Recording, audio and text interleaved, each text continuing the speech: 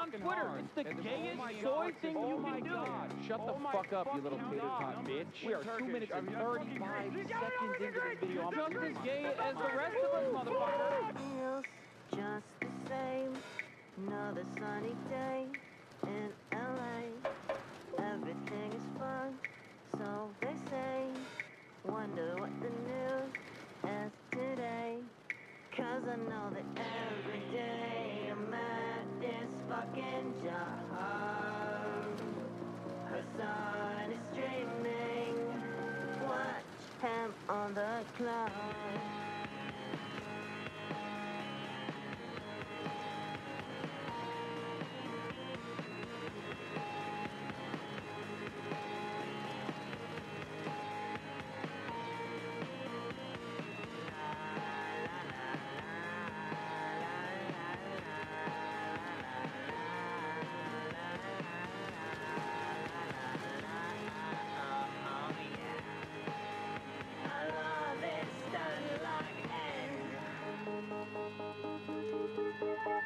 Listen, bro, the Lyra does not need this. Trans people love playing Hearts of Iron 4. Eating pussy is the basic, bare minimum thing you can do.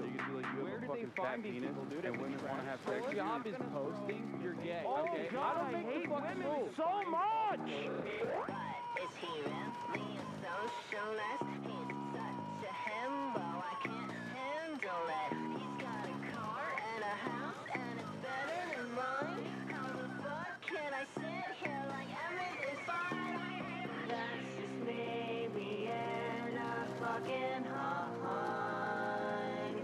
Hasan is streaming. Watch him on that clock.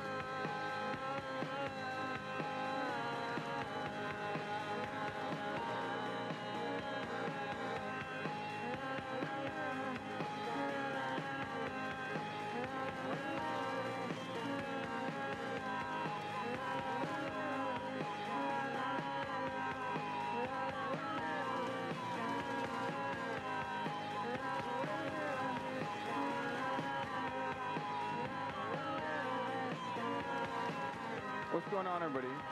I hope everyone's having a fantastic evening, afternoon, pre-noon, no matter where you are in the world. I'm Hassan Piker, and this is Hasanabi broadcast coming to you live from sunny California, Los Angeles, folks. We're live and alive, and I hope all the boys, girls, and MDs are having a fantastic one because today's a beautiful day. Today's a wonderful day. Today is Monday, News Day, coming to you live from Transantifa headquarters.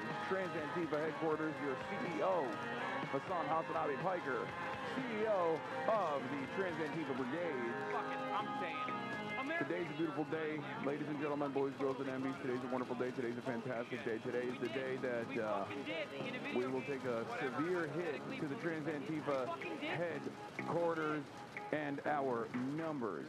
That's right. Why, you might be asking? Well, the reason why today we're taking a significant and severe blow, perhaps the most devastating blow, to the Transantifa numbers that we have, albeit strong, albeit loyal, is because today's the day that the administration tackles autism. That's right.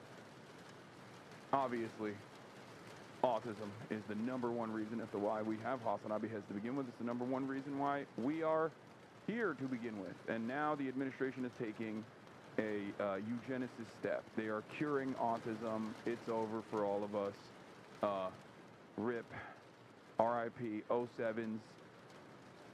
Once the cure comes in, every single one of you is going to drop this whole socialism, political hyperfixation bullshit and be fixed and be cured. All right, anyway, lots to talk about. Lots to talk about, of course, but before I get into all of that, this is the part of the broadcast where I tell you about my personal news. It is Monday, September 22nd, 2025, 10:59 a.m. I'm actually early. It's 78 degrees and sunny here in Los Angeles, California, with moderate air quality. And there is so much to talk about. I'm Hassan Piker, Hassan Hasanabi Piker, and, you know, there is a tremendous number of news to cover. As always, you already know we're going to get to all of it. Personal news-wise, I ended the broadcast after a 6 hour and 50 minutes on Sunday, and it was because I was tired. It was because I was sick and tired. It was a big news week, and so I did a half day probably was fearful of the autism cure coming in to take away my career from me. And I had to deal with that by downloading the Metal Gear Solid Remaster collection that is available on Steam. And I did that, and I started playing Metal Gear Solid 1 to just focus on my other hyperfixation. Anyway, have you started listening to Blowback Season 6 yet? No, I have not, but I will be having Noah Cohen and Brandon on most likely later today. They want to come on and promote it. As always, you already know, Blowback, one of the most complimentary podcasts to this broadcast, as I always say, as I always talk about. MGS1 GameCube version of PS1, yeah, that's, I have the GameCube here as well, so that I can do that. I can do Twin Snakes, but in any case, ladies and gentlemen, boys, girls, and MBs, there's so much to talk about, but personal news-wise, not a lot going on in my life. I did one call this morning. It wasn't, you know, anything crazy or whatever, but yeah, I've been watching The Good Lord Bird, playing a little bit of MGS, Solid Snake, first one, and, you know, hitting the workouts. As always, you already know what it is. Makes me feel good. Makes me feel comfy. Shouts out to the Adam Friedland Show. I'm wearing their merch. Is your neck still hurting? Yes, it is, but a little bit less than yesterday, so it's good. I was also ripping the 225 piece like it's nobody's business, but I didn't look too hot while I was doing that, so I didn't post that one. But Twin Snakes is trash. Play OG. I have played OG, and I've never played Twin Snakes, so I might try it. But I heard it's like, you know, not faithful to the original. But regardless, let's talk about a serious topic. Let's say you want to get girls, and then you get rejected, you get upset, and you back home at 10 p.m. You open the fridge, you eat fast, forget what happened, and that is an addiction problem. Dog, how do you know my life? Why are you calling me out like this? Get out of my brain. Get out of my house. I just started the broadcast. Why are you attacking me? Is this how you guys feel when I talk about, when I shit on a person and I read them the filth, and then everyone's like, damn, why are you attacking me about my social anxieties, you know? Yo, dog, down 55 pounds, and I want to say thanks for the constant reminder of the importance of fitness and nutrition. Hell yeah, baby. Hassan, I'm sadly Italian. Today's a beautiful day to be Italian. Are you kidding me? This is the most ciao bella ciao day of all time. Of all days, there's a general strike taking place in Italy right now. Are you kidding me? This is the most pro-Italian you will ever see me. Do you understand? This is my number one day to be Italiano. Are you kidding me? Actually, you know what? As a matter of fact, let's hit that. But they're fascist. No. You have your comrades, you have your partisans, you have your partisanos, okay? Do not assume that all people of one nation are like this. That's crazy. That's crazy. How dare you? And especially today of all days, when the Italiano people are saying ciao bella ciao to fascismo, okay? Are the white boys speaking Italian? This white boy certainly is. You want to see? In honor of the general strike that's taking place in Italy right now, as Italians from many different walks of life have taken it up to the streets and are doing a 24-hour general strike that started last night, I will be playing this. Aspettando Hasan, si andrà a guardare un video, e poi giù 3 ore a commentarlo sul suo stream, per tutto il video orsù, che stiamo aspettando Hasan, chissà quest'oggi che farà, dai che il casino è aperto, si scommette un po', so già, però che starò tutto il giorno qui seduto, aspettando Hasan. Un tempo era dedito, ora invece parla solo di una guida. Di una Volvo. Quanto tempo ho trascorso qui, aspettando Hasan. Siamo qui che aspettiamo Hasan.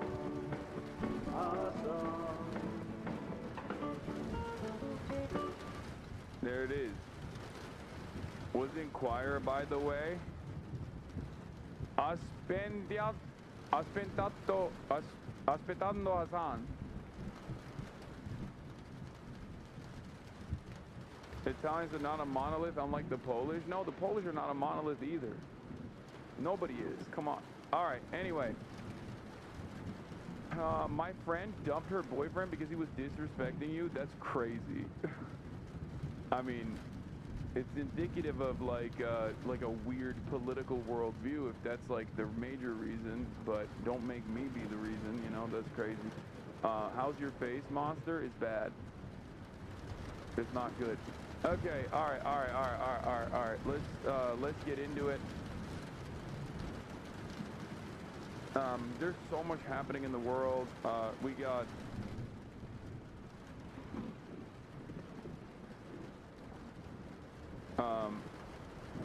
Trump to cure autism. Can I talk about annoying stuff if you don't mind? No, I do mind. Don't do it. Okay. KIRK memorial turned into political rally as the right swear on revenge. Ethan Klein apology tour? What does that mean? Are you guys talking about the one TikTok that he posted being like, hey, that one time I actually said I love Israel and I'm gonna go there and it's multifaceted, that was actually my mistake, I'm so sorry about that, but that's it, nothing else, okay? Nothing before and nothing after. Yeah, I think it's a sign of the times. It's a sign of the times that even someone who is as viciously a defender of Israel and an attacker of Israel's biggest critics is recognizing that he feels the need to do some propaganda to kind of take back some of the things that he's done.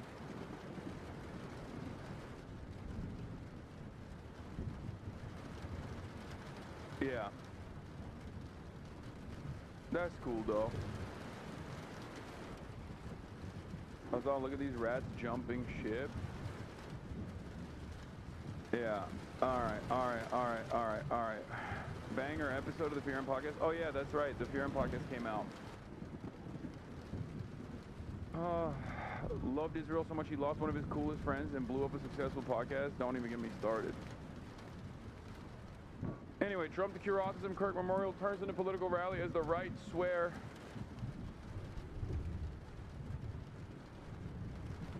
to revenge.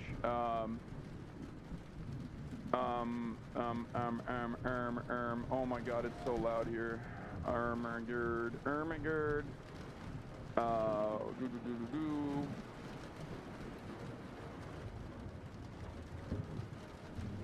Palestine state recognition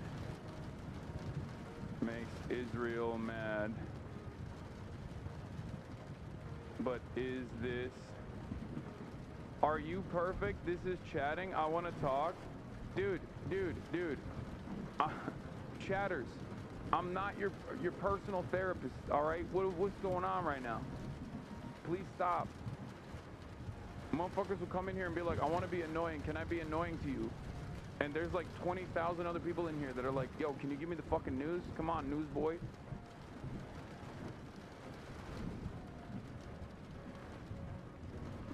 Okay.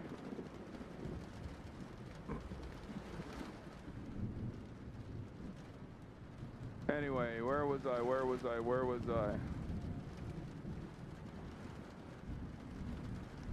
Cynical posturing. Tom Homan gets a bag. And more. Get in now. Yeah, I mean, there's so much like international news as well. Obviously, Jolani, also known as Zelensky, Mr. Pragmatist, is here. And he is in the United States of America, and he got a visa, so we got that. We got so much happening, you know. will the rapture take place tomorrow?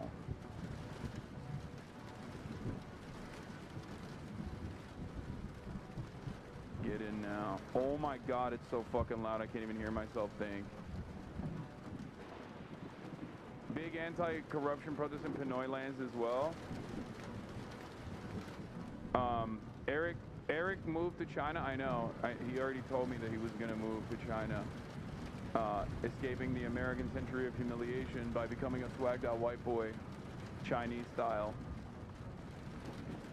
Ay, it's so fucking loud out there. Holy shit. Why don't you wear a headset? Because I don't like wearing a headset, and I don't think I want to wear a headset for 8 hours a day. Eric who? Hovagim. Eric Hovagim. My cam op in New York. My New York cam op is gone. Hasanabi head, who makes wonderful TikToks and YouTube videos. Your rapture coverage going viral? Christian Talk thinks the rapture is happening. Oh my God, we have to investigate. When you finally start moving up into the air, I recommend that you don't hold on to anything. I definitely don't recommend looking down. Just keep calm, take a deep breath, slowly release it, and keep your face looking upwards. And pray you're not on the toilet. Hey, yo, she's joking, right? Like, she's not being serious. People are going to check the 3 Ps immediately after you're gone. They're going to go through your pockets, your purse, and your phone. Wait, what? So, are your clothes left behind? How does that work? Do you get sucked up into the heavens naked? You go up naked? So you're going up, and while you're going up, you look to your left or your right, you see Barbara with her hanging out? That's crazy. Your shit's gonna get shriveled sideways on the way up. I'd be holding on like, no, don't look. It's different. It's so cold. There's a lot of air friction. That's the rapture trip tip I would give. Your shit's gonna be dangling. As soon as you feel the rapture happening, you need to give it a couple tugs. Or else when you get up there to the pearly gates, everyone's gonna look at you and be like, damn, dog. Immediately go spit in your hand and start giving it a couple quick tugs. It's okay. You're getting sucked up into the heavens anyway. What are they gonna decide mid-rapture? Oh no, you masturbated? Like, nah, it's fine. At that point, you're already halfway up there, you know? Or even better, crack a blue chew. Always keep a pocket blue chew for when the rapture might happen. So you just get up there, and while you're up there, you just fucking rock hard.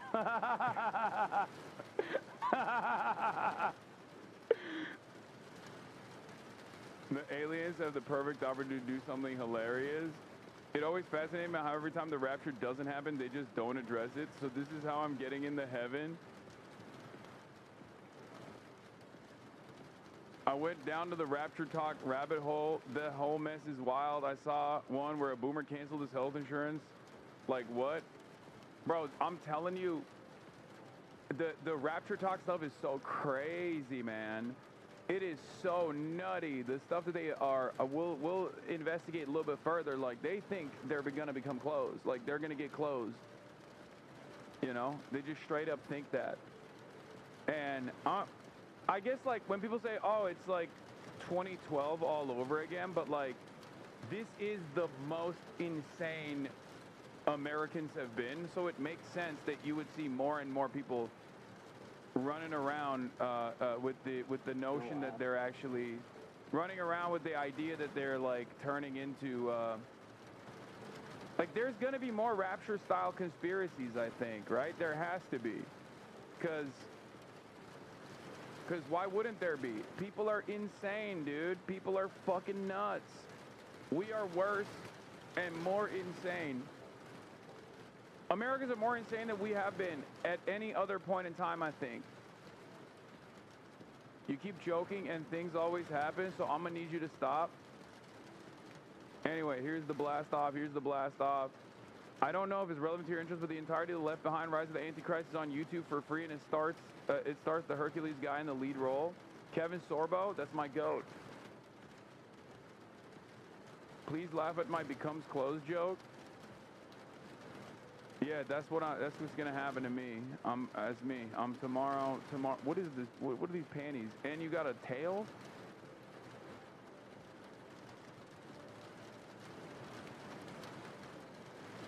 (2012, 2009, 2015, 1994. I lost count. 2002. They thought Y2K was gonna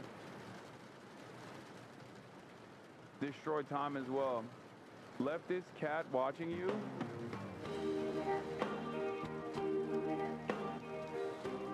because I'm Turkish.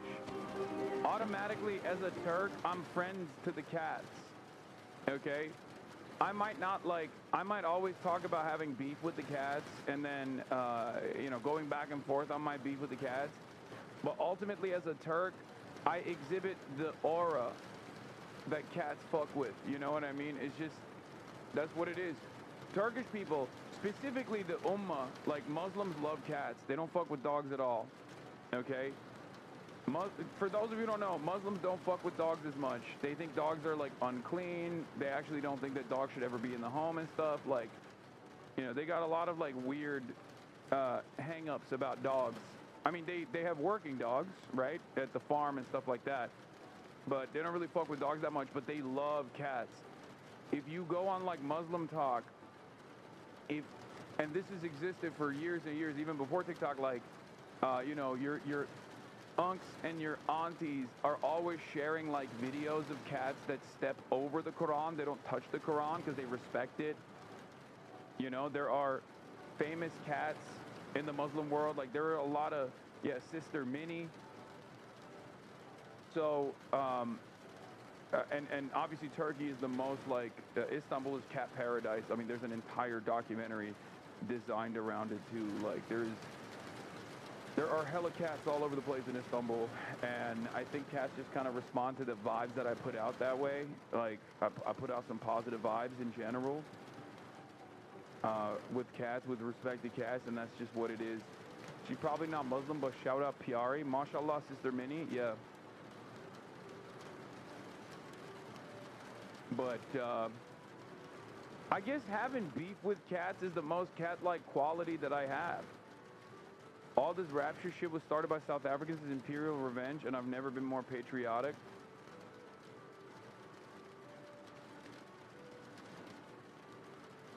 Yeah, please go to a cat cafe. Sure. One day. Inshallah, one day. All right. One of these years when the rapture hits, we're going to feel real stupid. Honestly, I don't think so. I already said this, but like, if it's win-win regardless, right? Like, if it happens, then, and it's actually the way that these guys have presented it, like, some of the most annoying people are no longer going to be here with us. So in that sense, like, I'm perfectly fine with it. So I don't really have an issue with this. You know what I mean? I don't really have an issue with, like, a lot of the like, automatically, so many people who believe that this is going to happen and it's imminent are so fucking annoying that, like, I'm fine with the... Ha? O senin kahve geldi büyük ihtimalle.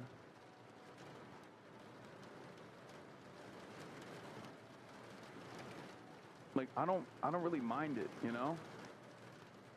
It's kind of the same with, like, hell, right? On the one hand, you're like, oh man, that seems pretty terrible, but, like, all the cool people, technically, all the least godly people are some of the best people I know. Some of the people that, like, unironically do charity, direct action. These, like, these people who are socialist, communists. If they're all going to hell, then, like, I'm chill down there. You know what I mean? People that present themselves as the most godly figures, on the other hand, they're boring as hell. So, who knows?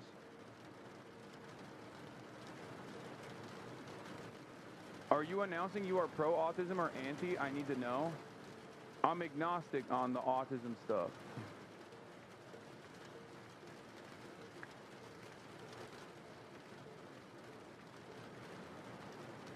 Anyway, Donald Trump is going to be delivering a major announcement on autism. It's scheduled for 1 p.m. We're obviously going to be looking at that when that happens. But before we get to that, let's get started. Don't get it twisted. Rapture talk is something that we're going to be covering as well. But first and foremost, we're going to be with conservative activist Charlie Kirk was remembered by thousands at the memorial service. And it started off as like a regular ass Christian memorial. It started off with, like, you know, talking about how godly Charlie Kirk was, how good of a Christian Charlie Kirk was, and how wonderful of a person Charlie Kirk was. Then they slammed a little bit of Christian rock in between. We didn't watch any of that stuff because that stuff is, like, really boring for me. And then very quickly, I think there was a pivot when Benny Johnson went on stage. And Once Benny Johnson went on stage, it turned into a revenge tour. We're going to do revenge on them. Who is them? Anyone and everyone that's ever been like, I don't really fuck with the Republican ideals, dog. That's it. That's basically what it is, okay? That is precisely what is going on here. They just turned this into a massive political rally to talk about how they're going to enact revenge on the enemies of the administration. The reality of the matter is I don't think a lot of political normies who even found themselves on the conservative side think that this is appropriate. I'm gonna map out the average American's position for you, okay? Do you want to know what the popular position on this is? I know it sounds self-serving, but it's the position that I hold, which is no one should be killed for their political opinions, obviously, duh. Political violence is unacceptable, duh. And also, I don't really fuck with Charlie Kirk's political positions in general. I think those three things are literally, like, if you want to understand what the average American's perspective is, it's that. I don't really know a lot about Charlie Kirk, but the things I've seen, I'm not too fond of, and also, I don't think he should have been killed. Okay?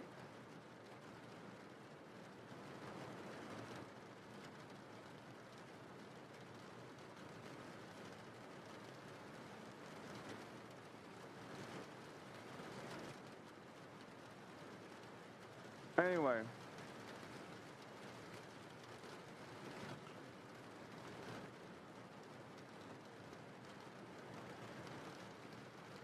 But let's see how the media is covering it, and then I'll talk about how dangerous it is, in my opinion.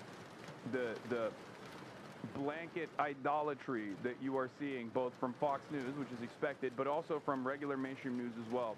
The news, though, the highly emotional and often spiritual memorial service for Charlie Kirk, the influential conservative activist and organizer, where tens of thousands of people packed into Arizona's NFL stadium yesterday for an event that had so many people, thousands more could not fit inside that giant arena. President Trump and members of his administration offered tributes to Kirk as a friend and also tributes as a political ally. And in one of the ceremony's most powerful moments, Kirk's widow said she forgives her husband's assassin. Chris Van Cleve was...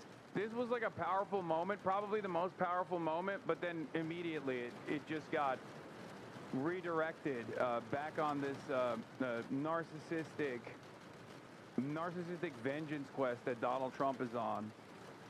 Like, she went with the you know, I'm a Christian, and obviously as a Christian I believe in, like, redemption. I believe in, you know, forgiving everyone no matter how horrible their sin is. And then immediately Donald Trump came in and was like, fuck that, I hate everyone, I'm going to kill people, we gotta deal with the left, the political left. Anyone that's ever said I am mean must go to prison. I do not care. At the stadium, I'm going to solve autism. Like, perfect opportunity for Trump to be Trump, you know, no matter what.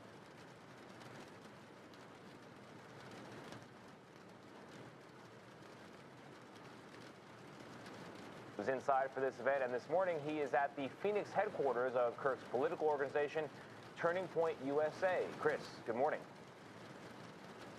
Well, good morning. Kirk could be a polarizing political figure, but most of the focus of his memorial was on his deep Christian beliefs, many of the speakers likening the service to a religious revival.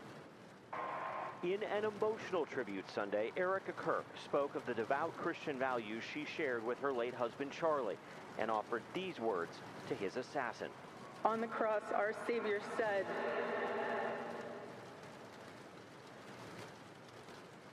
Father, forgive them, for they not know what they do.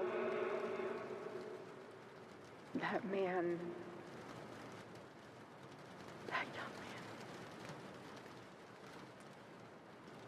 I forgive him. Now, the CEO of Turning Point USA, the conservative organization her husband founded, Kirk pledged to grow the movement and encouraged young people to step into their faith. The answer to hate is not hate. The answer we know from the gospel is love, and always love. Moments later, President Trump, the event's headlining speaker, struck a different tone. That's where I disagreed with Charlie. I hate my opponent. The president spoke on a wide range of topics for more than 40 minutes and called Kirk's death an But she wants the death penalty, Lamau, what bullshit? No, actually, she gave an interview to the New York Times the day prior, and they straight up asked her, like, do you want the death penalty? And I'm pretty sure she said no.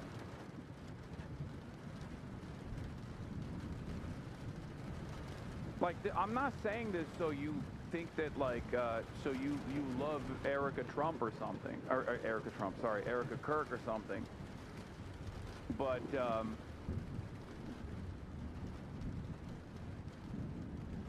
she dead ass hit the Christian line bar for bar. Like, it was definitely surprising. Now, do I think it's because she is what do you call it? Like, do I think it's because, like, she, like, would she have the same attitude if it was like a trans shooter or whatever? I don't know. But this quote is quite something. Erica Kirk on whether she wants the death penalty for her husband's killer. She added, I've had so many people ask, do you feel anger towards this man? Like, do you want to seek the death penalty? I'll be honest. I told our lawyer I want the government to decide this. I do not want that man's blood on my ledger, because when I get to heaven and Jesus is like, an eye for an eye, is that how we do it?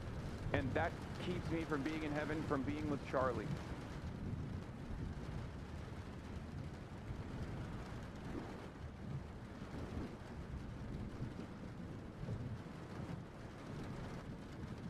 I will say, well, look. You just got to take it. You just got to take whatever these guys present that is a little bit different and marginally off the trajectory that the ship is heading in, okay? I'll take it. I'll take it. I'll take it. I'll take it. Anyone that at this moment says, like, hey, we shouldn't be focusing on revenge. We should be focusing on a mission of love or whatever, no matter how hollow, no matter how empty, I'll take it. Maybe some Christians heard that, you know? Do you see what I'm saying? Because, like, Donald Trump is the fucking Antichrist, okay? The way Donald Trump moves is straightforwardly, the way that Donald Trump moves straightforwardly is like the Antichrist, okay? He does not give a single shred of a damn about Charlie Kirk. He doesn't care about anybody else. He just wants vengeance. And it's not even vengeance towards those who have wronged the Charlie Kirk. They're just farming this. They're just farming Charlie Kirk's death to try to get as many people on board with what comes next. A political agenda that is objectively unpopular. A political agenda that is objectively unpopular by the right as well. Because targeting political dissidents has been a major fear of the right.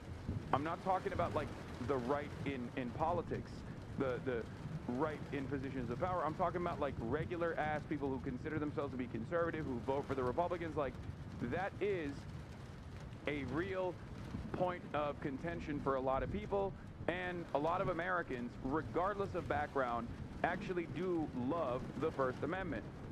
Now, during the McCarthyism fears, there was obviously a political objective to destroy any sort of political organizing on the left, socialism, communism, the Red Scare, as you guys know. And there was a lot more appetite for this kind of authoritarian behavior from the government than I suspect there is right now.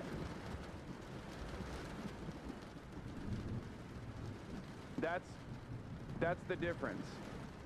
The difference is, if we're talking about, like, will they be able to garner enough?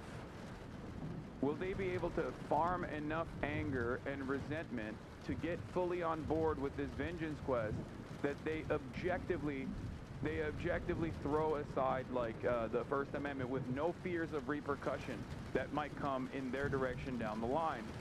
And I don't know. I don't think that that's the case.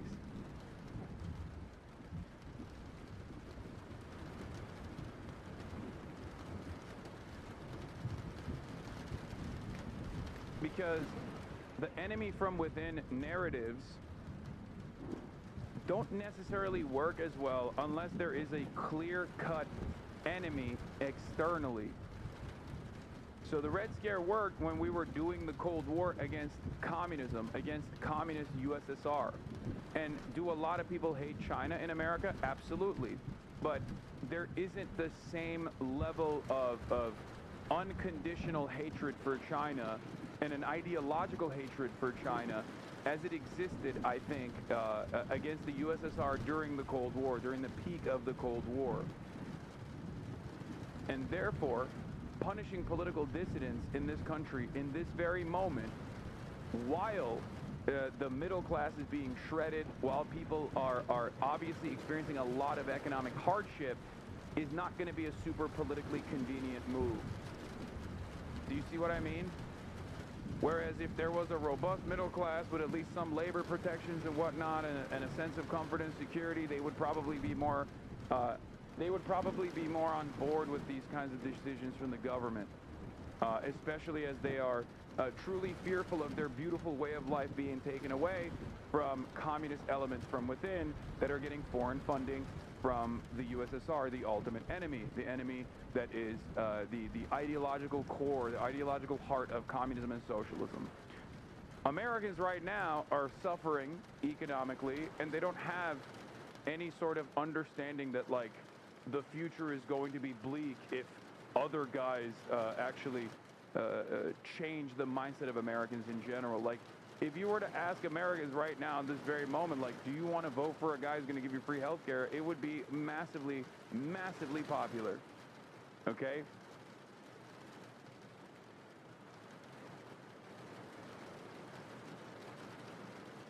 You're like, if an uncle who yaps into the night got podcast equipment, thank you. I think there is a lot of discontent, and there is a lot of fear. There's a lot of uncertainty in the hearts of many Americans. And I'm not so certain that the administration can successfully redirect that anger and animosity back to, left elements within American society. They're trying to do that with Charlie Kirk by memorializing Charlie Kirk as this beacon, as this vessel. But again, while he was known by many, especially older people, right? His opinion and his worldview wasn't necessarily so popular as this administration presents it, because this administration is not as popular as they want to be. So they're basically presenting a false narrative here by cynically weaponizing Charlie Kirk's assassination to make it seem as though their opinions are incredibly popular and everybody loves it, and it's just this like left narrative that wants violence and wants to kill people for being godlike, for being Christian-like. And that's simply what this is, for wanting to have a family, that kind of thing. As I've said time and time again, only weak administrations behave in this way to punish political dissidents. If you are strong, you would not feel the need to do things like this. So that's where we're at, and I'm not so certain that this like war on Christianity style narratives are going to be super successful in getting enough people on board with the persecution of leftist and liberal voices and leftist and liberal people alike. So yeah. Let's continue. Attack on the entire nation. The gun was pointed at him, but the bullet was aimed at all of us. Several members of the president's inner circle and cabinet spoke Sunday as an overflowing crowd packed State Farm Stadium, the largest venue in Arizona, to celebrate Kirk's life. Now, our whole administration is here, but not just because we love Charlie as a friend, even though we did, but because we know we wouldn't be here without him. The 31-year-old Kirk's rise to prominence was fueled in part by his debates with students on college campuses across the country. He became a mainstay on the campaign trail and galvanized young people to vote for President Trump. You know, I watch Charlie Kirk's videos pretty much every day.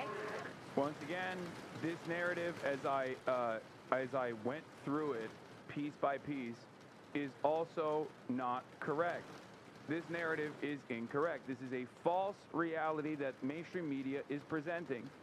The evidence actually backs up the opposite of this, okay? And this is something that I already mentioned. The notion that like Charlie Kirk was anything beyond a nominal figure in this massive swing of the Gen Z vote in the direction of Donald Trump was already one that I was scrutinizing, was skeptical of.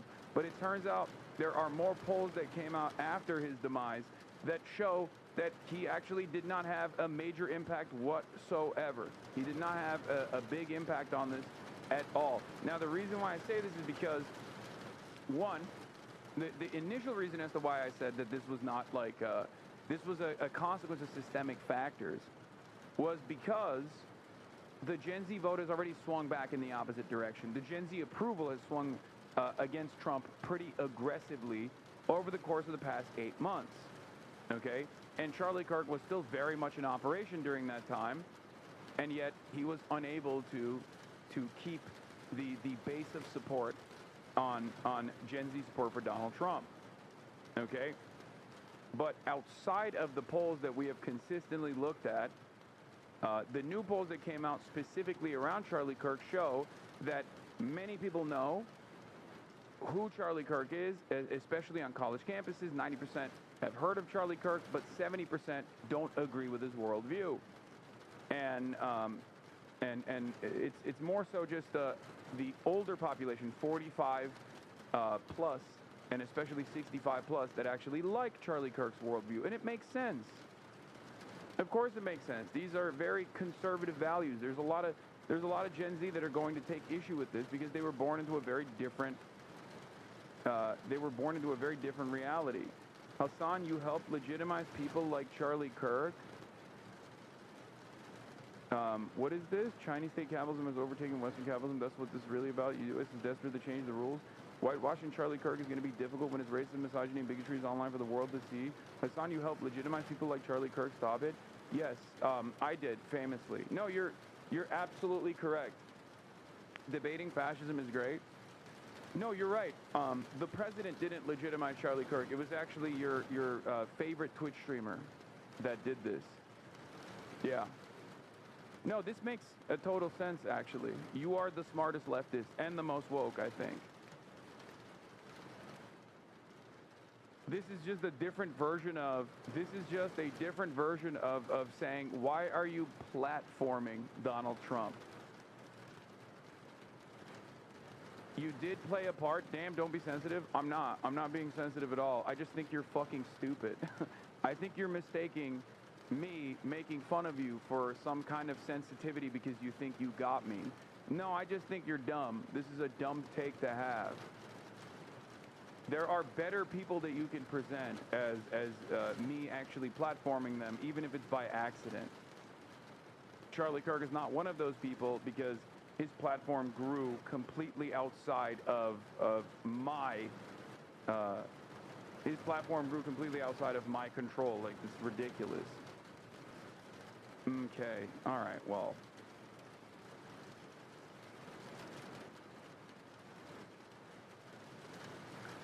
As far as platforming people goes, I think you guys know my assessment on this. Once a figure is no longer just like a irrelevant figure on the sidelines, no matter how ridiculous their ideas are, if their ideas have become normal, if their ideas are becoming normalized, there is use in tackling those ideas directly, okay?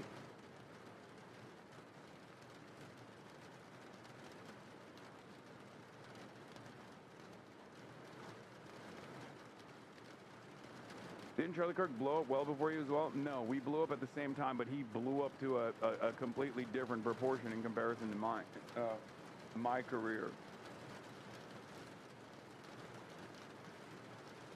A better example of this is Nick Fuentes. Under no circumstances is it worthwhile to debate a Nazi. Debating a Nazi is like debating a flat earther. You have to learn all of the insane conspiracies that they believe, to be adept at tackling said misinformation.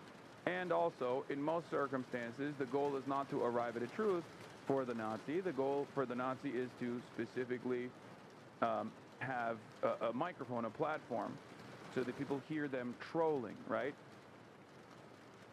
And while that is the case for someone like Nick Fuentes in the past, when he has no platform whatsoever, I think it's like completely irresponsible to offer them any fucking any microphone whatsoever.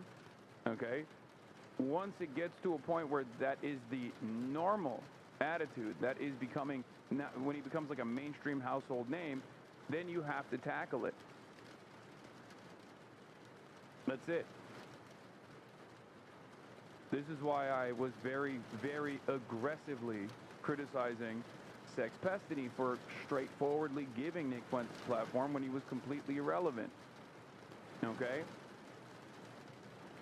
It was one of my biggest mistakes as well. Didn't you debate Fuentes in 2019? Exactly. No, I did.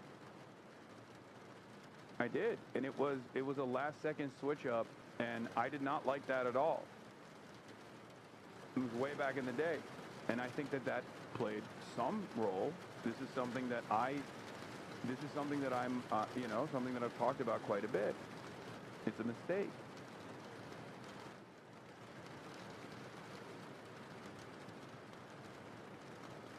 So, also watching and deconstructing their arguments is literally the only way to move the compass in the other direction for some people? Yes.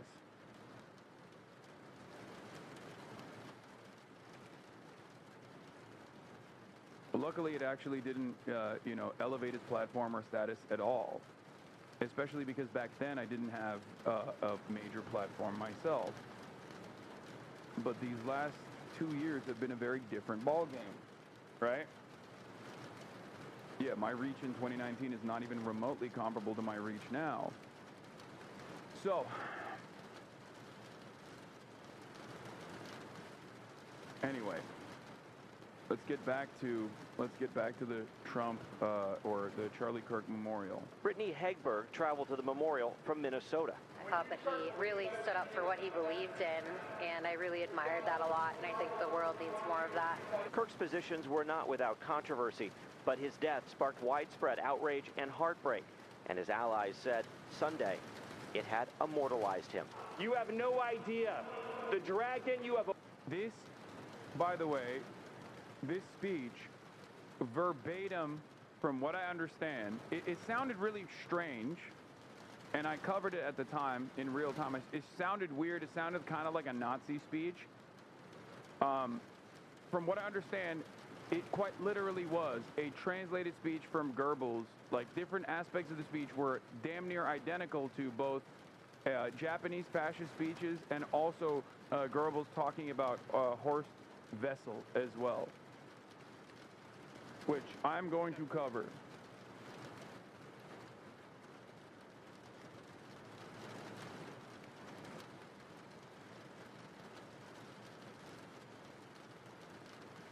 But the storm is coming. Yeah, here's a side-by-side. There's we'll obviously look at this as well. I hope they lean into Wicked and Wickedness, since literally part 2 of the Wicked movie showcases terms. What? Wicked and Wickedness. This accurate, near verbatim translation of key passages from Joseph Goebbels' speech titled "The Storm is Coming," original German, Der Strom bricht los, delivered on July 9th in 1932 in Berlin. This was a campaign rally speech in the lead up to the July 31st, 1932 Reichstag elections, where Nazi Party achieved its peak pre-1933 electoral success. Goebbels, then the Nazi Gauleiter of Berlin, used the speech to rally supporters by invoking the martyrdom of Horst Wessel, a young Nazi stormtrooper killed in 1930, later mythologized in Nazi propaganda as the author of their anthem, "The Horst Wessel Lied." Wake up, America, this user says. I brought up the Horst Wessel comparison the first day, and it is very clear that, like, Stephen Miller is very familiar with this. Horst Wessel Lied. Sorry, Horst Wessel Lied. He looks exactly like Goebbels. I'm uncomfortable. What? Stephen Miller, who is genetically reincarnated Joseph Goebbels, will be speaking at Donald Trump's rally in Madison Square Garden. Can't imagine an uglier stain on U.S. history. Let it be the Nazis' last gurgling gasp. Yeah, that didn't happen. Oh my God, he does look like Oh my God, what the fuck?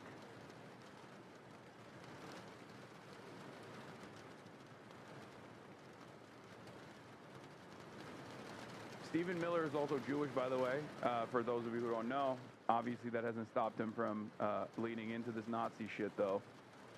Let's be real. But I guess it's a sign of the times that American fascism is more diverse than previous versions of fascism, and a lot of people don't understand that. A lot of people have a hard time coming to terms with that.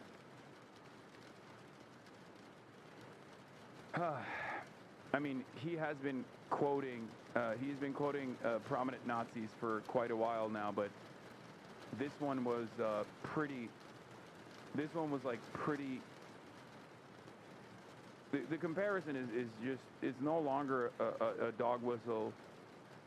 It's more so a fucking bullhorn. Awakened, you have no idea how determined we will be to save this civilization, to save the West, to save this republic.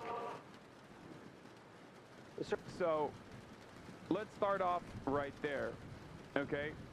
So, for those of you who don't know, I briefly covered the horse-vessel comparison in the past, like in the immediate aftermath of Charlie Kirk's assassination, saying how I was worried that the Republican Party would basically use this as an opportunity in the same way that the Nazi Party did, memorializing horse-vessel to basically memorializing horse-vessel to be like a rallying cry to attack the communists and the leftists and the enemies, right?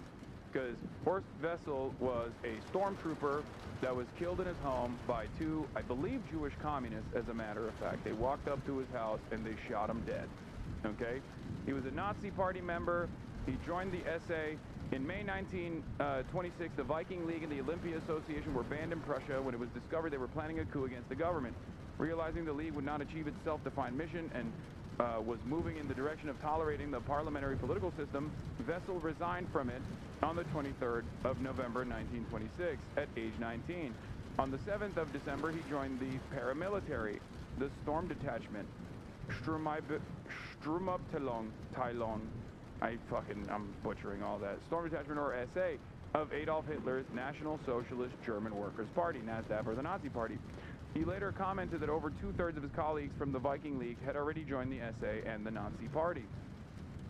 Part of the attraction of the NSDAP to Wessel was Joseph Goebbels, the party's newly appointed regional leader, Gauleiter of Berlin, about whom he would later say, "There was nothing Goebbels couldn't handle. The party comrades clung to him with great devotion. The SA would itself be cut to pieces for him. Goebbels, he was like Hitler himself. Goebbels, he was our Goebbels." So, like, this is Horst Wessel talking about Goebbels and why he joined the SA, okay? The Storm Detachment of Hitler's National Socialist German Workers' Party, NSDAP, or also known as the Nazi Party. So,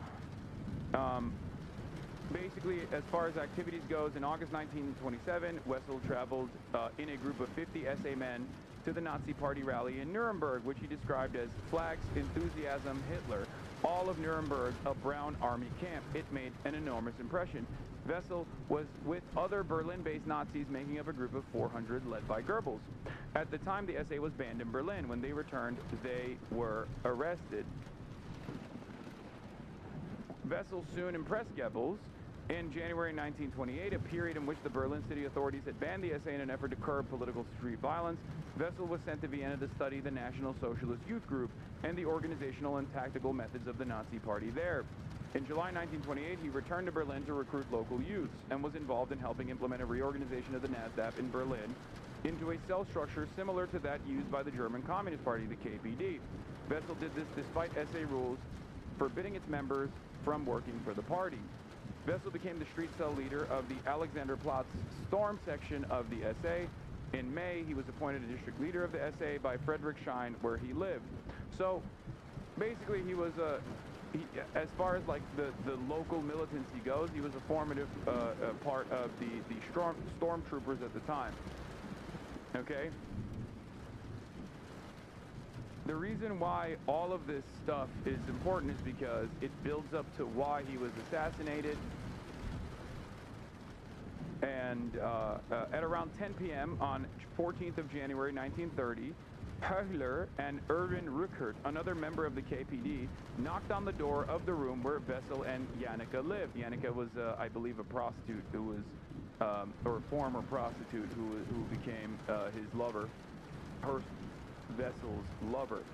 While the remainder of the gang of at least a dozen men waited on the street outside. When Wessel, who was expecting a visit from the leader of another SA Strum group, opened the door, he was almost immediately shot at point-blank range. Okay? Although it was later claimed that Wessel had attempted to draw a gun and so had been shot in self-defense, this was denied by eyewitnesses who said that he had been given no time to react. The attackers searched the room, removed a pistol from the wardrobe and a rubber truncheon, and fled the scene, returning to the rest of the men in the street. The entire group then returned to their usual nighttime activities. Even as Wessel was lying seriously wounded in a hospital, Goebbels was already releasing reports asserting that those who had carried out the attack were degenerate communist subhumans. Before they had actually figured out who was responsible for the assassination, of course Wessel, Goebbels, the propaganda minister, immediately decided to lay the blame, and this time it was correct, on the KPD. Okay? Wessel received medical attention and recovered somewhat, but eventually died in the hospital on the 23rd of February from sepsis contracted in the hospital.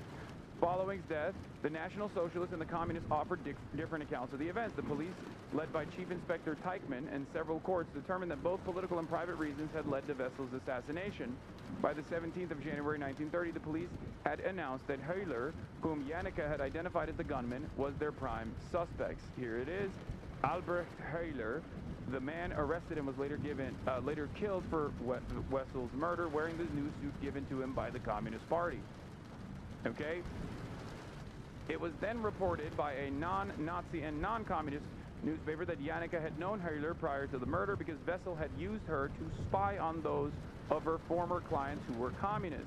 The communists claimed that Höhler had been Janneke's pimp until Wessel stole her from him, and that this was the motive behind the shooting. Janneke denied these stories, saying that she had never been a spy for Wessel and that she knew Höhler only as an acquaintance from the streets. The police and courts believed her, and Höhler was quickly arrested. After a trial, he was sentenced to 6 years imprisonment for the shooting. The light sentence was a result of the court's finding of extenuating circumstances. 7 accomplices were found guilty and sentenced to jail. But this is not the main story. The main story here was how Goebbels actually, in the past, had looked to high-profile assassinations of Nazi Party members as a way to memorialize these people and deify these figures, and also use it as an opportunity to talk about the violence that was coming from the degenerate communists and the Jews. Okay? Here it is. As the Wikipedia article also correctly points to, Goebbels had been looking for someone to turn into a martyr for the Nazi cause. His first attempt was Albert Leo Schlager, a Freikorps member and a saboteur who was caught attempting to blow up a train in the Ruhr region, which was occupied by French troops in retaliation for Germany's not adhering to its schedule of reparation payments. Schlager was executed by the French, and his grave later became a Nazi shrine. There were also 16 Nazis who had died during the Beer Hall Push, who were honored with a public ceremony every year on the anniversary of the push. A memorial which passers-by had to salute was built for them in Munich.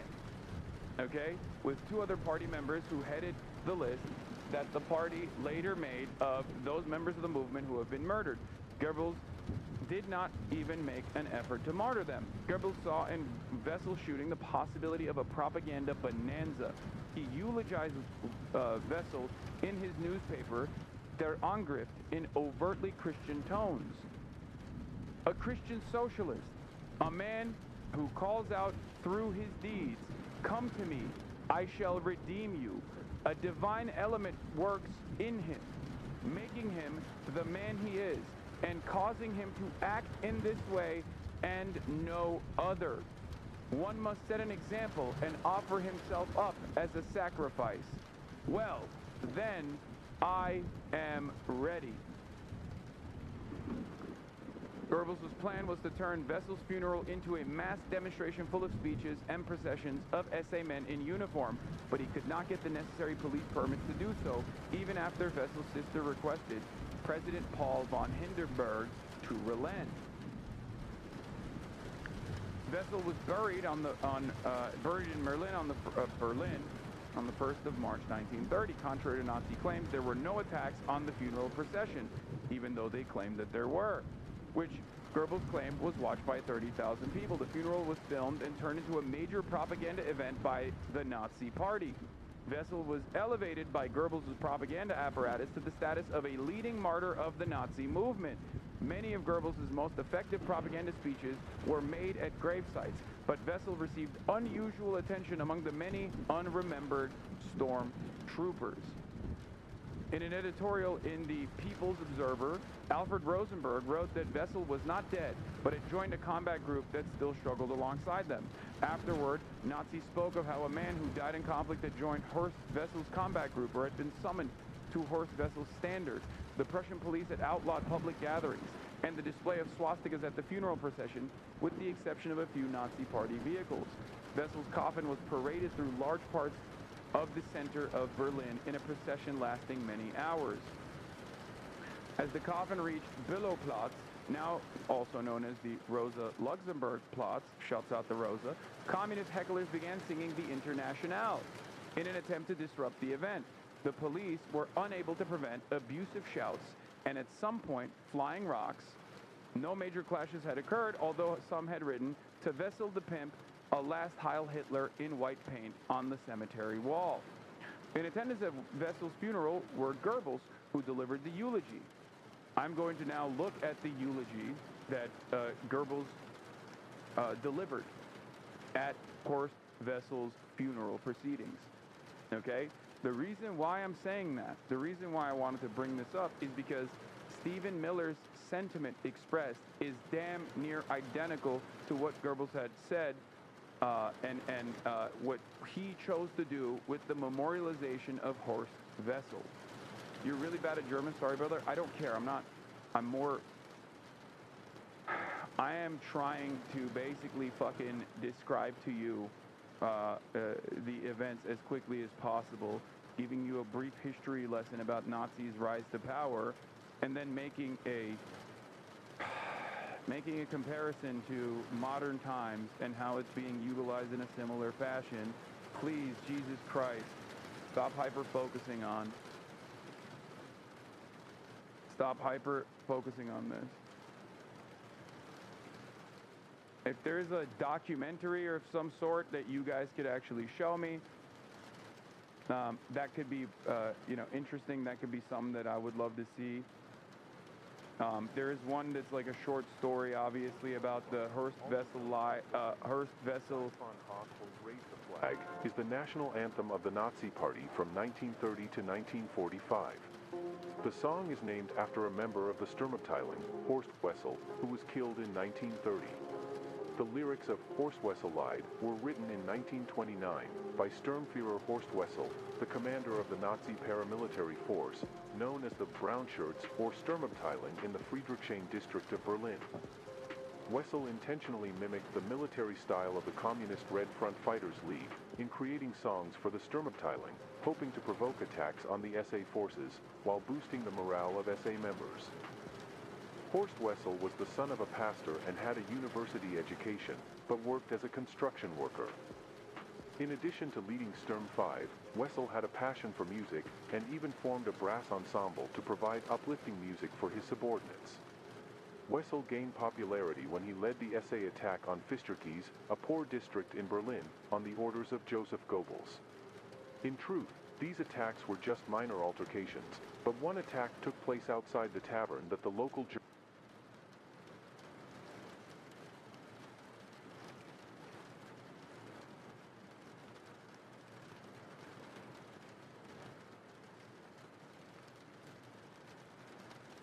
I can't stand you motherfuckers sometimes. This is sometimes. Okay? I can't stand you. I'm serious.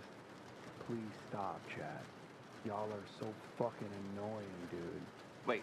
Jesus Christ. Lord have mercy. You are fucking relentless, dude. Just fucking locked in, brother. What happened? Look at the chat. Everyone's like, this video sucks dick. It's AI. It's bot slop. Don't do it. Blah, blah, blah. Who gives a fuck? It's a 5-minute video. Shut the fuck up. Communist Party used as its headquarters. As a result of the turmoil, 5 communists were injured, and 4 of them seriously.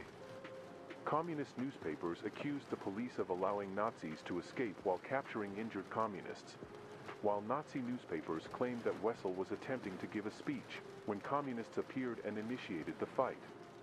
Following the incident, posters featuring Wessel's face and address appeared in the streets, with the slogan, "Attack the fascists wherever you encounter them." Wessel's tragic story began in 1929, when he fell in love with Erna Jennick, a Berlin prostitute. They lived together in a room on Karl Marx Allee, but the landlady, Elizabeth Somm, disapproved of having a prostitute on her property. After a few months, a dispute arose between Somm and Wessel regarding unpaid rent. Somm asked the Wessel couple to leave, but Jennick refused. Subsequently, Somm sought the assistance of the Red Front Fighters League to harass and evict them. On January 14, 1930, Wessel was shot and severely injured by 2 members of the Communist Party. Wessel underwent surgery at St. Joseph's Hospital, which stopped his internal bleeding, but surgeons could not remove the bullet lodged in his cerebellum.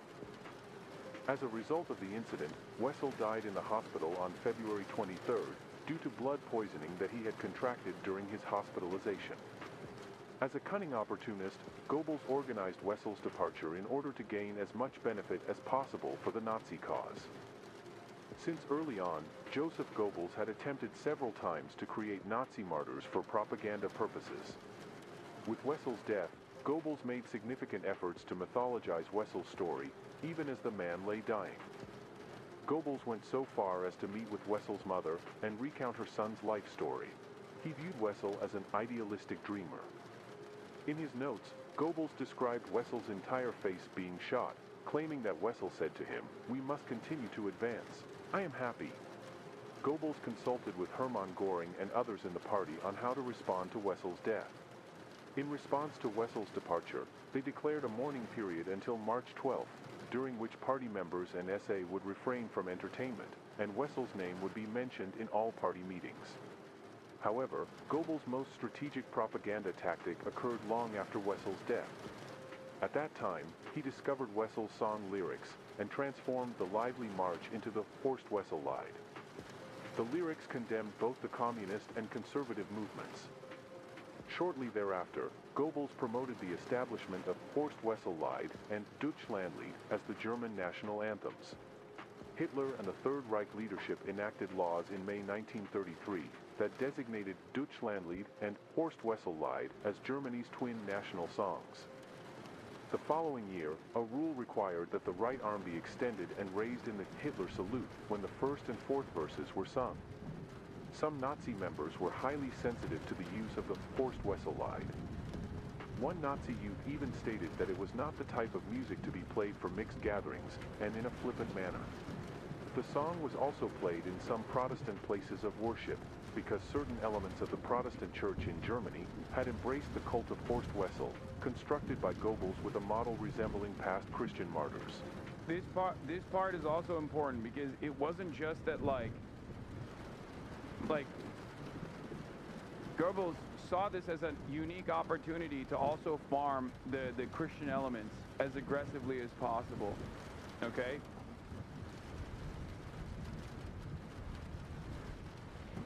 And Goebbels was not able to Goebbels was not able to persuade Hitler to attend Wessel's funeral.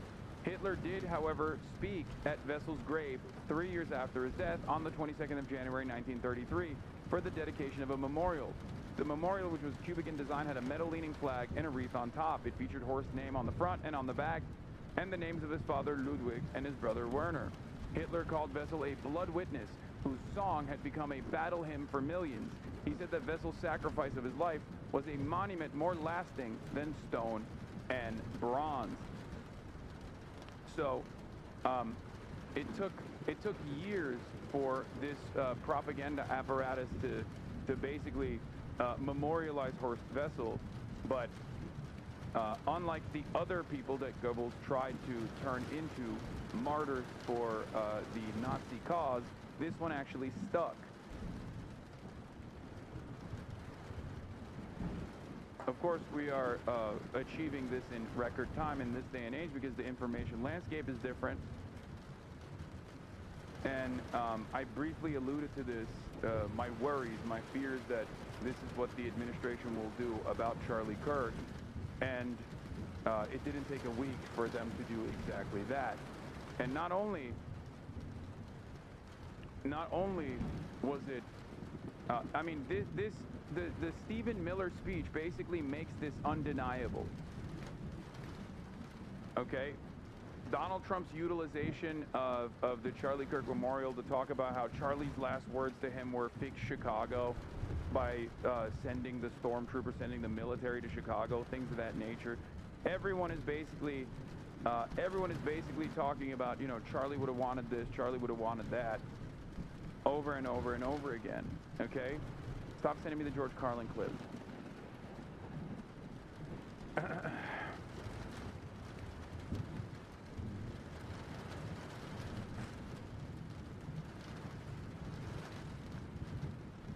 Fascists in the 1930s had this central trauma of seeing their friends blown apart in front of them for nothing, and their identities were warped by World War I. And this guy's dad's real estate business took a shit in the 90s, and he had to go to school with kids who weren't white. That's how he became a fascist. I guess his version of the storm of steel is when his dad had to sell his house and buy a smaller one south of the I-10 in 1998. But the similarities...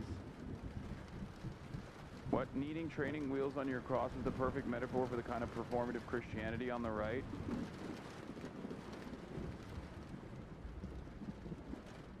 Yeah.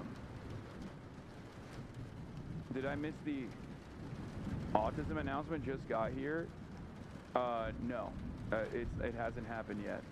You made Charlie millions by correctly ridiculing his pitiful salary in his early TP days. Candace was his bestie, but neither of you were invited to the memorial service. Why? I made him millions. What? No, I didn't. Also, why the fuck would I be invited? Are you crazy? Candace Owens, on the other hand, very clearly was not invited because she quickly turned around and was like, this is Israel. Israel did this. Anyway. Now let's look at the key components of the speech and the similarities between what Goebbels had talked about in his "The Storm is Coming" speech versus what Stephen Miller said. So it starts off with, so our dead comrade Horst Wessel wrote, and we are fulfilling his prophecy. The others may lie, slander, and pour their scorn on us. Their political days are numbered. Stephen Miller said, the day that Charlie died, the angels wept. But those tears had been turned into fire in our hearts, and that fire burns with a righteous fury that our enemies cannot comprehend or understand. They promised you, workers, citizens, and creative Germans, a Reich of freedom and beauty and dignity. You are nothing. You can build nothing. You can produce nothing. You can create nothing. We are the ones who build. We are the ones who create. People rise up and storm, break loose. The storm whispers to the warrior that you cannot withstand my strength, and the warrior whispers back, I am the storm. Erica is the storm. We are the storm. You are the witnesses, the builders, the will bearers of our idea and our worldview. These aren't like... You are the witnesses, the builders, the will bearers of our ideas and our worldview. Our lineage and our legacy hails back to the Athens, to Rome, to Philadelphia, to Monticello. Our ancestors built the cities. They produced the art and architecture. They built the industry. Well, we the people have awakened. We have risen against oppression. 15 million people have joined an army of revenge. They cannot imagine what they have awakened. They cannot conceive of the army that they have arisen in all of us. You, men, women, and comrades, are the bearers, witnesses, builders, and finishers of this unique people's uprising. We have served the truth, and only the truth.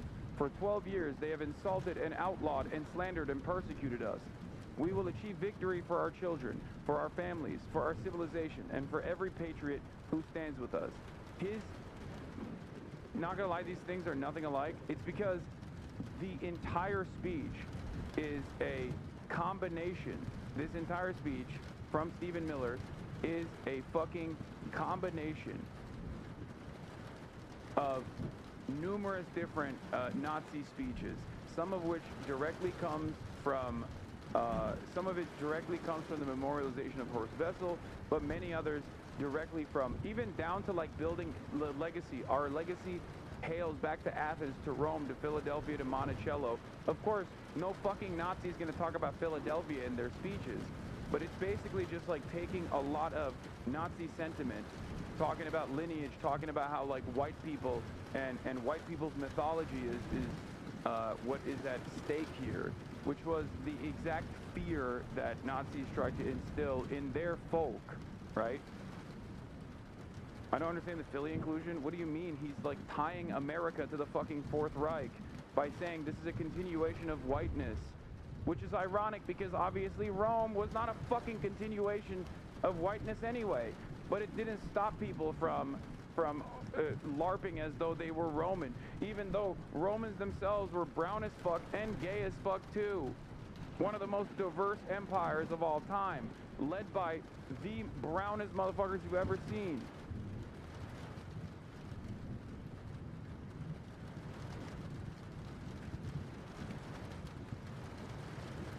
It basically ties Greek mythology and Roman mythology back to Western superior, a continuation of like the superior Western mythos.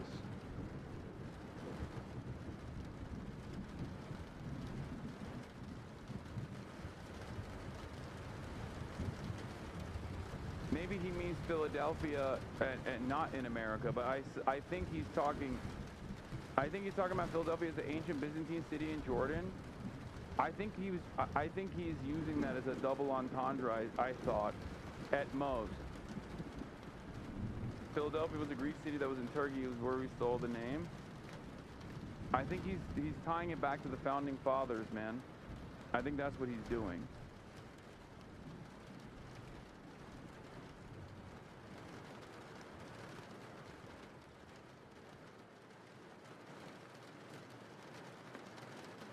He's saying that the United States is, our founding fathers is a continuation of like the preserving force of Western civilization and whiteness, okay?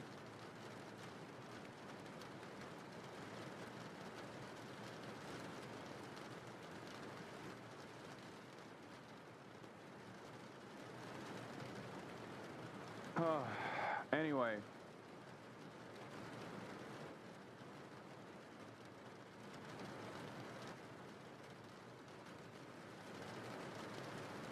Regardless, if you look at his his attitude here, when he talks about lineage, he talks about how they are the storm, he talks about vowing revenge for Charlie Kirk, and how similar this speech is to, and how similar the attempts are to what Goebbels did in the aftermath of Horst Wessel's assassination. Like, it's not, I don't think it's a coincidence. I think it's a not even a dog whistle at that point. I think it's just a bullhorn.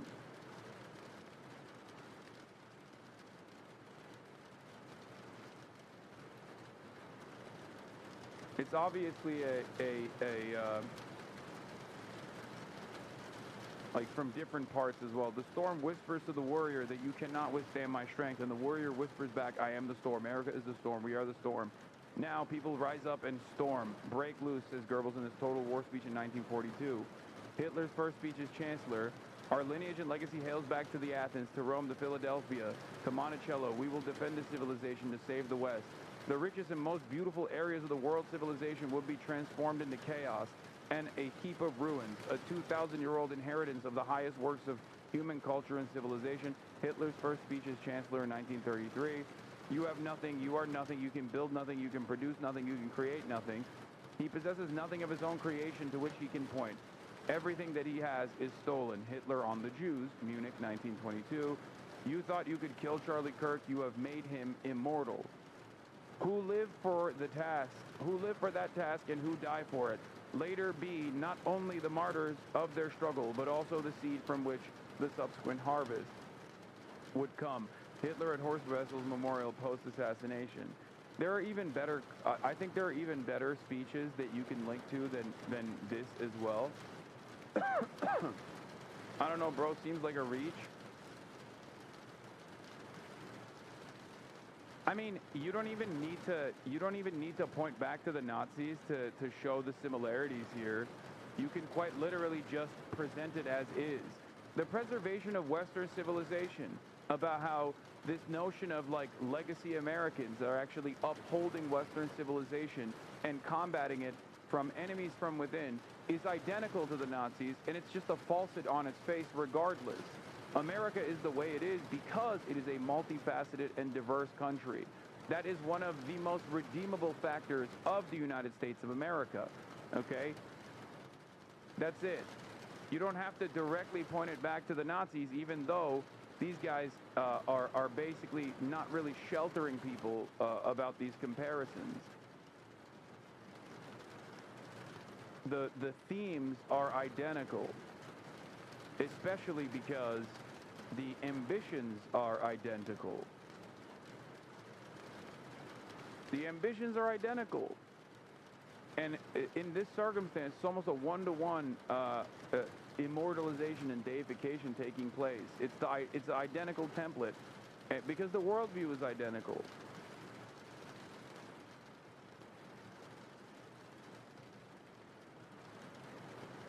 I don't know how you can look at the fucking situation in hand and assume that this is like in any way, shape, or form a fucking reach when you got people openly saying that they're Nazis at this point. You know?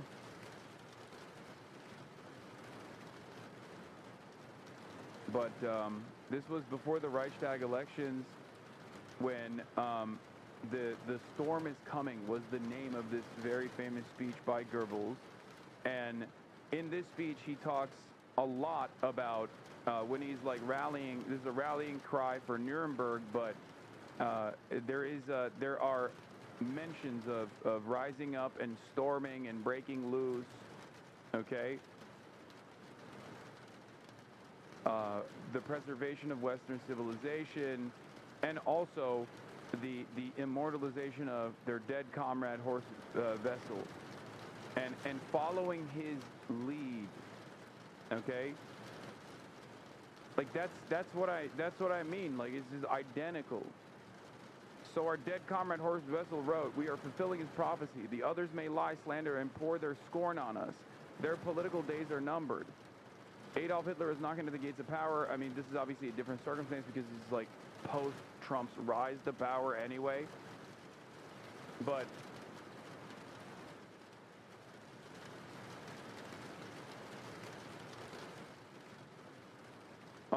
there is also one of my favorite versions of propaganda that has existed in all different times and all different places, which is the party hacks of the Socialist Party are suddenly remembering the people. For a decade, the illustrated magazines pictured them only in frock coats and cylinder hats at tables filled with oysters and champagne bottles. Socialists are champagne socialists. They do not care about the working class. We, on the other hand, do.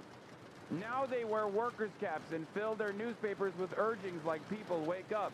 Well, we the people have awakened. We have risen against oppression. 15 million people have joined an army of revenge.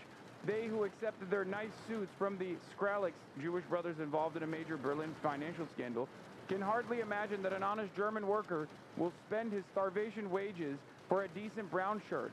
They who have grown fat on caviar, who are paid 7 or 80 or 100,000 marks a year, who have spread the stink of unprecedented corruption all over all of Germany. They want to pretend they are the opposition. To the barricades, they cry.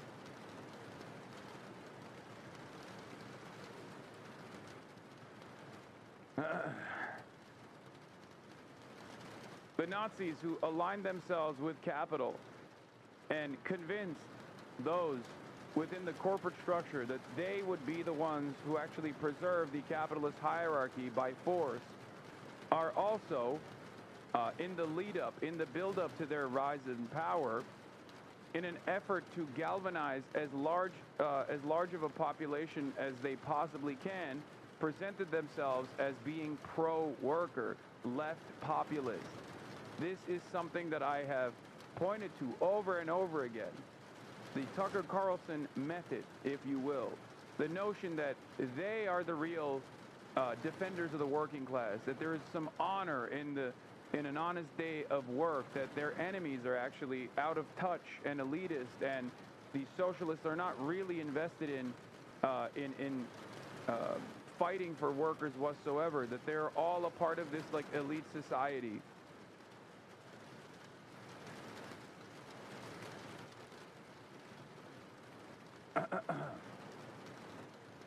This speech isn't a one-to-one plagiarism, but it uses the same propaganda framework and devices, and they're doing clear dog whistles and call-outs and the inspiration. Yes.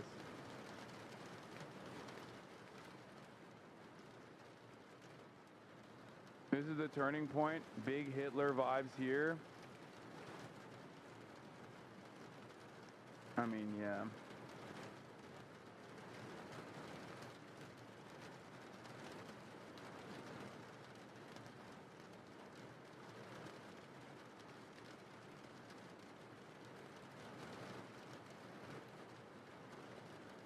And you are witnesses of this Germany. You people have affirmed this Germany. And we people speak in your name. We, the leaders of this excitement movement of the millions, we come for you, the people.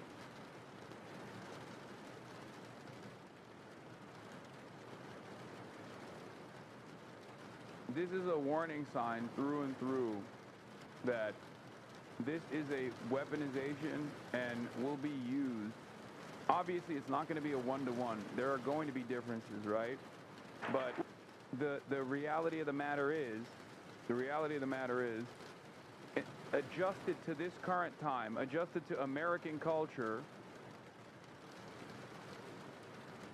this is as close to a plagiarized speech as you are going to get. It's that simple. When I see Erica and her strength and her courage, I gotta pee. I'm reminded of a famous expression. The storm whispers to the warrior that you cannot withstand my strength. And the warrior whispers back, I am the storm. Erica is the storm. We are the storm. And our enemies cannot comprehend our strength, our determination, our resolve, our passion. Our lineage and our legacy hails back to Athens, to Rome, to Philadelphia, to Monticello. Our ancestors built the cities. They produced the art and architecture. They built the industry. Erica stands on the shoulders of thousands of years of warriors, of women who raised up families, raised up city, raised up industry, raised up civilization, who pulled us out of the caves and the darkness into the light. The light will defeat the dark. We will prevail over the forces of wickedness and evil. They cannot imagine what they have awakened. They cannot conceive of the army that they have arisen in all of us. Because we stand for what is good, what is virtuous, what is noble. And to those trying to incite violence against us, those trying to foment hatred against us, what do you have? You have nothing. You are nothing. You are wickedness, you are jealousy, you are envy, you are hatred. You are nothing. You can build nothing.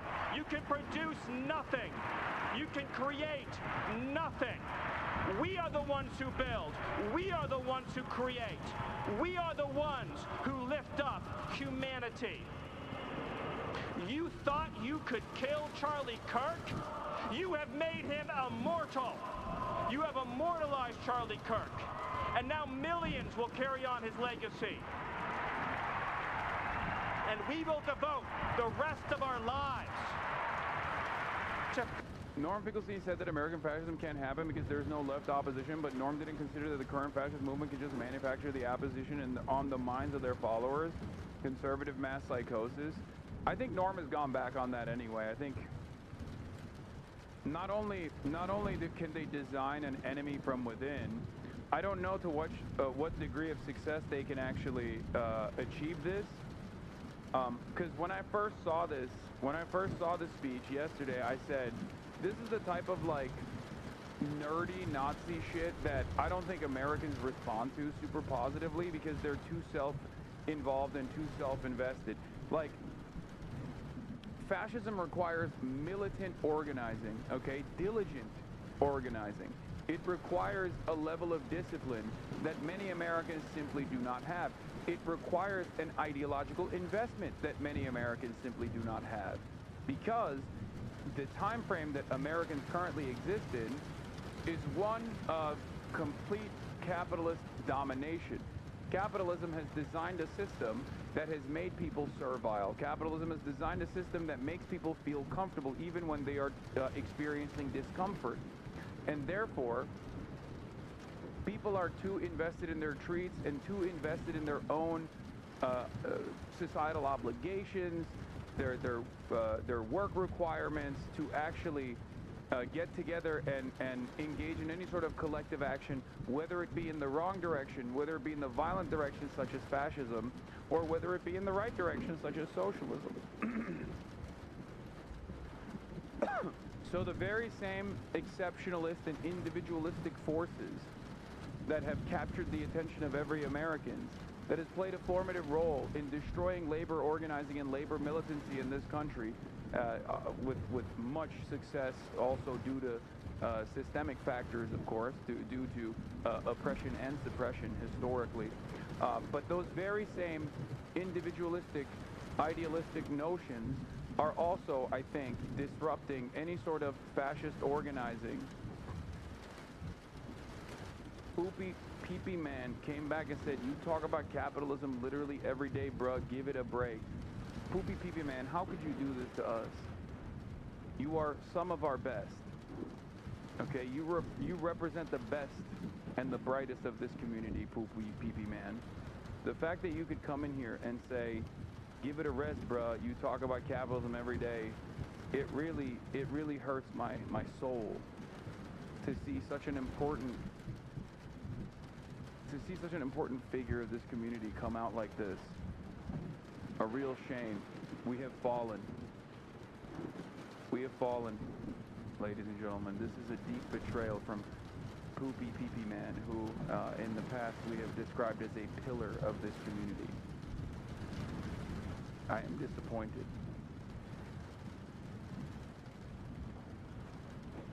They got to Poopy Pee-Pee Man. If you cannot trust Poopy Pee-Pee Man to be your comrade, to be your ally in your time of need, who can you really trust? Shame. Shame on all of us. And shame on myself, first and foremost, for letting it get to this level.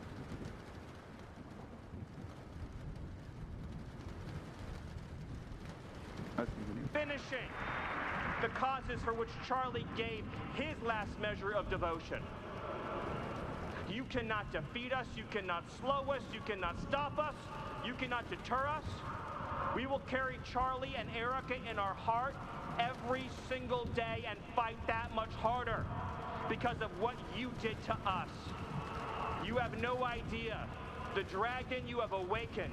You have no idea how determined we will be to save this civilization, to save the West, to save this republic. Because our children are strong, and our grandchildren will be strong, and our children's children's children will be strong. And what will you leave behind? Nothing. Nothing. To our enemies, you have nothing to give, you have nothing. So the question that was on my mind at least is, who's this motherfucker talking to, right? Who's he talking to? Because this was, especially after Benny Johnson spoke and like Jack Posobiec, who's also a fucking white supremacist, spoke, like the speeches shifted to attacking the enemy, right? Attacking the enemy over and over again. We have non-believers, we have enemies amongst us. They are responsible for Charlie Kirk's death. They celebrate Charlie Kirk's death. They want to kill all of you in the same vein that they killed Charlie Kirk. Like, they just kept repeating this position over and over again. And as I've described already, the normie position on this is basically either not knowing who Charlie was prior, or at least being kind of aware of what he represented, and roundly criticizing political violence and this assassination, of course, while also simultaneously admitting that those who at least knew his worldview were not totally on board with it. And it makes sense, because a lot of people are not totally on board with this administration either, and Charlie Kirk was a shrewd and cunning political operative for Donald Trump. So the way that the population feels about Donald Trump and the things that he has done so far, that's the way they felt about Charlie Kirk's worldview as well. And it's not like Donald Trump is this incredibly popular political figure. And what? Grindr outages reported in the last 24 hours. I don't know if this is real or not. I've been seeing this a lot. I mean, I suspected that this would happen. It does not shock me even a little bit.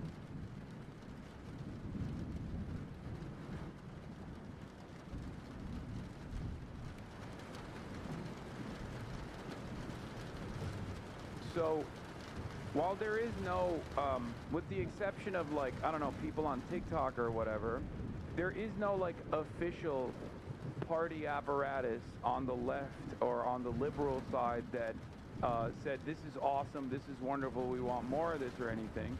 That hasn't stopped these dipshits from laying the blame squarely on the left and claiming that it is actually the left that killed Charlie Kirk. And when they say the left, they don't just mean like people like myself. They don't mean people like the members of this community. They don't mean like DSA, PSL, and the like. They mean every single person that has looked to this administration's mass deportation initiative, for example, and said, that sounds a little fascist, man. I don't like that. And when you look at the actual polling on this, you realize that that is actually the majority position. So what they're talking about is that the majority of the American public is actually an enemy that was excited at the prospect of killing Charlie Kirk, with, of course, a false presentation of Charlie Kirk's worldview and a false presentation of what Charlie Kirk was doing to begin with. Talking about, you know, how he was the champion of discourse, talking about how he wasn't simply cutting SJW-owned compilations, but instead trying to do free speech and free discourse and back and forth to arrive at the truth. And people didn't like that his arguments were so powerful, they ended up killing him. That is the way they're designing this, okay? That is the way that they're designing this.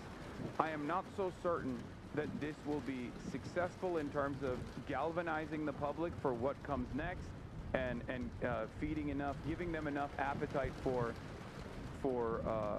this administration to basically turn around and punish all of the political dissidents. I hope you get banned, says Shosh 24/7. You know, with the exception of a couple people like this who are extremely brain poisoned online, I am not so certain that normies will be on board with this kind of thing.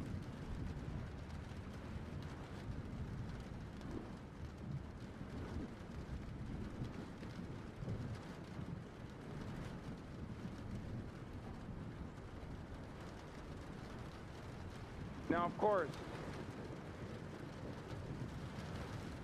this is also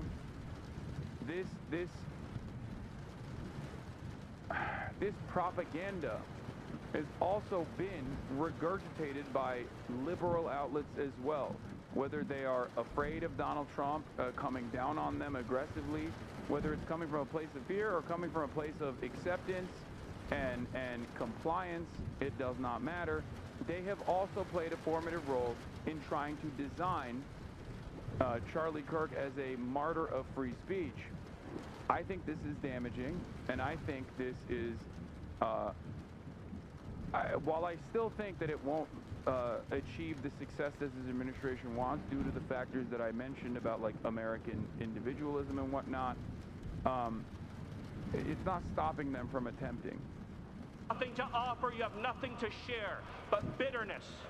We have beauty, we have light, we have goodness, we have determination, we have vision, we have strength.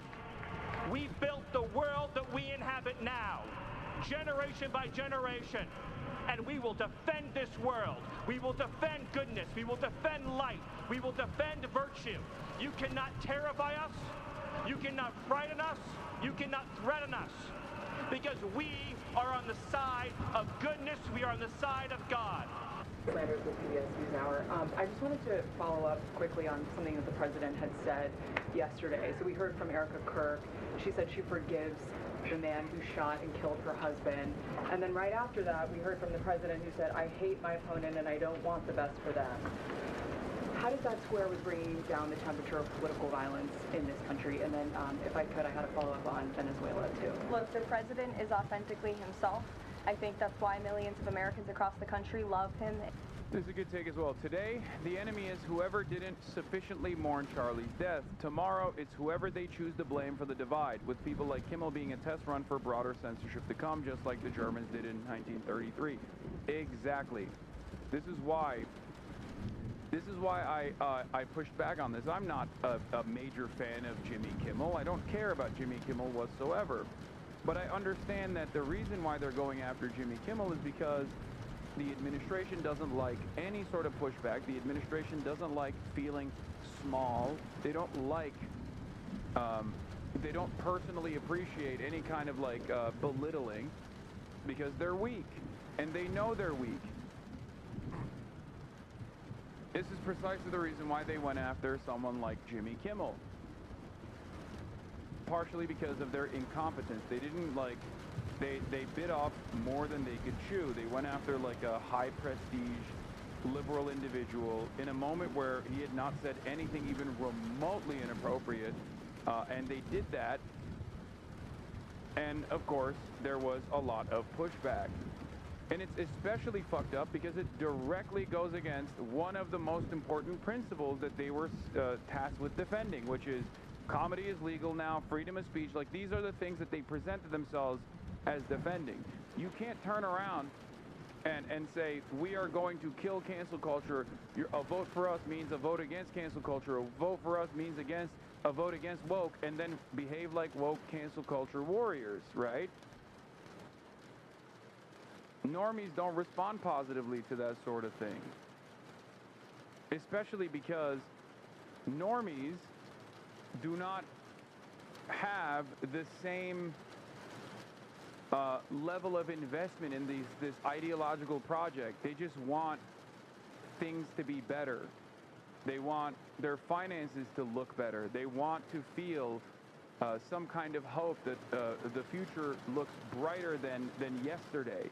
When the Trump administration doesn't actually fix any of the material problems, when cost of living is still a crisis, when healthcare is getting increasingly more unaffordable, when housing prices are more expensive than they ever have been at any point throughout U.S. history, and the administration has no interest or investment in fixing any of those problems, and as a matter of fact, they're actively farming what remains of the carcass of America, picking it apart like a bunch of vultures for Trump and his favorite cronies.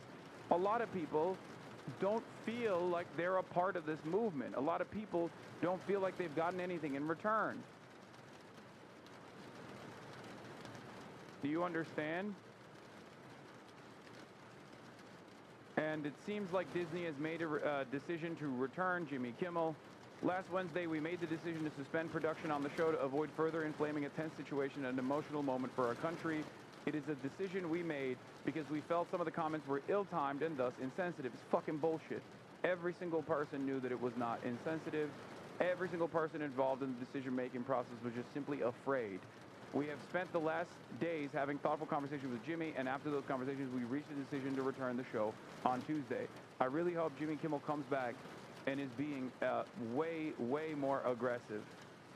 It's good. This is due to the pushback that they received from the public. Okay? This is due to the pushback they received from the public, chat. That's it.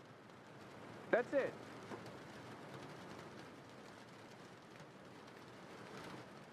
This is not about Jimmy Kimmel.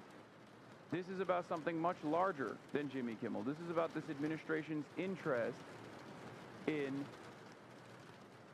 attacking every single outlet and every single person that has a negative opinion over the administration, which also is not limited to just the woke left or whatever. It's certainly a bunch of conservatives as well. It's not like when you go on CNN and you hear from farmers who voted for Donald Trump and they say, I can't believe what he's doing with these tariffs, it's destroying us.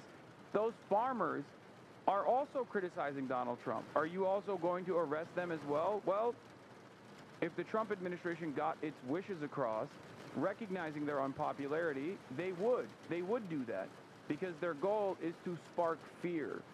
Their goal is to design an enemy that is malleable, an enemy that can be branded an Antifa terrorist at any given moment.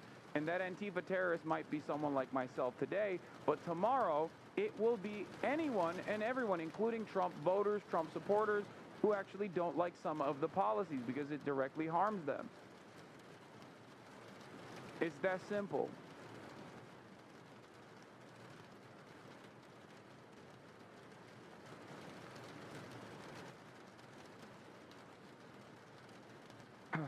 And support him, including Erica Kirk, who you saw so beautifully was on stage with the president in an unthinkable moment, in the midst of an unthinkable tragedy, and was leaning on the president for support during that time. And he was there to give it to her, as well as the vice president and many other. If this administration is smart, they would move away from this, like, punishing speech attitude that they have, for the record. But I suspect that they're not smart. I suspect that they're very stupid. And therefore, I can totally see them doubling down on this and trying to crack the whip by forcing the FCC to take action, by demanding that the FCC take action, which would then, I hope, cause these mega corporations to engage the administration in a legal battle, one that they would win, by the way. All of these incidents cause the administration to recalculate, to reprioritize certain issues, because this creates a new battlefront, both an ideological battlefront and one like a legal battlefront. It takes up time and energy and investment, and it causes them to reconsider whether or not they should continue pursuing it. And it would not work if there wasn't public discontent. This is why I always stress the importance of continuing to offer pushback. This is why I always tell you, do not be fearful, because this is not a moment of weakness for you. This is when you are strong. If you weren't strong, and if your voices weren't loud, then the administration would not choose to silence discontent like this. A strong administration that has a broad popular mandate would not be worrying with these silly things on the sidelines. It's that simple.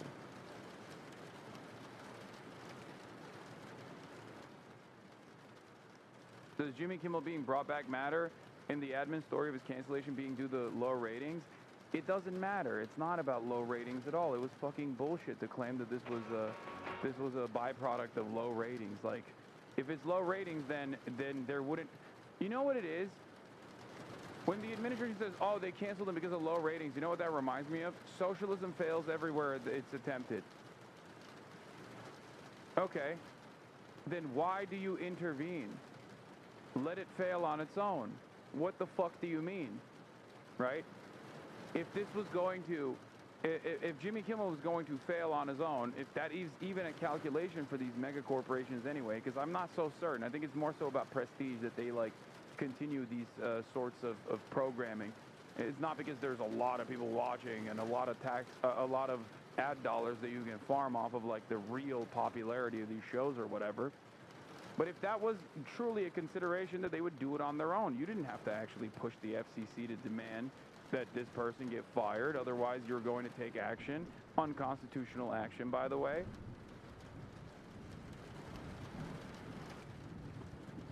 That's it. Additionally, Nexstar overplayed their hand here. Yes, companies like ABC rely on local affiliates to carry out their programming, but local stations depend on that quality programming to be relevant. Local news isn't enough to sustain viewership in these small markets Nexstar controls. That too. And yes, Jimmy Kimmel is back.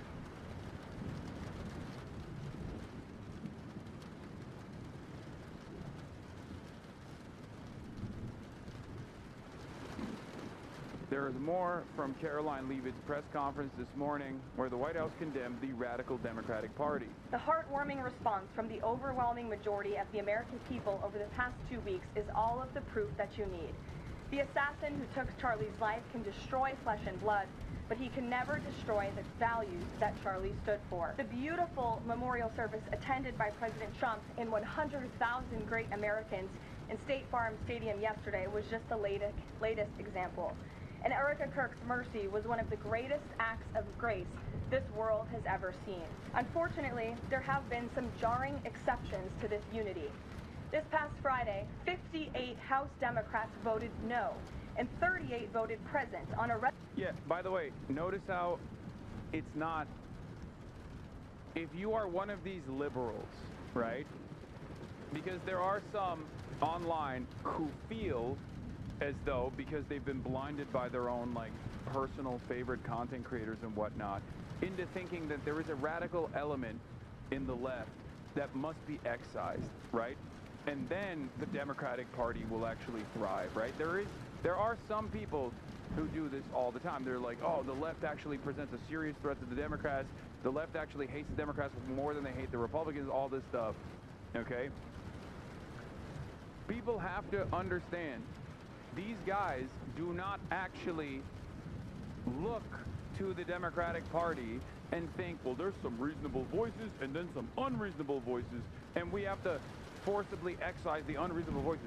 They say Nancy Pelosi is a communist, okay? They say anyone and everyone is a woke communist. You have to understand, the ideological differences that you might have with the left do not matter to these people. They think you are also a radical. Why are you a radical? Because you voted against Donald Trump. Why are you a radical? Because you don't like Donald Trump. Even if you voted for Donald Trump at a certain point, and now you don't like Donald Trump, now you're experiencing buyer's remorse, now you're an enemy. Now you're a radical in their minds. Please, wake up.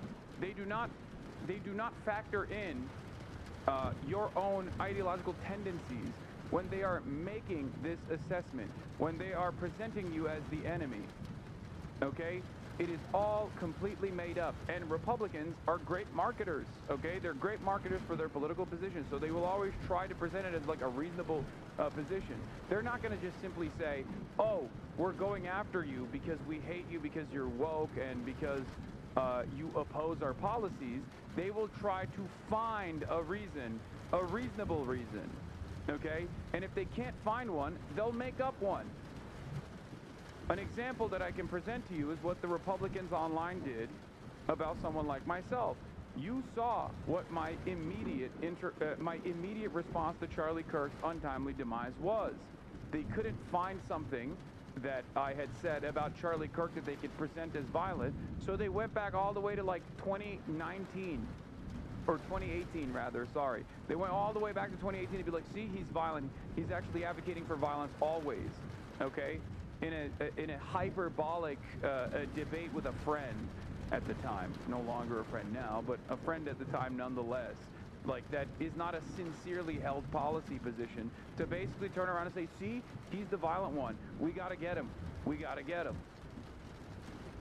They don't care.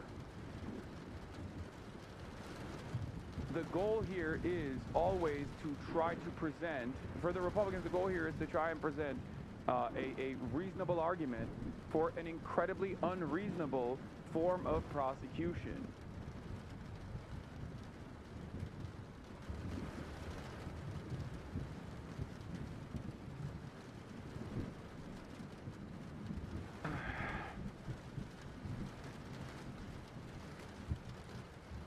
Resolution that simply stated condemning in the strongest possible terms the assassination of Charles James Kirk and all forms of political violence. There were no strings attached to this vote.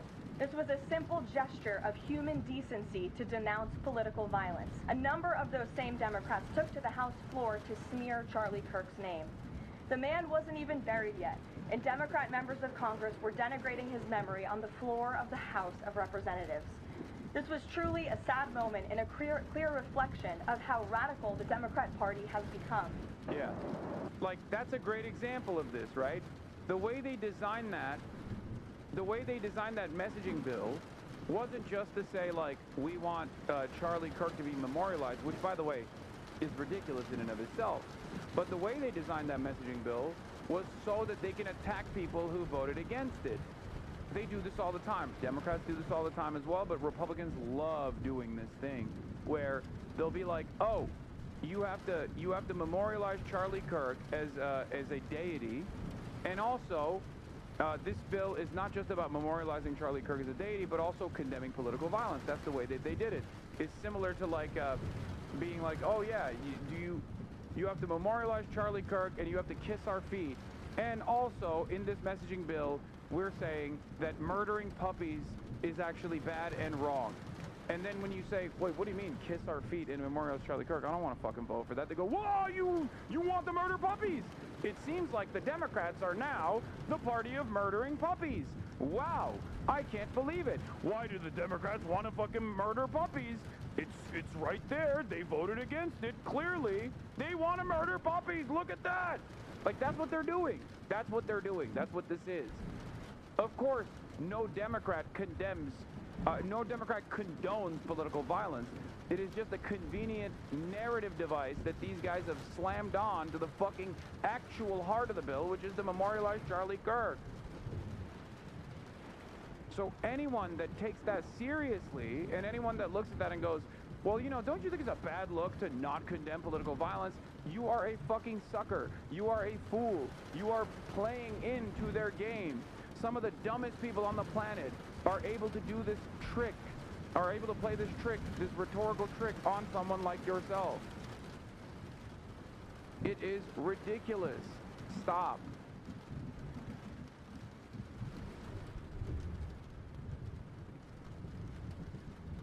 Anyway, Donald Trump was asked about his conversation with my #1 op. Damn, you're the only streamer I follow on Twitch app, and I had to scroll through 4 or 5 strangers before I find your broadcast. Everyone keeps saying Twitch is like blacklisting me. Maybe that's the case, okay? I don't think that is the case, though. And it's fine, okay? It's fine. It's true, Hasanabi. They have done so in the past, so it's not surprising if they've done it again, okay? Here, I'll go in incognito and disprove this immediately. I'm incognito. I'm not logged in. I show up on the fucking front page, front and center, and I show up on the sidebar, front and center as well. So I guess you're not right. Okay?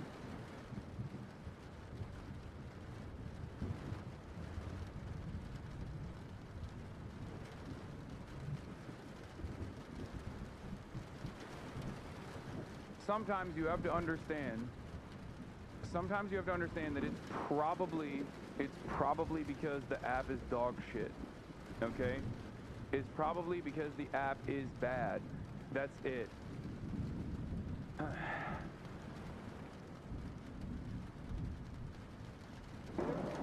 Mr. President, everyone's saying that Charlie brought you and Elon back together. Is that true? Well, Elon came over and said hello. And no, it's nothing to do with that. I thought it was nice. You know, he came over, we had a little conversation. I told you he's not. He's not. I don't know if Trump is quick to forgive and forget, especially when it's someone that he might hold responsible for how much people have hit him on the Jeffrey Epstein stuff. I think Donald Trump is narcissistic. I think Donald Trump is too narcissistic to be convinced by Elon Musk trying to curry favor back with the administration. But I don't know. We'll see.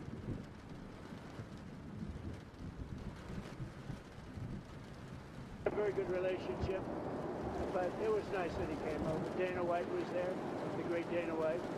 You know, the big question is having the UFC fight as I know you won't accept tickets because you're with the big... J.D. Vance called him Hitler, dude. Yeah, he don't give a fuck about that. Are you kidding me? Also, J.D. Vance is a brown noser.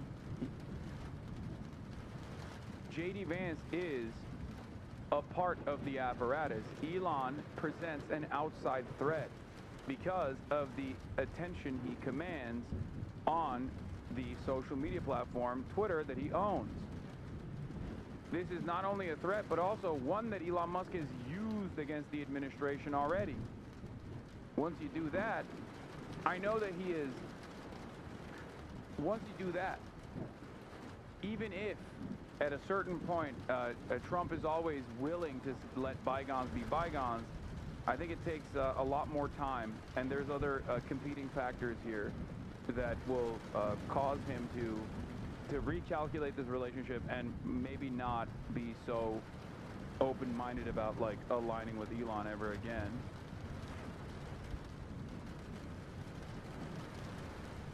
You're not allowed to accept tickets, but we're going to have a UFC fight right at the White House. And we're going to end up probably 6,000 people in front of the White House, and then on the Olympics we're going to have 80 or 90,000. It's going to be an unbelievable event, but a lot of people are talking about it. Disney is bringing him back on. More importantly, here's what Elon Musk said about this, by the way. Benny Johnson tells the story behind the scenes of Elon Musk reuniting with Trump at the Charlie Kirk Memorial. Now, Charlie Kirk really wanted Elon Musk and Trump to get along, for the record. Right? He did. He openly stated it. Many right-wingers were actually very sad. It was like their fathers were divorcing their two gay dads. Does that matter to Donald Trump? Not even one bit. I don't think that Donald Trump gives a shit about Charlie Kirk beyond how he can use Charlie Kirk's memory to, you know, go after comedians who annoy him. Okay? But let's hear what Elon Musk's own perspective on the issue was. All the cabinet secretaries got to see a lot. Elon Musk came by a couple times. And I just want to use Elon Musk as a example of the power of Charlie's legacy. Elon Musk and Donald Trump had a bit of a falling out. Maybe you've heard of it. And that sucked, especially for guys like Charlie, who were coalition builders. Charlie Kirk was thanked on stage by Donald Trump himself for bringing together RFK Jr. and MAHA movement. Donald Trump says, Charlie created MAHA. I don't think Charlie ever will get the credit that he deserves for doing that. But also, Charlie Kirk brought together massive coalitions of, well, at any Turning Point event, you can find Candace Owens, Ben Shapiro, and Tucker Carlson sharing the same stage, right? Maybe not together, but they're all there, right, to give an opportunity to project their worldview, right? Charlie was constantly doing that, constantly bridging gaps, constantly fusing together, because he realized that if we don't hang together, we will surely hang separately, which is exactly what Elon Musk told me. So backstage, Elon Musk embraces Erica Kirk, and she's crying in his arms, and they're hugging, and it's really profound. This was after the speeches. This was after the program. And this is the words that Elon Musk said to us in this small little group with Erica Kirk. And he said, like, this is why I was proud to sit with my president. That's what he called Trump, my president today. He accepted Trump's invitation to go up there, and the majority of the event, Elon Musk sent sitting there with Donald Trump, chewing it up. Everyone can see the Here's the photos of Elon embracing Erica, and then there are photos of Elon with Trump, and they seem to be having a great time. Dana White also there.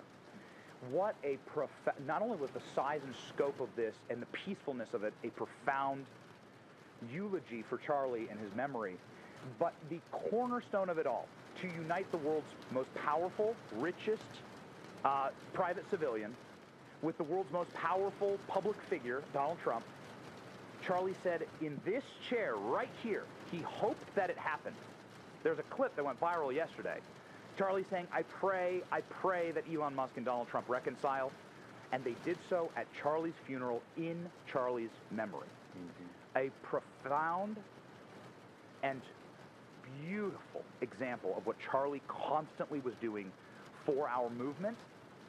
And he fused together the greatest schism that we've seen in the nascent Trump administration. He just fixed Trump and Elon together. We saw it live.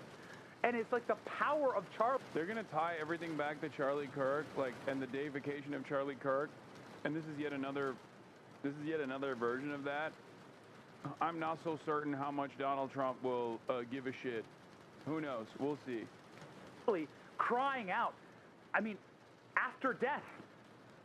Crying out, and like still the power of Charlie, like bringing together these tectonic forces that should not reconcile. These are two stubborn men. These are two men that don't need to. Through Charlie Kirk, everything is possible. Dude, I cannot. I don't know where to begin to talk about this, but look. Charlie Kirk was professionally yelled at by college campus leftists and liberals, okay? That's it. He would just go to college campuses and try to overpower freshmen who were standing in front of a microphone for the first time, and he would just cut propaganda off that. That's it. It's a SJW own compilation. But for these guys, it's like the most consequential, most pivotal figure in the administration. Partially because, oh my God, all of the autistic chatters in here, I know, are losing their fucking minds. I know, chatters. I know. It's a big deal for all of you. We are going to cure your autism, and mine too, okay? Calm down. It hasn't started yet. Each other, you know, honestly. But Elon Musk told me this. He hugs Erica Kirk. He looks to all of us and he goes, if we don't hang together, we will surely hang separately. So let us unite. I was proud to sit with my president tonight. That's what Elon told us. That's what Elon... Is this where you cosplay you're not more autistic than 2/3 of this chat? Yes. This is where I cosplay that. Told us backstage. Wow. And so, again, just as a little behind-the-scenes vignette here, what you watched yesterday, what tens of millions... Yeah, his statement was, if we don't hang together, we will surely hang separately, so let us unite. I was proud to sit with my president. That's what Elon Musk said. Hundreds of millions of people saw yesterday, definitely hundreds of millions saw yesterday, was a beautiful encapsulation, eulogizing, and memorial to Charlie with his energy pulsing through. So, that's the attitude from Elon Musk's side, and I think it's partially because Elon, just like every other rich guy, knows that if you suck Donald Trump's penis and you present yourself as a brave and loyal soldier to him, and you exhibit that loyalty above all else, then he will give you favors. Okay? That's it. He'll give you favors. And Elon wants those favors. And he's willing to let bygones be bygones. Now, Donald Trump, I suspect, recognizes the power that he holds in this situation, and also is probably not quick to forget that Elon was the first major Republican that hit the Donald Trump is in the Epstein files note, which then turned into a very big deal for the administration. Anyway, getting back to it, before we get to the autism announcement, which we will be watching when the administration reveals that they have a cure to autism and whatnot, Jimothy Kimmel is returning to air. Disney announces. Let's take a look. On the air tomorrow. ABC says in a statement that we made the decision last week to suspend production to avoid further inflaming a tense situation at an emotional moment. But now, after having thoughtful conversations with Jimmy, the ABC says, we reached the decision to return the show on Tuesday. So Kimmel's getting back to work. Wow, Brian, that is significant, especially given that some of the players outside of Disney in a corporate setting, like Nexstar and Sinclair, they essentially have deals that allowed them to preempt his show, and that's part of the reason that it was suspended. Yeah. Do we know how they might react to this? We don't, and that becomes the big question now.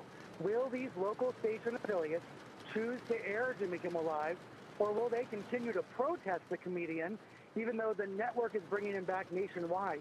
ABC does gently chastise Kimmel in this statement. The statement says, quote, the decision to suspend him, we made it because we felt some of the comments were ill-timed and thus insensitive. So they're very gently saying they disagreed with Kimmel last week, but obviously they're bringing him back as of tomorrow. And we don't know, obviously, all of the considerations that went into this, Brian, but I would say leaders, obviously, at ABC and Disney have had the benefit of a few days of feedback. Yes. Including from Disney employees who were very disturbed, including from Hollywood stars and showrunners, the kind of people Disney wants to work with, and from free speech groups, politicians, even some Republican politicians like Ted Cruz. We know the condemnation of Disney has been widespread. Now, what we don't know yet is what the counter reaction will be from President Trump and his allies. That's a really good point. Brian, please stand by. Terry, your reaction to this news? It's great news. It's great news. And I think you're absolutely right, and Brian is absolutely right. This was a community standing up for the rights of Jimmy Kimmel and all people who speak in public, entertainers and we're journalists and all of them. And it worked at least with the head of Disney. And it makes good sense because they would have won in court. One thing that gets lost in this, you do not lose your First Amendment rights because you have a broadcast license. The Supreme Court has been clear on this. The government cannot take your license because of speech they don't like. You were talking about Katharine Graham when the news broke, and these are the considerations of these bigger companies about how they're going. Yeah, I mean, there are degrees to this. I'm living out right now. Don't listen to me. There are degrees to this. There are still types of speech and different classes of people in the eyes of this administration. Those who this administration consider to be discardable, right? Migrants, for example. This is a major corporation that has the financial power to push back against the administration, and I was very worried, very concerned that this major corporation would actually cave to the administration's demands, no matter how unreasonable or unjust they may be. Okay? It turns out that there is enough pushback from the public that the major corporation decided probably not the best idea to capitulate to the Trump administration's demands. Now, having said that, there are still the attacks against free speech did not start with Jimmy Kimmel. The attacks on the First Amendment did not begin with Jimmy Kimmel. Jimmy Kimmel simply was seen by enough members of the public as an overreach. The attacks against the First Amendment have been ongoing, okay, around pro-Palestinian advocacy, even under the Biden administration, and certainly escalated under the Trump administration. And it is a real shame that mainstream outlets did not adequately cover that when it was happening. Okay? It's really frustrating.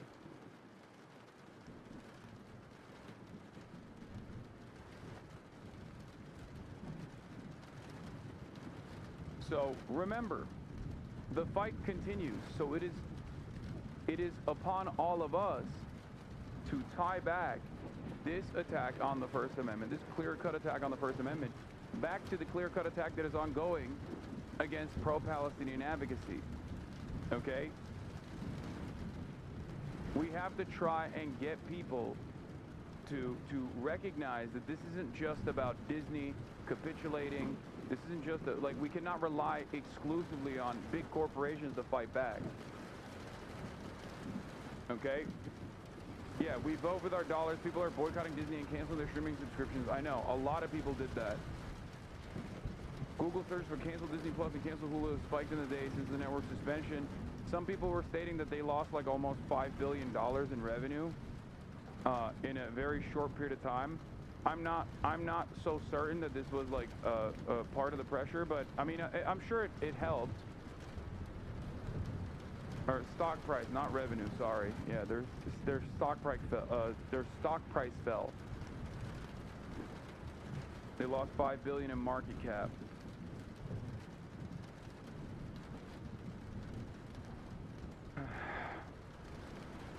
So they lost value, not revenue directly. But I'm sure they lost some revenue, which is why they lost value as well.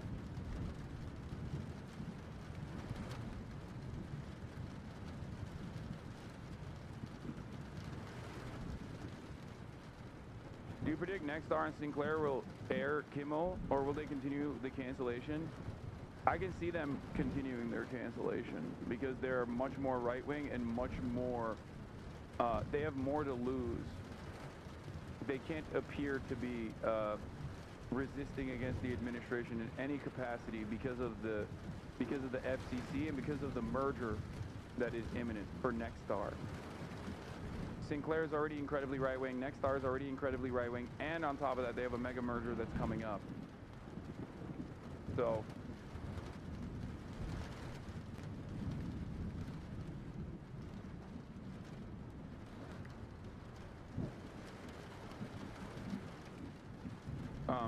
TPUSA spokesperson Andrew Colvett is saying Disney and ABC caving and allowing Kimmel back on the air is not surprising, but it's their first mistake to make. Nexstar and Sinclair do not have to make that same choice.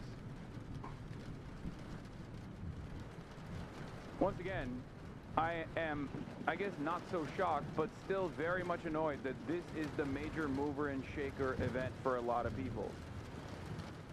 I don't want to be the fucking friend who's too woke, but, you know, these are consequential decisions being made, which is why I took it seriously at the time, but the fight is far larger than fucking Jimmy Kimmel, okay?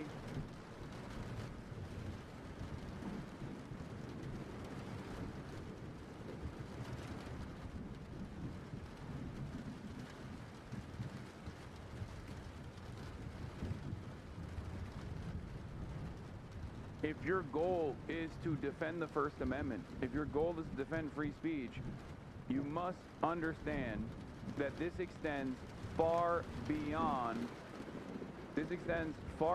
just Jimmy Kimmel losing its time slot. But it's good. It's an eye-opening moment for a lot of people. A lot of people who don't really give a shit about Jimmy Kimmel either, by the way, but they saw. It's not like Jimmy Kimmel had this many loyal fans, myself included. I don't give a shit, right? But the reason why a lot of people got mad, even conservatives, as a matter of fact, got mad. Ted Cruz was like, this is crazy, this is mafia shit. The reason why they were doing that, the reason why they were saying that, was because there are still Americans who value the First Amendment. There are still Americans who value freedom of speech. Now, the Trump administration has made a calculation that Americans that value the First Amendment and free speech also are very racist, so they're racist enough to not give a shit when it is eroded at the point of immigration enforcement and it is eroded at the point of pro-Palestinian advocacy, right? And they have been somewhat successful in that endeavor.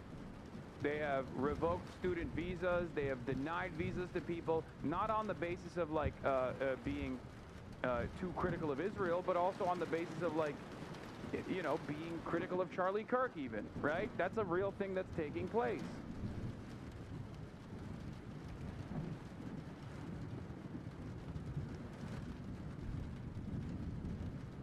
So it is upon us to remind people that this is not like just this is a victory that should galvanize us, and we should use the renewed enthusiasm to continue pushing back against this administration's unfavorable policies that represent a change in the way that we value the First Amendment, that represent an erosion of the freedom of speech. to handle this and how they're going to think about it. They do have the benefit of some history as they do consider these moves. Right, well, Katharine Graham, when Nixon threatened to take her FCC, the Washington Post's FCC licenses, they had some local stations, it was a main source of income. She published them anyway. She said, forget about it. And that kind of corporate courage is rare, especially in the face of an administration that exceeds by many orders of magnitude any other presidency trying to silence speech it doesn't like. If we still have Brian, I want to go back to him because one of the interesting bits of reporting that we got over the last few days was that Kimmel was actually preparing a monologue that would up the ante against some of the feedback that he got from the Trump administration. I mean, can you imagine, Brian, what might be formulating in terms of a response when he gets back on the air? Right, Kimmel wanted to defend himself. So now, Tuesday night's monologue becomes even more interesting. What he will be critical, and it might affect what local stations decide to do going forward. Yeah, certainly will.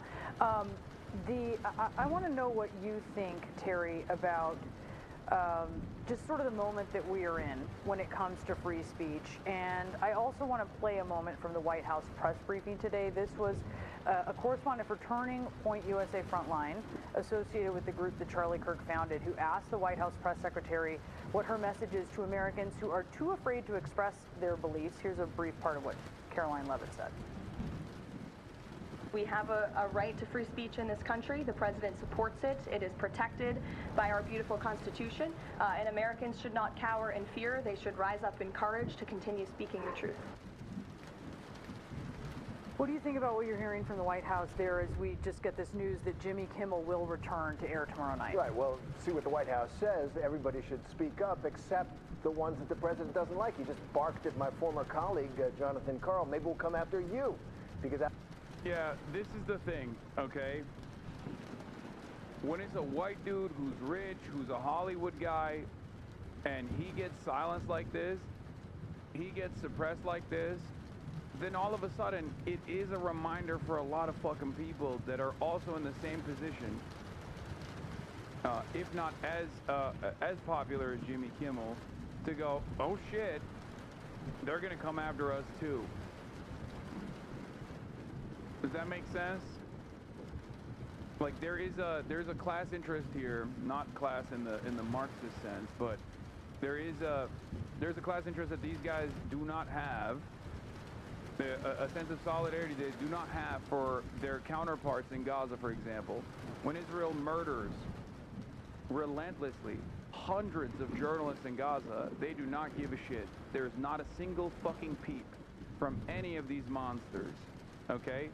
But for Jimmy Kimmel, obviously they're going to be like, well, this is really messed up. You know, they're coming for all of us. They're coming for all of us. We got to do something about it. And this shows once again that the mainstream press does have a lot of motion still in getting this kind of information and creating an environment of panic, necessary panic, in the eyes of many Americans, okay? This is why I'm so frustrated with the media coverage surrounding all things related to Israel. I don't like the content of your news coverage. All of this is bedrock First Amendment rights that we all have. And I think they've overreached here. Most Americans, even many who support President Trump, did not like the kind of gangster talk that the head of the FCC said, yeah, you can do this the easy way, you can do it the hard way. And they understand how precious this right is, even for people that they disagree strongly with. There's good common sense about our First Amendment rights, and I think Trump is running up against that. Yeah, Senator Ted Cruz said it was out of Goodfellas, to your point there. Terry, thank you so much for being with us. Really appreciate it. And this is the breaking news just in from Disney. While speaking at Charlie Kirk's memorial yesterday, President Trump said a big announcement was coming about autism. The Washington reports this. Today, the administration is expected to tie pregnant women's use of acetaminophen, that's the active ingredient in Tylenol, to a risk of autism. Tylenol's owner says, quote, We believe independent, sound science clearly shows that taking acetaminophen does not cause autism. We strongly disagree with any suggestion otherwise and are deeply concerned with the health risk this poses for expectant mothers. CBS News medical contributor, that's Dr. Celine Gounders, is editor-at-large for public health at KFF Health News, and joins us to sort it all out. Celine, this is already confusing, and they haven't even made the official announcement yet, and there's so much at stake here. As a doctor, you know this world very well. Is there a tie between Tylenol and autism? No, the best evidence does not show an association between Tylenol and autism. So the best recent study looked at 2.5 million kids from Sweden. They used sibling comparisons to factor out genetic factors and other factors, and they found no increase in risk in autism, ADHD, or other intellectual disabilities for pregnant women who used Tylenol during pregnancy. Women are often very cautious when it comes to what they take during their pregnancy. How will this announcement change how women process this information? Let me put it better. When women hear the announcement later today, how should they hear it? What should they be listening for? Well, one of the things that concerns me is unintended side effects of this. So will women end up taking other medications like aspirin or ibuprofen during pregnancy? Those actually can be dangerous, especially in the third trimester. You can end up with kidney issues, cardiac issues in the baby. Other than Tylenol, and Tylenol has been the first line for pregnant women for a long time. That's really the safest thing we have. You're talking about opioids. So is that really the next best thing that we want to be giving women for pain relief? So that's number one. Number two, in terms of what to be listening for when this announcement is made, is who is presenting the information, who's presenting the data. What we've seen with vaccines and autism is the same people who recycle the same playbook. First it was MMR vaccines, then it was thimerosal, then it was aluminum. Is it the same people recycling the same playbook over and over again? This administration, they're also reportedly planning on touting a lesser-known drug as a potential autism treatment. What more do you know about that? Yeah, so this is called leucovorin. And the issue here, so some people have been describing this as treatment for folate deficiencies. That's actually not right. You can have a perfectly normal folate level in your blood, but it may not be getting into the brain. And so there's a defect in the transport of folate into the brain. Leucovorin works around that. Not all children with autism have this defect. So there's a test you can do to assess whether that's what's at play. For those kids, I think one of the funniest and I guess kind of scariest reasons why this is a major point of concern is, and I'm saying this as someone who's like worked with autistic boys specifically in my youth, is that it's just a different designation. Like, they just have better methods of figuring out who is on the autism spectrum. Like, that's it. That's literally the only reason why the rates have skyrocketed. Straight up. That's literally it. It's like wild that there's any other conversation taking place on this issue. That's it. I mean, many of you in here probably already know this from your personal experience, but like, your parents are probably kind of autistic too, okay? If you're autistic, I mean. It's that simple. And there are still a shit ton of people who are undiagnosed, especially women. Because if you remember, when this first exploded, it was like 1 in 5 boys. It's crazy. What's going on? What is happening? Why are women? Why is there not a similar rate of increase in girls? Which, by the way, of course, would destroy the narrative that it's vaccines that are causing this, because girls and boys are getting the same fucking vaccines. It's not like women are getting less vaccines. But it's because of diagnosis. It's because of the way that autism is diagnosed changed, specifically for boys, okay? That's it. That's the only reason. And it's not like this life-destroying thing anyway. It's just a thing that people have. Who cares? So the two things that cause a little bit of concern for me is the language surrounding autism from this administration, where they make it seem as though this is something that you can, one, cure. Okay, you can manage it. Some of the more consequential aspects as far as like limitations to socializing and whatnot. But as far as like autism being this thing, this curse that you must cure, is just wrong. And it feels as though it is eugenicist in nature. The idea that like autistic people have to be dealt with somehow, you know? It's ridiculous. And I'm not being too woke on this at all. It's just a thing, okay? Everyone exhibits some semblance of neurodivergence. It's not the end of the fucking world, you know? It's not. I mean, Elon Musk is a great example of this. He's autistic as fuck. And look at him, you know? Obviously, he's the worst person to point to when we're talking about autism and not vilifying autism, but I mean, he's just a bad guy on his own, autism notwithstanding. But there are plenty of people who are autistic that didn't get the fucking diagnosis at the time, and it doesn't really matter.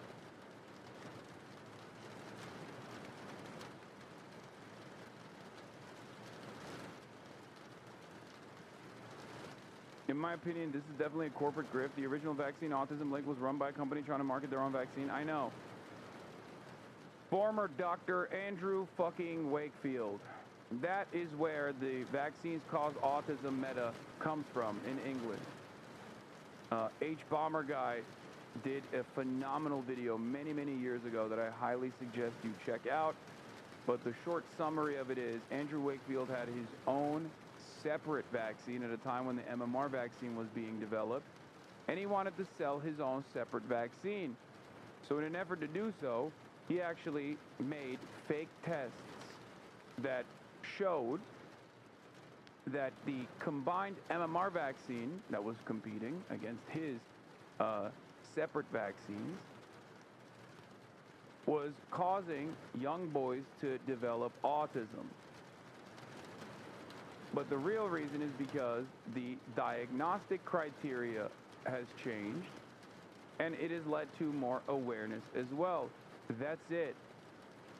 Okay? That's it. That's literally the reason. And the reason why this is primarily seen as an issue, a medical condition that only boys experience, men experience, is because the diagnostic criteria for women is still not up to the same standard as it is for men.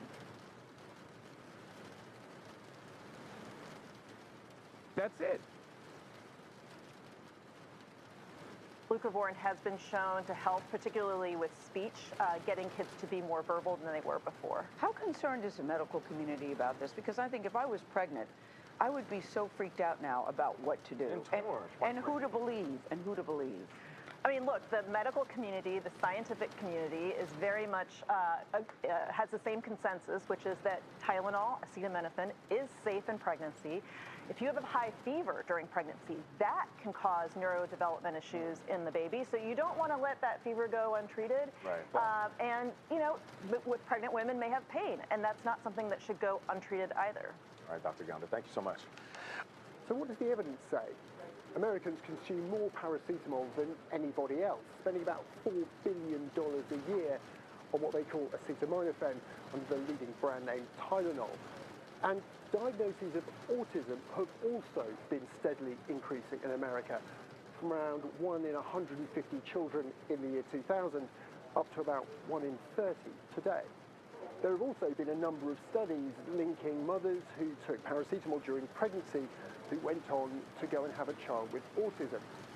But correlation is not the same as a cause.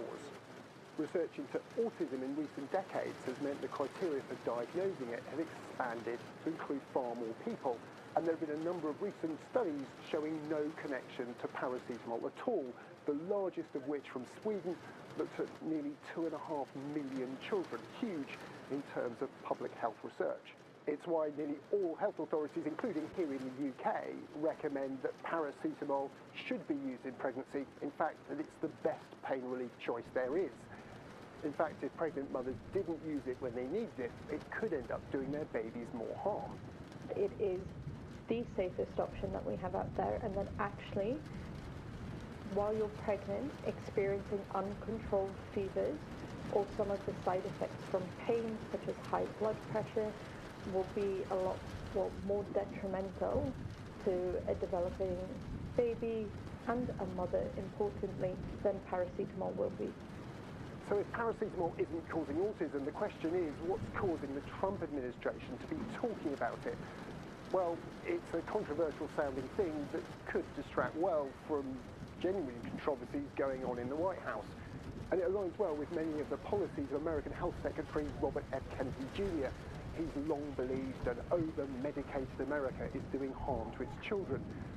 But the thing about science, if done well, is that it doesn't care what you believe, it's what the evidence tells you. And so far, there's been a distinct lack of that behind a lot of the health policy changes in America. On the horrific murder of Charlie Kirk, government and local officials said that Antifa inscriptions were engraved in these bullet casings that killed Charlie Kirk. It appears to be a trend, especially after what we saw in the Annunciation church shooting, Catholic church shooting. Additionally, Stephen Miller recently commented on the rise in this. When I see the side reporters, I know. When I see the side reporters, I know. I know it's gonna be some fuck shit. That's the Turning Point USA, Tim Pool contingency on the side. Even worse than the average dick-riding reporter that you see from all of the preordained mainstream platforms.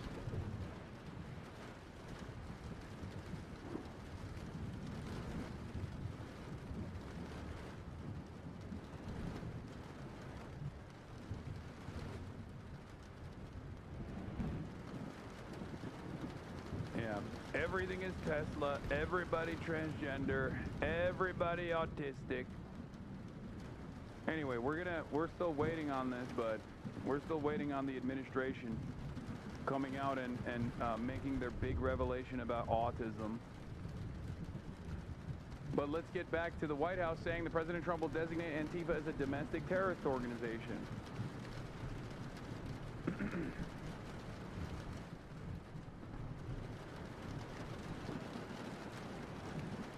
Women are getting less vaccines? No, I didn't say that. Yeah. Everybody knows women are getting less vaccines. That's why they're less likely to be autistic. Duh. And not because of the diagnostic criteria expanding for men, but not necessarily for women. That's not the case at all. Come on now.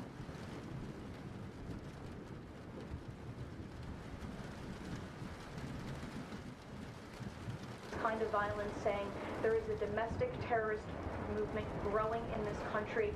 The president is designating Antifa as a domestic terrorist organization. I'm wondering, what is the approach to holding these people accountable, just to ensure that violence like this just is eradicated moving forward? Sure. Well, Antifa is going to be designated a domestic terrorist organization. The president intends to sign that executive order very soon as it's drafted, as soon as today, later this afternoon. And this is something the president campaigned on, because we have seen a rise in violence perpetuated by Antifa radical people across this country. By the way, none of the instances that Jean Grey over here, Timu Bargain Bin Jean Grey, mentioned were actually radical Antifa at all. The Annunciation Church shooting was not done by a radical Antifa. It was done by a radical white supremacist. But of course, who gives a shit about the truth, right? Nobody. And I mean, nobody cares about the truth. There is no reason or not Jean Grey, whatever, Rogue, sorry. Shut up. It doesn't matter. Shut the fuck up. Timu Tulsi Gabbard. Okay?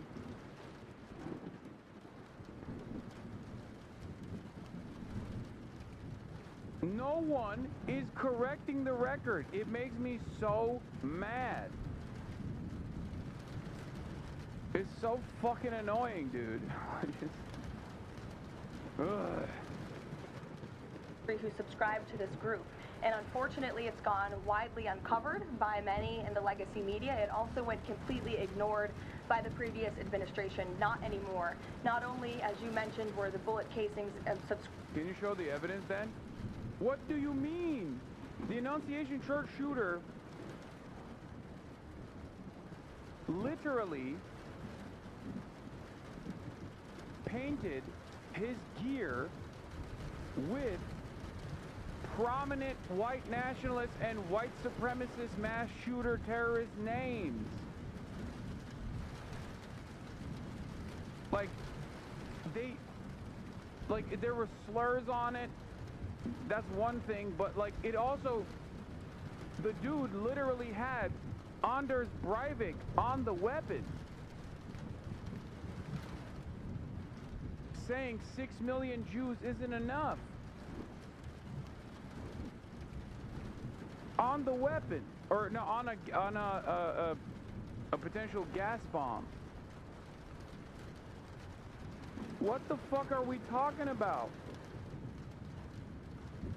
Correlation is not causation. Wait, what? Correlation is not causation?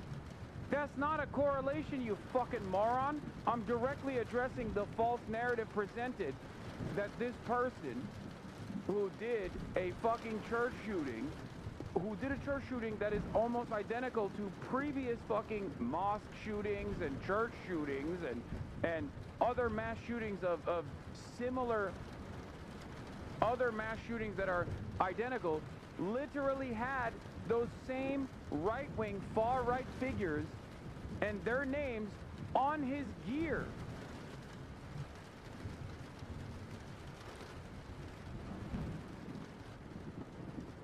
It's fucking ridiculous.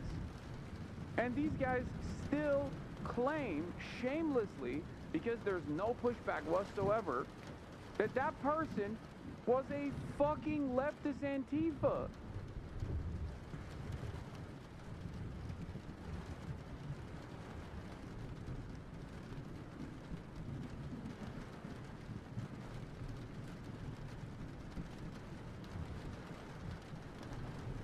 He was talking about autism in medicine? Wait, what?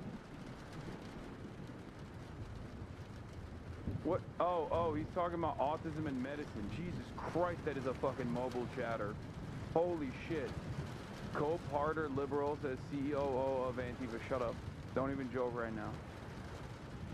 Even my racist ass Trumper dad saw the stuff from the Buffalo shooter and said that was a white supremacist guy targeting black people. Yeah. TVP43, thank you for the 50 gifted subs, by the way.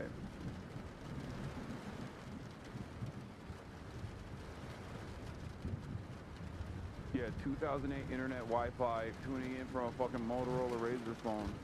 That's like an hour ago. We were talking about that an hour ago, the autism thing. Y'all are so mean to us mobile chatters. Yo, what kind of delay does this mobile chatter have? That was straight up from an hour ago.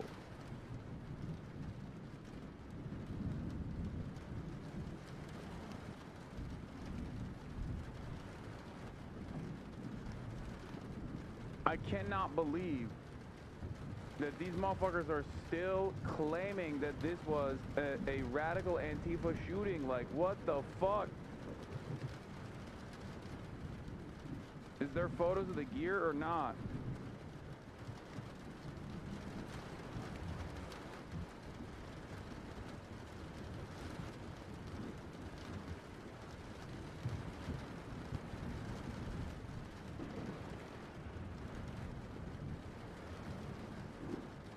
Are you running ads again? No, I'm not.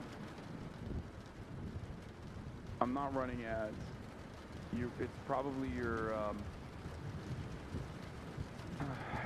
ad blocker.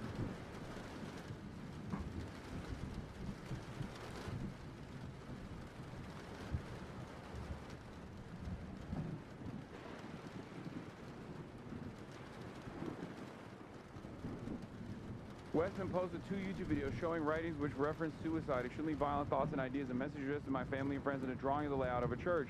The video showed messages written on the guns and magazines.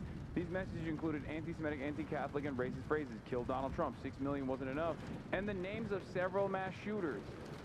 The names of several white supremacist and white nationalist mass shooters. Okay?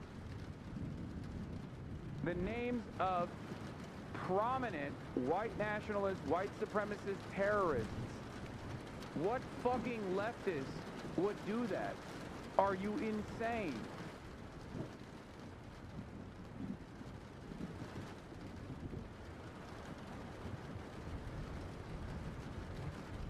The shooter met with a right-wing gun tuber who was running for Congress. His name is Brandon, also known as the AK guy. Shooter talked about how much he liked Brandon, the AK guy, in his manifesto video. It's fucking ridiculous.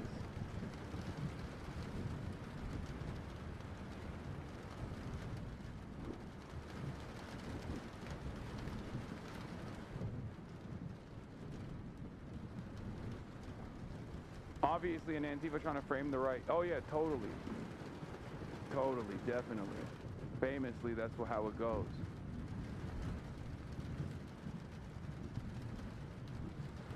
The blonde bimbo is talking about a different shooter, you himbo. They're using Helldiver's bullet as an excuse. No, dummy.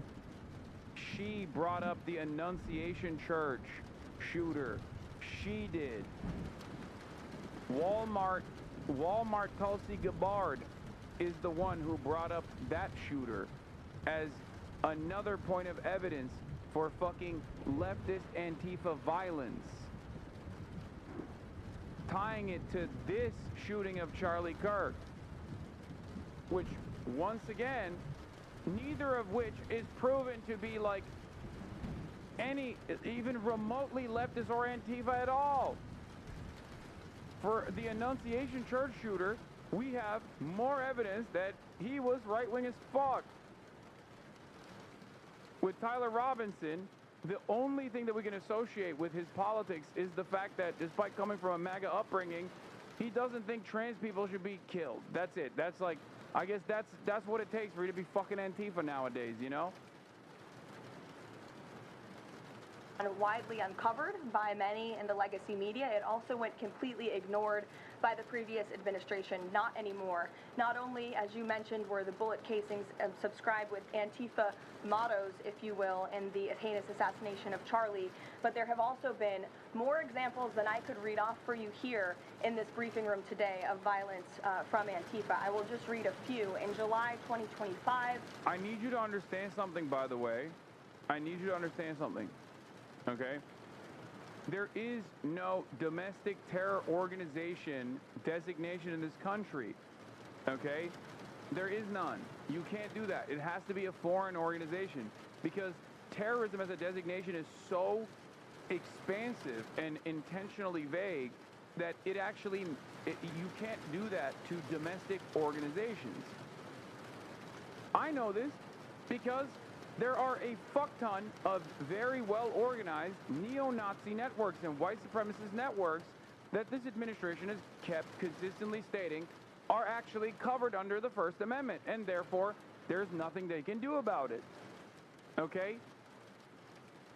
The only time where they actually investigate these organizations is when they are about to do violence, right? Atomwaffen is a great example of this. Atomwaffen is a neo-Nazi group that specifically recruits from the military, and they have time and time again like stolen military gear to try to like blow up railroads or attack like critical infrastructure, things of that nature.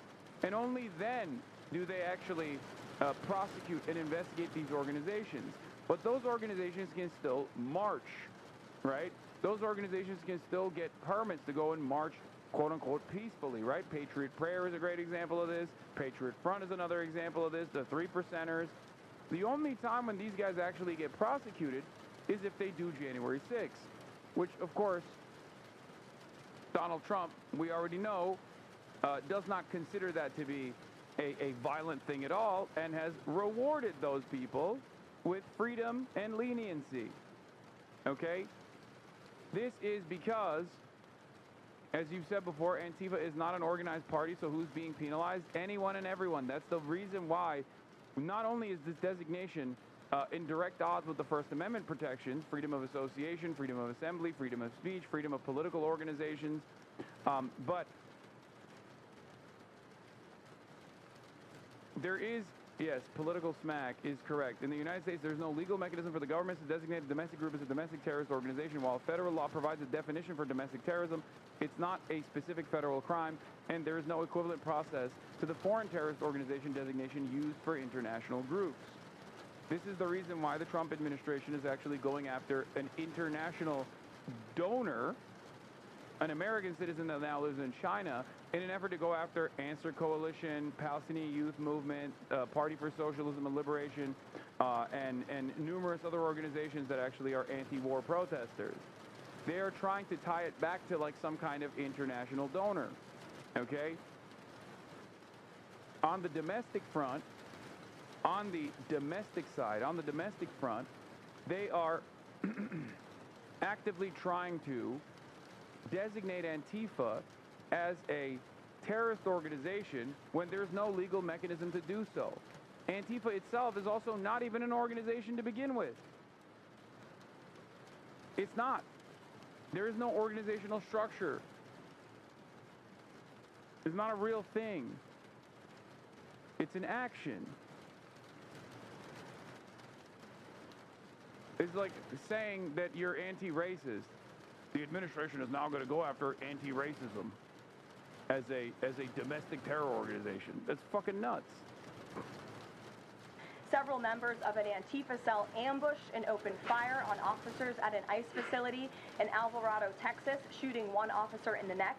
Also, in July 2025, 3 Antifa members were charged with assaulting a police officer during a violent riot outside an ICE facility in Portland, which for weeks prior had been... All right, now we're getting to the real fucking fascism.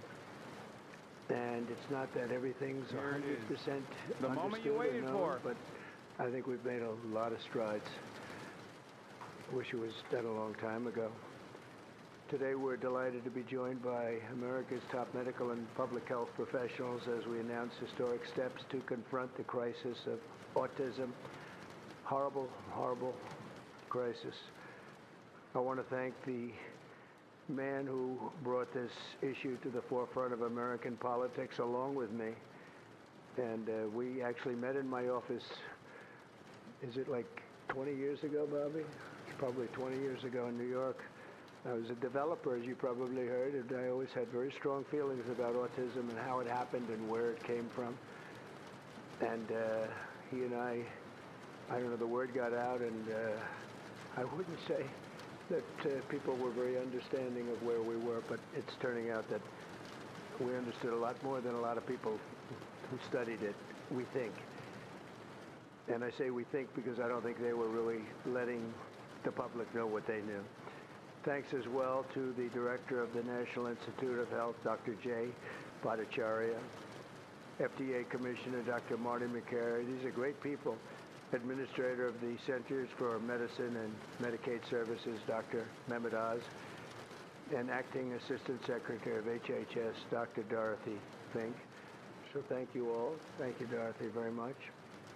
The meteoric rise in autism is among the most alarming public health developments in history. There's never been anything like this. Just a few decades ago, 1 in 10,000 children had autism. So that's not a long time. And I've always heard, you know, they say a few, but I think it's a lot less time than that. It used to be 1 in 20,000, then 1 in 10,000, and I would say that's probably 18 years ago. And now it's 1 in 31, but in some areas it's much worse than that, if you can believe it, 1 in 31. And I gave numbers yesterday. For boys, it's 1 in 12. I was told that's in California where they have, for some reason, a more severe problem. But whether it's 1 in 12 or 1 in 31, can you imagine? That's down from 1 in 20,000 and 1 in 10,000. And now we're at the level of 1 in 12 in some cases for boys. 1 in 31 overall.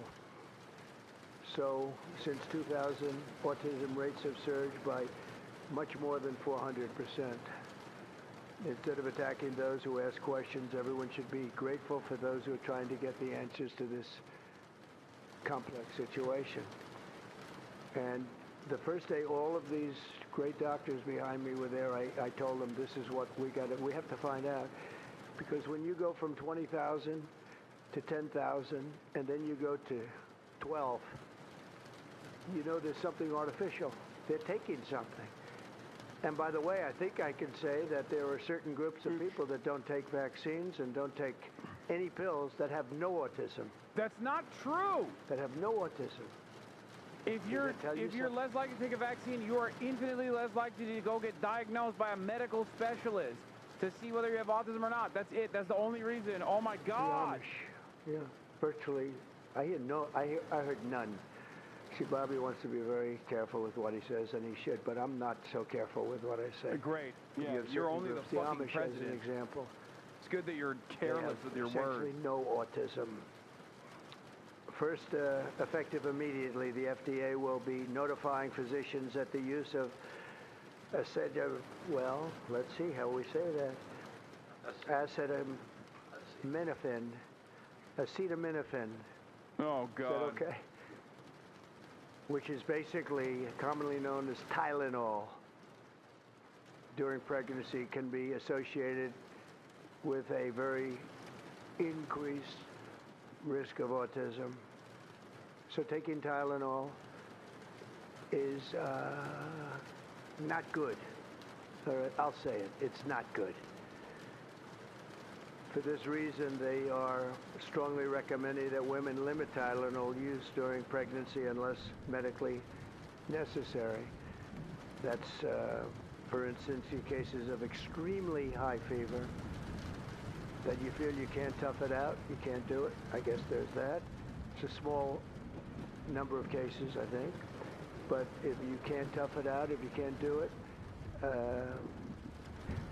that's what you're going to have to do. You'll take a Tylenol, but it'll be very sparingly. It can be something that's very dangerous to the woman's health. In other words, a fever that's very, very dangerous, and ideally a doctor's decision, because I think you shouldn't take it. And you shouldn't take it during the entire pregnancy. They may tell you that toward the end of the pregnancy you shouldn't take it during the entire, and you shouldn't give the child the Tylenol every time he's born and he goes and has a shot. You shouldn't give a Tylenol to that child. All pregnant women should talk to their doctors for more information about limiting the use of this medication while pregnant. So ideally you don't take it at all, but if you have to, if you can't tough it out, or if there's a problem, you're going to end up doing it. Why are the other thing that I can tell you, I don't even know. I don't even understand what the purpose of this is. This just this is just a way to fuck people over. That's it. It's just pure bad. I can't even see any profit upsides for any company in this process. You know what I mean? Only downsides. It's just let's fuck it up. Let's fuck it up aggressively. Who gives a shit? Beautiful little babies. It's a disgrace. I don't see it. I think it's very bad. They're pumping, it looks like they're pumping into a horse. You have a little child, little fragile child, and you get a vat of 80 different vaccines, I guess, 80 different blends, and they pump it in.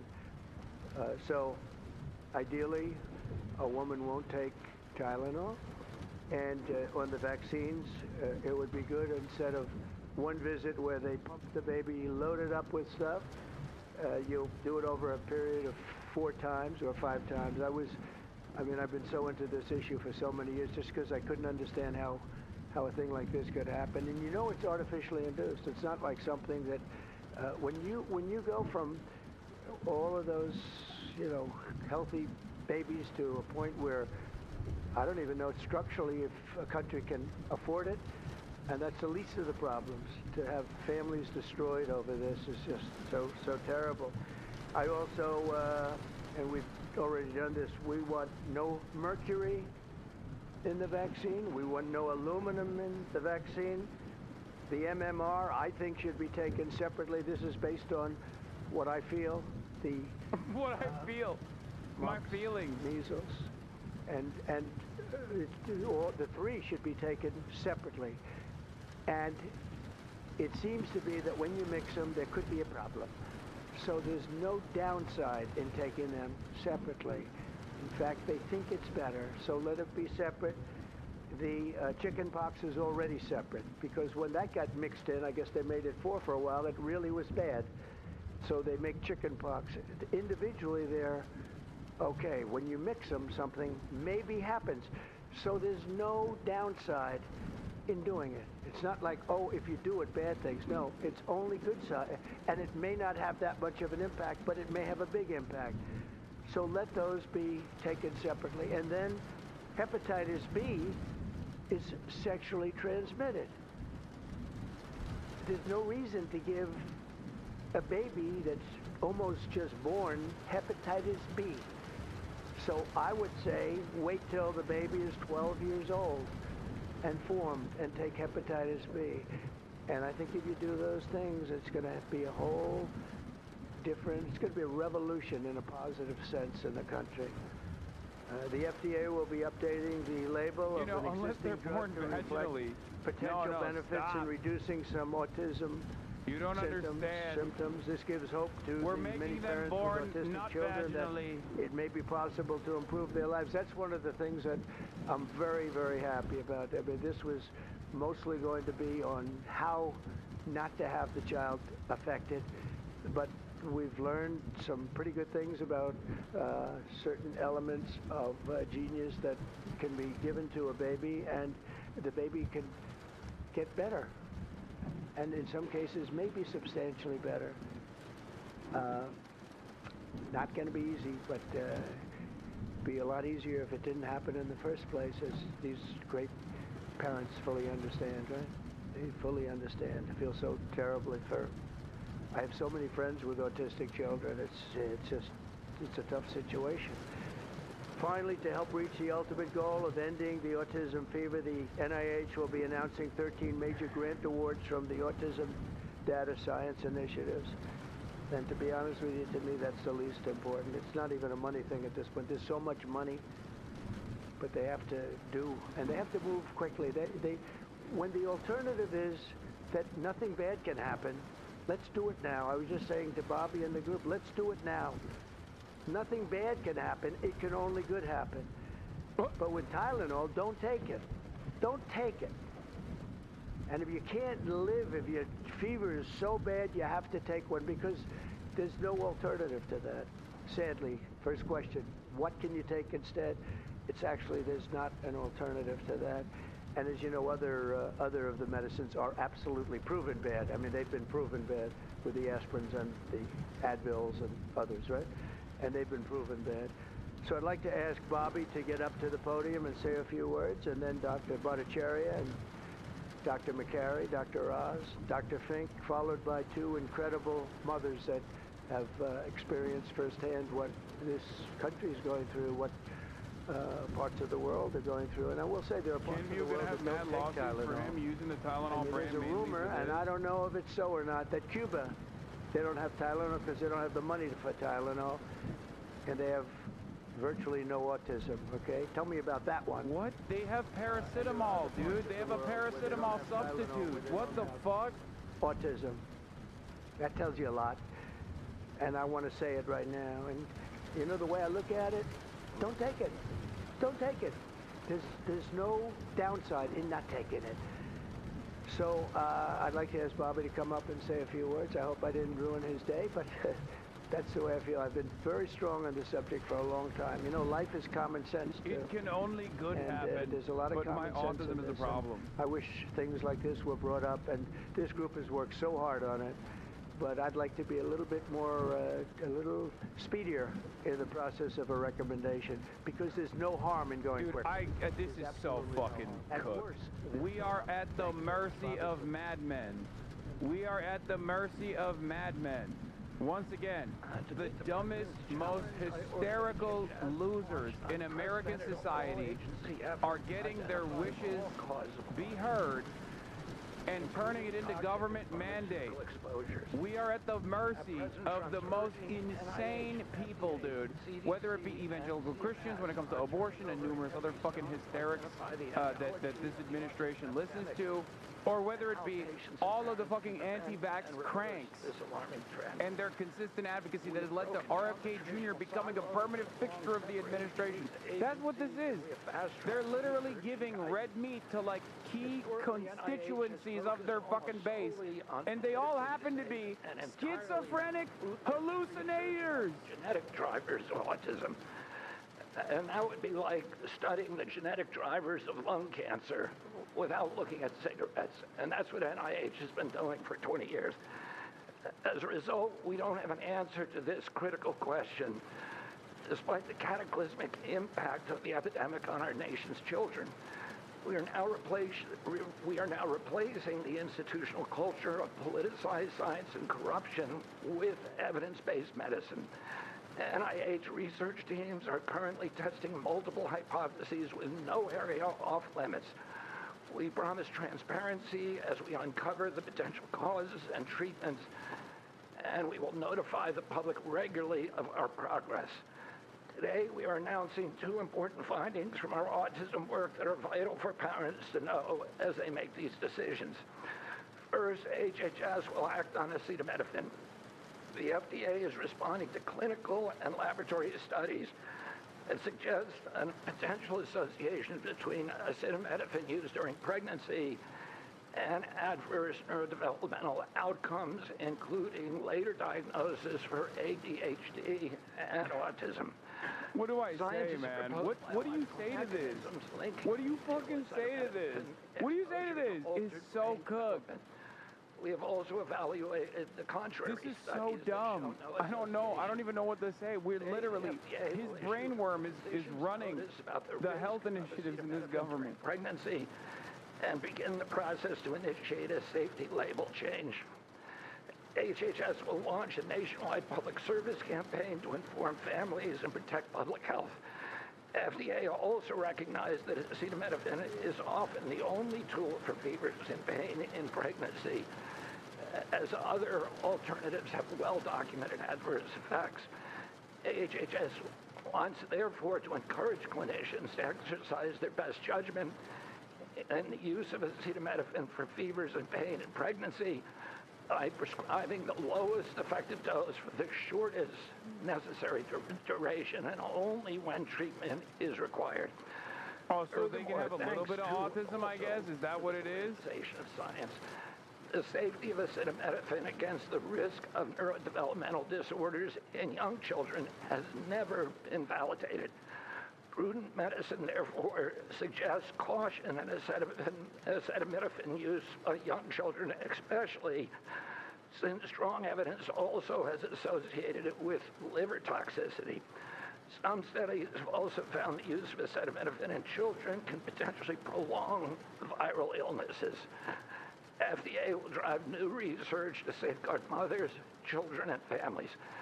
In addition to a possible acetaminophen connection to autism for pregnant women, infants, and toddlers, our research has revealed that folate deficiency in a child's brain can lead to autism. We have also identified an exciting therapy that may benefit large numbers of children who suffer from autism. Peer-reviewed literature has documented that up to 60% of folate-deficient children with ASD can have improved verbal communications if given leucovorin. I have instructed NIH, FDA, and CMS to help doctors treat children appropriately. Jay will help tell that story, which started with sound science, the kind that restores faith in government. This announcement also represents a historic collaboration between NIH, FDA, CDC, and CMS. We expect this to be the first of many announcements over the coming years that deliver actionable information to parents on underlying causes of autism and the potential paths for prevention and reversal. Finally, autism is a complex disorder with multifactorial etiology. We are continuing to investigate a multiplicity of potential causes with no areas of taboo. One area that we are closely examining, as the president mentioned, is vaccines. You want to know the worst part of this? 70% of mothers. People are talking about his hand, right? These assholes never actually take the anti-science, anti-medicine rhetoric to heart. When doctors come to them and say, this is what you got to do, they don't go, no, actually, I'm going to inject fucking bleach.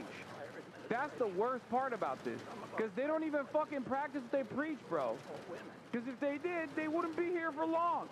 Silencing and demonizing these mothers for 3 decades. RFK does? Yeah, well, he's on the verge of collapse. Exactly. Actively suppressed in the past. It will take time for an honest look at this topic by scientists. But I want to reassure the people in the autism community that we will be uncompromising and relentless in our search for answers. We will perform the studies that should have been performed 25 years ago. Whatever the answer is, we will tell you what. Out of these three, this fucking piece of shit, by the way, is a real doctor. So for him to also play this song and dance is, of course, expected, considering if you know his background, you know that he was already prosecuted for selling snake oil, okay? But he's a real fucking doctor. It's crazy. He knows exactly what these kinds of idiotic decisions are going to lead to. Any other but he doesn't give a fuck, because I'm sure he has a stake or something in whatever they're presenting as the cure to autism. Thank you, Secretary Kennedy, and thank you, President Trump. Thank you very much. I'm proud to announce today that the NIH has launched the Autism Data Science Initiative to turbocharge autism research, devoting an additional $50 million to the cause of studying autism. Nearly 250 research teams from across the country applied, sent in their applications, and were peer-reviewed by the NIH review panels. The NIH peer reviewers chose the 13 best projects focused on root causes and therapies, with replication and validation studies to guarantee gold standard science. The studies feature a new kind of science called exposomics, where scientists consider environmental and medical factors, nutrition, events during pregnancy, in combination with biology and genetics to answer vital questions about autism. Science like this, conducted in partnership with families and physicians, is the best way to arrest and reverse the autism epidemic. Autism spectrum disorder encompasses a very wide range of symptoms, ranging from mild difficulties with social interactions to profoundly autistic children who experience severe disabilities in speech and behavior. Given this wide range of symptoms across the spectrum, it seems certain that there will be a wide range of biological contributors to explaining the cause. The great thing about the new NIH initiative on autism is that scientists will use rigorous, advanced methods in causal inference, machine learning, organoids, and other fresh approaches to the problem. They're gonna fucking AI it! The prevalence of autism machine learning! Oh, lordy! Community. As Bobby said, the NIH has invested a lot of money to study autism over the years. Oh, but brother. the research has not produced the answers that families and parents of autistic children deserve, and autistic children themselves deserve. For too long, it's been taboo to ask some questions for fear that scientific work might reveal a politically incorrect answer. Oh my because God! Because of this restricted focus in scientific investigations, the answers for families have been similarly restricted, from often autism pointing families research. to behavioral therapies that don't work for every kid, or suggest non-modifiable genetic factors as the cause. But genetics alone can't explain such a sharp rise in autism prevalence over just a few decades, as the president said. In coming months and years, as NIH scientists learn more that can help autistic children and their families, we won't delay. Like scientists often like to do, I can say as a scientist myself, it's really tempting to delay, but but in the face of a problem like this, you have to move fast. But we will not delay before telling American people about what we find, and we will win the public trust with transparency and rigor. Already, our broadened focus on autism research has pointed to 2 items that will help families prevent and treat some cases of autism. I'll leave the good news on these 2 items to my close friends and colleagues, Dr. McCary and Dr. Oz. We've been working together closely on this problem for the past 6 months, and our cooperation represents an unprecedented collaboration with Secretary Kennedy's Department of Health and Human Services and with President Trump. I'm delighted to introduce Dr. Marty McCary, Commissioner of the Food and Drug Administration, who will tell you about these announcements of practical help for families with autism.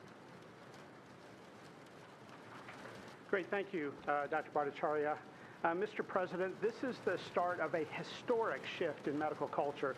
This administration is working together to ask big questions about why our nation's children are getting sick. He ain't wrong. It is. He's just not in a good direction. Medicine is doing small little studies, giving us answers we already knew. But we've got to make a difference. You've given us a charge to identify root causes, and we are not going to stop so that we can end the suffering we are watching. And if you've seen a kid with autism, with severe autism, it's hard to watch. Kids get frustrated, they get angry, they can be crying because they want to speak and they can't speak. It's hard to watch, and it may be entirely preventable. For an epidemiologist, that child is an expanding statistic, but for a child, also need to understand something here. Not only is this like not a curable disease, but it's also not like a severe setback. So the way that they're presenting this as a as a curable disease is only going to stigmatize people with autism further. It's fucking nutty. This is just like, it's just eugenics, it seems like. Between acetaminophen in pregnancy and autism. And the Nurses' Health Study with researchers from Yale, Columbia, and Harvard looking at 9,000 kids found that acetaminophen use in pregnancy was associated with neurodevelopmental disorders. What if they find autism to be inherited? I mean, it is. It is inherited. Will they start a sterilization campaign? Overwhelming body I hope not. Sure, you'll be able to find a study to the contrary. That's how science works. But to quote the dean of the Harvard School of Public Health, there is a causal relationship between prenatal acetaminophen use and neurodevelopmental disorders of ADHD and autism spectrum disorder. We cannot wait any longer. And honestly, there's been this perfunctory, reactionary, mindless practice in medicine. I learned it in medical school and residency. Just treat all fevers, low-grade fevers, treat them with acetaminophen. Why? What are we doing? A study out of Hopkins actually showed that treating a fever can prolong the duration of illness in a young kid. Maybe that's because a fever is the body's natural way of ridding an infection. Wait. When my wife was pregnant, this guy's a doctor. Ain't no fucking way. How? How is that possible? She said no, and then they looked to me and I said absolutely no. I'm also here to announce good news. Today, the FDA is filing a Federal Register notice to change the label on an exciting treatment called prescription leucovorin so that it can be available to children with autism. You know, autism may also be due to an autoimmune reaction to a folate receptor on the brain, not allowing that important vitamin to get into the brain cells. It's a fairly established, mature pathway. Bro, some fevers, if left unaddressed with medical intervention, can cause permanent brain damage and even kill people. What the fuck are we talking about, dude? Folate deficiency. What are you talking about? Kids with autism symptoms have improvement, and some market improvement. Mr. President, you told us to do what's medically right, to go bold, and not worry about the corporations and the lobbyists. So that's what we're here doing today. Thank you, Mr. President. Thanks, Marty. I think you all appreciate the passion in the President's voice. We've been hearing that since the inauguration. In fact, even before the inauguration, the President was upset about what he spoke to today. And so together with Secretary Kennedy, who's made it his life's work to address some of these challenges with autism, they challenged us. In fact, they were harsher than that. They wanted no silos to break down what the NIH would do, what the FDA would do, what CMS would do. They insisted that the physician leaders bust through the clutter because their agencies had the power. If we didn't do what every other prior administration had done, which is to let people function within their siloed environments. Because of that, in historic fashion and a very accelerated manner, we have a response today to the autism crisis. It is the first of several chapters, but this is breaking news. You've heard some of it. The response to the autism crisis is going to continue to come to you. I can't believe how many people are television guys, by the way. Dr. Ross, even RFK Jr. Like, this is the podcaster television administration. Is approving prescription leucovorin for treatment of autistic children. Now, if you're following the script, there should be two questions that you have. Two questions that should come to your mind. The first is, how will patients and parents get access to the treatment? I'll tell you how. Over half of American children are covered by Medicaid and CHIP, government health insurance. Over half. Well, therefore, because they're covered in Medicaid and CHIP, upon this label change by Marty, state Medicaid programs in partnership with CMS will cover prescription leucovorin around the country. It's yours, but you have to go to a doctor to get a prescription because they know your child, they know you, and they know the medication. States will also have tools to monitor its use and ensure appropriate utilization. That's important for a bunch of reasons, because we want the right kids getting the right prescription medications. We believe private insurance companies will rapidly follow our lead if they have not already done so. And again, to make sure that this is safe and effective treatment, you need a physician to prescribe the prescriptive medication because it's on prescription. Second big question. How are we going to collect clinical data to answer the big questions that the President is asking and the Secretary insists that we offer? CMS is also issuing guidance to convene states and existing research networks to support NIH and FDA in their research efforts of prescription leucovorin, while also maintaining the privacy of all patients, all health information of our beneficiaries. Collecting real-world data, which is what many of you have been asking us to do in the community, is fast, it is life-saving, and we'll get answers based on what happens over the next few months with this approach. The aggressive approach, and it is aggressive, demanded by the President and by the Secretary, have already identified risk factors and opened the door for the first FDA-recognized treatment pathway for autism. It is the first of its kind, and it wouldn't have happened without the leadership of the President and the Secretary. The five-fold increased prevalence of autism over the past 25 years demands a rapid response. Face of autism, the average clinician, researcher, we spoke to many, thought it would take 5 years to get this data.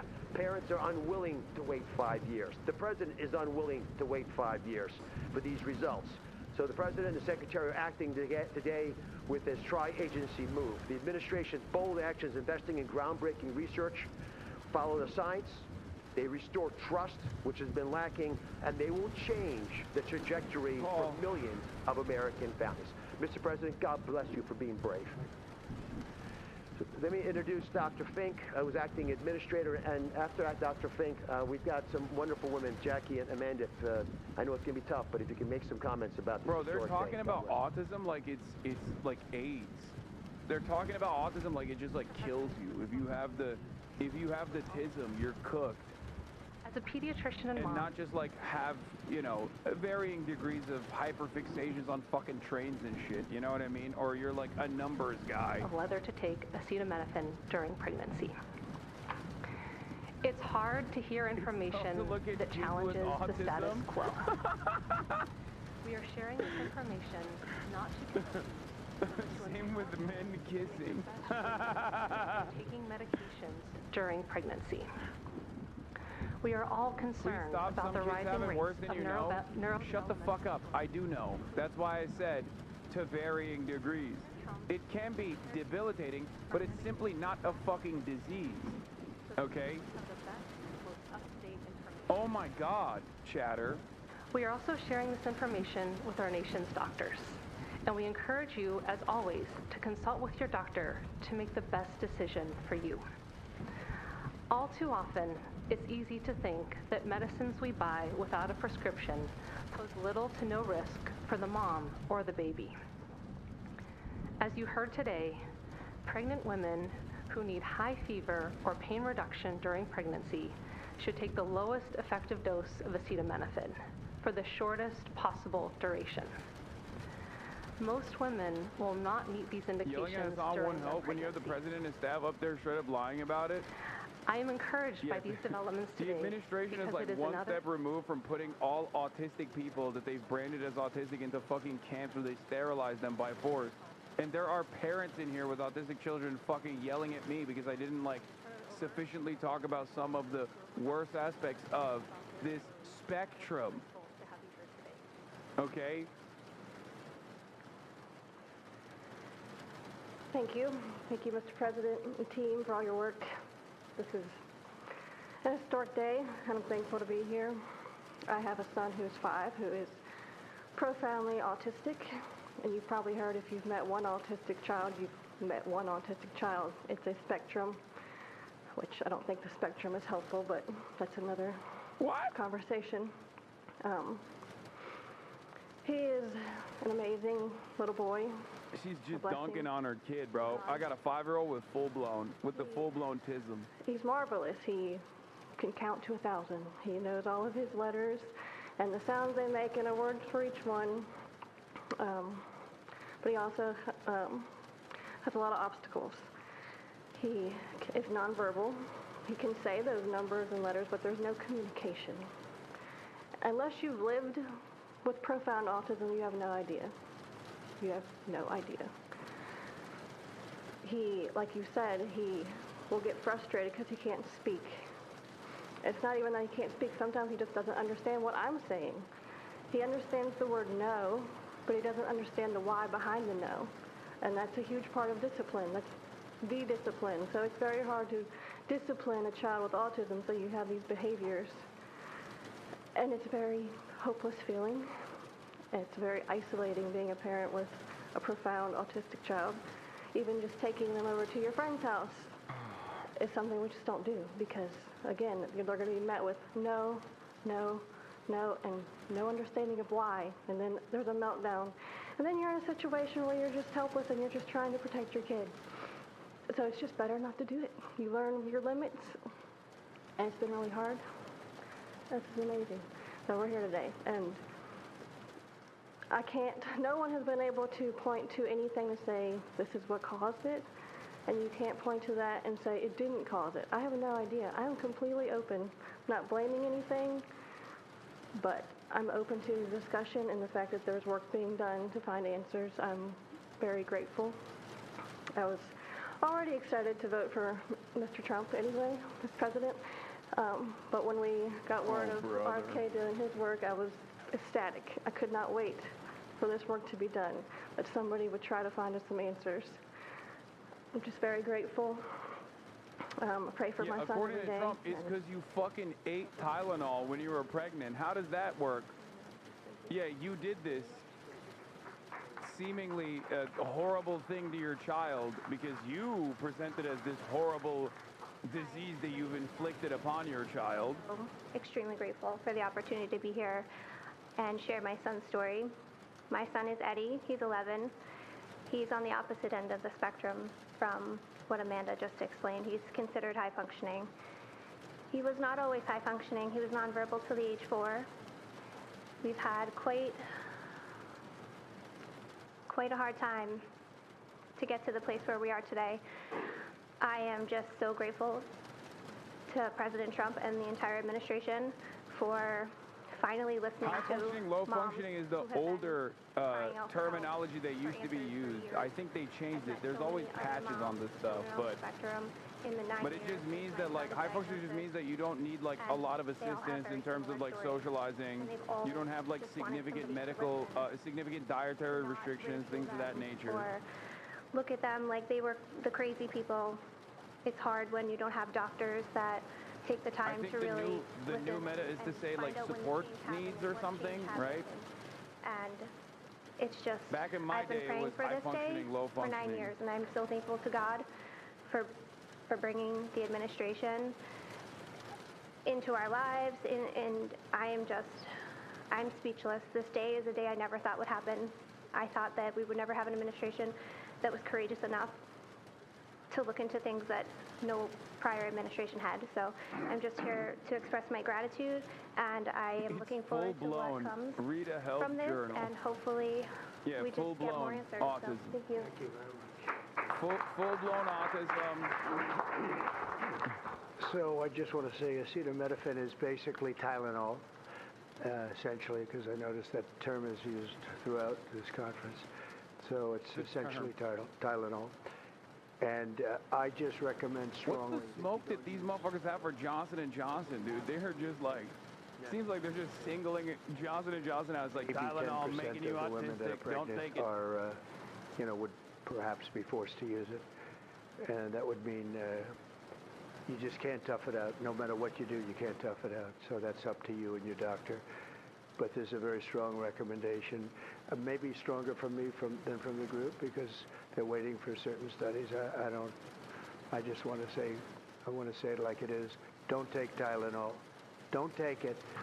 There's other acetaminophen generics out there. Fight like hell not to take like it. I have it right here. There may be a point where you have to, and that you have to work out with yourself. This so is why don't take I Tylenol. have the full-blown. Other things that we recommend, or certainly I do anyway, is, and it's so important to me to see the doctor 4 times or 5 times for a vaccine. Don't let them pump your baby up with the largest pile of stuff you've ever seen in your life going into the delicate little body of a baby, even if it's delicate 2 years, 3 years, 4 years. You just break it up into, I would say 5. I'm doing it. Let's say 4. 4 I'm visits doing to it. the doctor instead of 1. And certain my things neck I think pain. you should do. We've already taken out and are in the process of taking out mercury and aluminum now. You know what mercury is. You know what aluminum is. Who the hell wants that pumped into a body? And there were rumors about both of them for a long time, but we're having them taken out. We're having them taken out of the vaccines. And guess what? Hepatitis B again. I'm pregnant. I'm pregante. I'm mpreg. And I just took some fucking acetaminophen, dude. Goddamn. You already know. I'm trying to make sure my next of kin, this baby that's coming out of my butt, is going to be the most autistic. Common sense. And they have that Mega too. autism. They have that too, a lot. But I recommend the hepatitis B. Take it at 12. Sexually transmitted. You don't have to give it to the baby when the baby's 2 years old. And there are a lot of theories on that, but not when they're 12. It's not, doesn't seem to be a problem at all. The MMR and the chickenpox. Chickenpox has already been broken out. It's a singular shot, but the MMR is not. And I've heard for years that there's a problem with it. But they say that there's no problem if you do each shot separately, not put together. So an MMR, go out and do it separately. Don't take Tylenol. Don't give Tylenol to the baby after the baby's born. Every time the baby gets a shot, the baby gets a shot. They say, here, take a cup of Tylenol. I've heard that for years. Take Tylenol. Don't take Tylenol. Don't have your baby take Tylenol. Now, Tylenol is fine for people that aren't Don't do it, baby. pregnant. Don't that do it, aren't, baby. in a Tough it out, situation. baby. We're talking about one very specific situation. If you're pregnant, don't take Tylenol. When you have your baby, don't give your baby Tylenol at all, unless it's absolutely necessary. Don't What do is it. this? Break Was that up your even a visits part? to the doctors. Was that even a part of what the doctors were saying? I mean, It's inconvenient. It's inconvenient. I made the No, mistake of claiming the doctors are saying you this. go back each year for 4 years, 5 years, 3 years. Just break it up. Break it up. Because it's too much liquid. Too many different things are going into that baby at too big a number. Liquids are going The into size the of this baby. thing, when you look at it, it's like 80 different vaccines and beyond vaccines, and 80. Too many liquids And to you the give that to a baby. little kid. I mean, I can tell you that I had a woman who worked for me, a beautiful, wonderful woman, worked in Trump Tower, and she had the most perfect child, beautiful, just perfect. But then the baby And I was remember hit this with a little blonde-haired full-blown boy running around the autism. lobby of Trump Tower, so healthy and so vibrant. And then he got And the I said, "That's Tylenol. great." One One day, Tylenol and the baby is I came in and she autistic. was crying, her eyes He out keeps behind the talking counter. about trains and planes. She worked at the front desk. She was crying her eyes out. I've never, as much as I've ever seen anyone distraught, she was. I said, "Are you okay? What happened?" My boy, I've lost my boy." "What does that mean, your boy?" "My boy, you know him, sir. You've seen him grow up. He was so beautiful.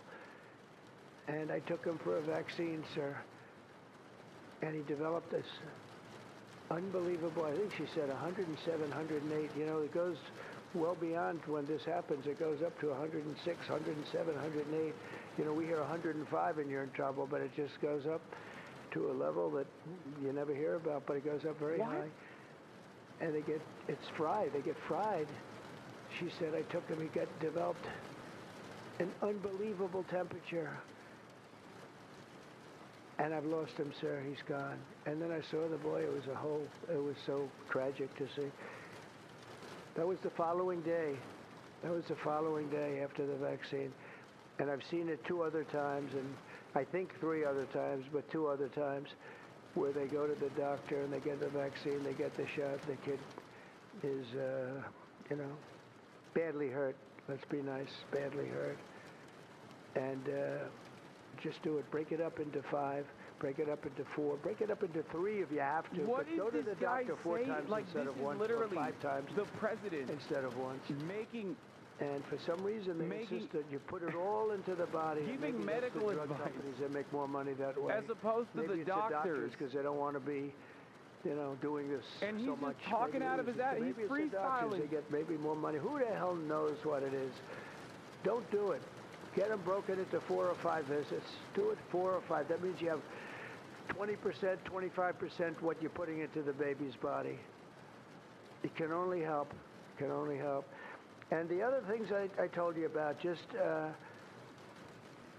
the word tough it out. You know, it's easy for me to say tough it out, but sometimes in life with a lot of other things you have to tough it out also. Don't take Tylenol. Don't give Tylenol to the baby. When the baby's born, they throw it at you. Here, give them a couple of Tylenol. They give them a shot. They give them a vaccine. And every time they give them a vaccine, they're throwing Tylenol. And some of these babies, they're long born, and all of a sudden they're gone. And it doesn't hurt not to do it. It doesn't hurt. There's no downside. There's no downside at all. And break up MMR. Break it up. It's practically a known fact that if you break it up, you're not going to have a problem. But for years, we've been hearing how bad MMR is as a combination. No, and I'm we very haven't. happy that you broke out chickenpox because no, we haven't. A problem. No, that's not a thing that we've been hearing. Because there are other things. Hear other things. Talking about other different drugs, pills that you take that we know are so bad, and they don't take them anymore. God. But for some reason, with this, they keep taking it. Don't take Tylenol. Trump used There's platform no downside. To unproven Don't take Tylenol vaccines, autism without new evidence. You'll be uncomfortable. It won't be as easy, maybe. But don't take it. If you're pregnant, don't take Tylenol. And don't give it to the baby after the baby is born. And you know what? We have more than 3 years left. And I told Bobby and the doctors behind me, and they are so committed to this, I told them that this is the #1 thing I want to do from you. And you know, we have something else called Favored Nations, where I'm going to be reducing drug prices by 1,000%, by 900, 600, 500, 1,200. We're going to be reducing drug prices at levels never seen. It's called Favored Nations. We're going to be paying what right now, we're like the garbage can for the rest of the world, that we have been for forever. We pay much higher for drugs than the rest of the world. We subsidize the rest of the world. We're not doing that anymore. And that's a big thing. That's a big thing. That's bigger than anything. I told the story the other night that I was so proud in my first term that for the final year, drug prices went down 0.25%. And I was so proud. I said, why? I'm the first one to do it. I think it was 28 years, they said, where drug prices went down from the beginning of the term to the end. And I was so proud. I called a news conference. I said, you know, drug prices have gone down. First time it's happened in 28 years. You know what it was? 0.25%. I was so proud. Now we're going to have them go down from $100 a pill to $9 a pill. From $1,300 for a shot of like an Ozempic or the fat, I call it the fat pill or the fat drug. Sometimes it works, I guess, for people. The ones I've seen, it hasn't worked so well. I got a lot of friends, they're fat. They said, yeah, I lost some weight. I said, you don't look it to me. But they pay $1,300, $1,200, and they go to London and they pay $88. And they call me, they go, what's this all about? We're subsidizing the rest of the world stupidly because there are a lot of stupid people in this country running things. Okay. And how big is that? But to me, that's nothing compared to autism. I see that gorgeous boy. I have a big present for him in the back. You know, you bring him back. We're going to bring him into the Oval Office. I have the best present he's ever going to get, okay? A big one. I saved it for you, okay? Because I heard you were coming. Look how beautiful he is. So, that's it. There's nothing much to say. Don't take Tylenol if you're pregnant, and don't give Tylenol to your child when he's born or she's born. Don't give it. Just don't give it. And we're going to have, I think, really, if you do all the things that I say, break it up. Just break it up. Break up the shots with the doctor. MMRs, as I told you, separate, separate, separate. Chickenpox already separate. You do these things. I'm telling you, I want to, when I leave office, I don't want to have, it's going to be the kind of number that we're hearing where it's 1 in 32 or 1 in 10, because I've heard 1 in 10 also. And in California, it's really bad. I want it to be, let's get it back to maybe 1 in 10,000 or 1 in 20,000 or maybe none in 20,000. And the only way you're going to do that, because this is artificially induced. This is induced by something. You don't go from 1 in 20,000 to 1 in 10,000, then to 1 in 10. That means you're taking something and something's wrong. And I feel very certain, and I know I'll be criticized. Someday they'll look back and they'll say, well, it wasn't, but I think it will. I think we're going to have a tremendous, this is one of the most, this is the most important. There's nothing more important than this. We cured inflation that Biden gave us. He gave us so much inflation, the biggest ever in history. We got inflation done. We brought prices down. We gave you the largest tax cuts, all of that stuff. It doesn't mean a thing compared to what we're doing today. This means everything. So we're going to save a lot of children from a tough life, a really tough life. We're going to save a lot of parents from a tough life. Okay, how about a few questions? Let's just make it on this subject. This is so beyond as a subject that I'd rather not talk about, you know, some nonsense on the economy. So important. And I will make say me ramble. I will ramble. Is unbelievable. The stock market just hit another record high and all that stuff. This means more to me. Yeah, please.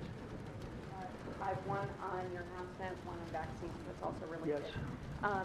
Why do you think we haven't heard more previously about the tie to autism and acetaminophen? Nobody knows. I don't know. Not only that, when you say it, you get attacked. I was saying something similar, not as strongly, because now facts are on our side. But I was saying it with Bobby 20 years ago, and I was attacked. I said, whoa, what was that all about? Trump has always been a vaccine skeptic and talked about how too many vaccines is what causes autism. He used to say that all the time. Drug companies, doctors, I don't know what it is. All I want to do, I don't care about being attacked. It doesn't matter to me. I believe that the numbers at the end of our term or shortly thereafter could be really phenomenal. I want it to go up just like it came down to this horrible level. 1 in 10, 1 in 12. I was told 1 in 10. I was told 1 in 12. Today I heard 1 in 31 if you add the girls and the boys together. It's crazy. And it was 1 in 10,000 and 1 in 20,000. It's not even sustainable for a country, you want to know the truth. And there are other places that don't have it. That's not true. They have things in common. That's not true. And that's called medical That's literally research. not true. If there are no autism diagnoses taking place, that is a matter of diagnostics, not a matter of there's no autism in those countries. And considering that this is seen as a spectrum in terms of like the social component, okay, many people that have it, including like older generations of people that have it, might not even know that they have it. They're just, back in the day, look, this is fucking broad. This is very broad, right? Back in the day, when someone was autistic, they would just go, he's a little weird, okay? That's it.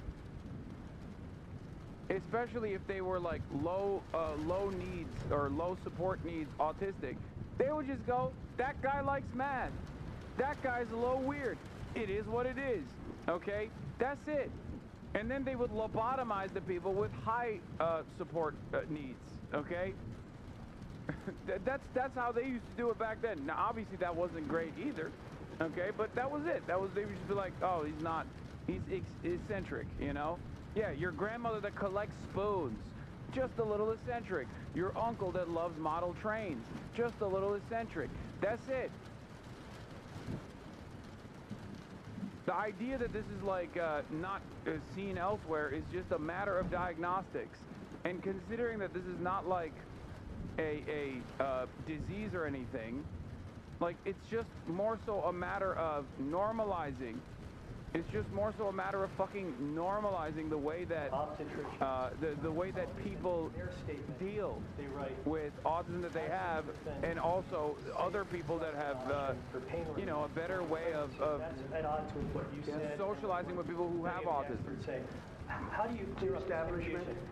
That's the establishment. They're funded by lots of different groups, and you know what? Maybe they're right. I don't think they are, because I don't think the facts bear it out at all. They're fighting for something that, in my opinion, they shouldn't be fighting for. But here's the thing. There's no downside to doing, other than a mother will have to, as I say, tough it out a little bit. There's no downside to doing this. It's not like, oh, if you do this, you're going to die. There's no downsides to the unlimited amount of unsubstantiated medical skepticism that we just presented, and also the fact that I even doubled down on another unsubstantiated, totally ridiculous statement about vaccines. No downsides whatsoever to vaccine skepticism, except for previously combated diseases coming back because people are just not going to get vaccinated for it. And there's no downside to doing it. Everything I said, there's no downside to doing it. It can only be good. And I think you're going to see very good results. That's establishment stuff, and we've been reading that about a lot of things for years. And you know what's happened? We've gone from 1 in 20,000 to 1 in 10,000 to 1 in 32 to 1 in 10. Think of it. 1 in 10 or 12 or 1 in 31. Think of it. 1 in 31 people, young kids, get autism? What is it, Jeff? My question is about leucovorin. You mentioned that as part of your plan. That is also a chemotherapy treatment. Have you been in touch with the drug companies to increase production about that? And just, I'm going to throw in my follow-up at the same time. Dr. Oz mentioned that this will be available with CHIP, children who are on CHIP. But the big beautiful bill reduced funding for CHIP and Medicaid by $1 trillion over the next 10 years. Are you concerned that that will impact your ability to get this drug out? I'll explain it to you in a second, but please go ahead. Thank you. Thank you. Leucovorin is not a chemotherapy, but it is a vitamin given with chemotherapy sometimes. And the idea here is that the folic acid receptor in the brain is blocked by some antibody response. It might be 20, 40, 50% of kids with autism.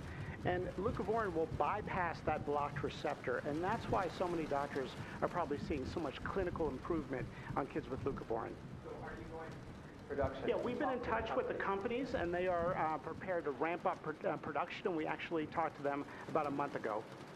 And on your second part of your nasty question, the number is that the great big beautiful bill, which is the greatest, I think one of the best things ever passed in the history, with the tax cuts and regulation cuts and all of the things it does, no tax on tips, no tax on Social Security, no tax on overtime, all of it does.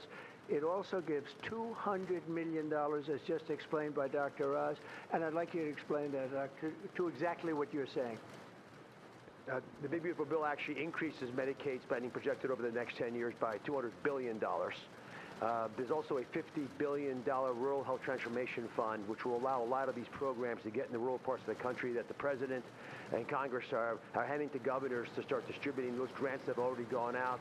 The money will be allocated by the end of this calendar year. And I want to point out that the ability of NIH to do research that feeds and hands the ball to the FDA, which then can change labeling to allow Medicaid programs in states to fund this program, will ensure that the things that President Trump and Secretary Kennedy desire are financially affordable for the families around America. You mentioned that CHIP was funded for children. Well, most of the kids are on Medicaid, probably 43% on Medicaid, another 8-10% on CHIP, and all the programs in general are being evaluated. Most of what the One Big Beautiful Bill was seeking to do was to remove fraud, waste, and abuse.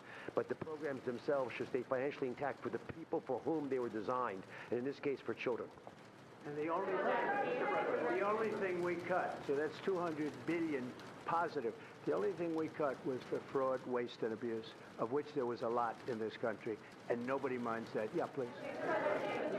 You said that there is no reason to give newborn babies hepatitis B vaccine.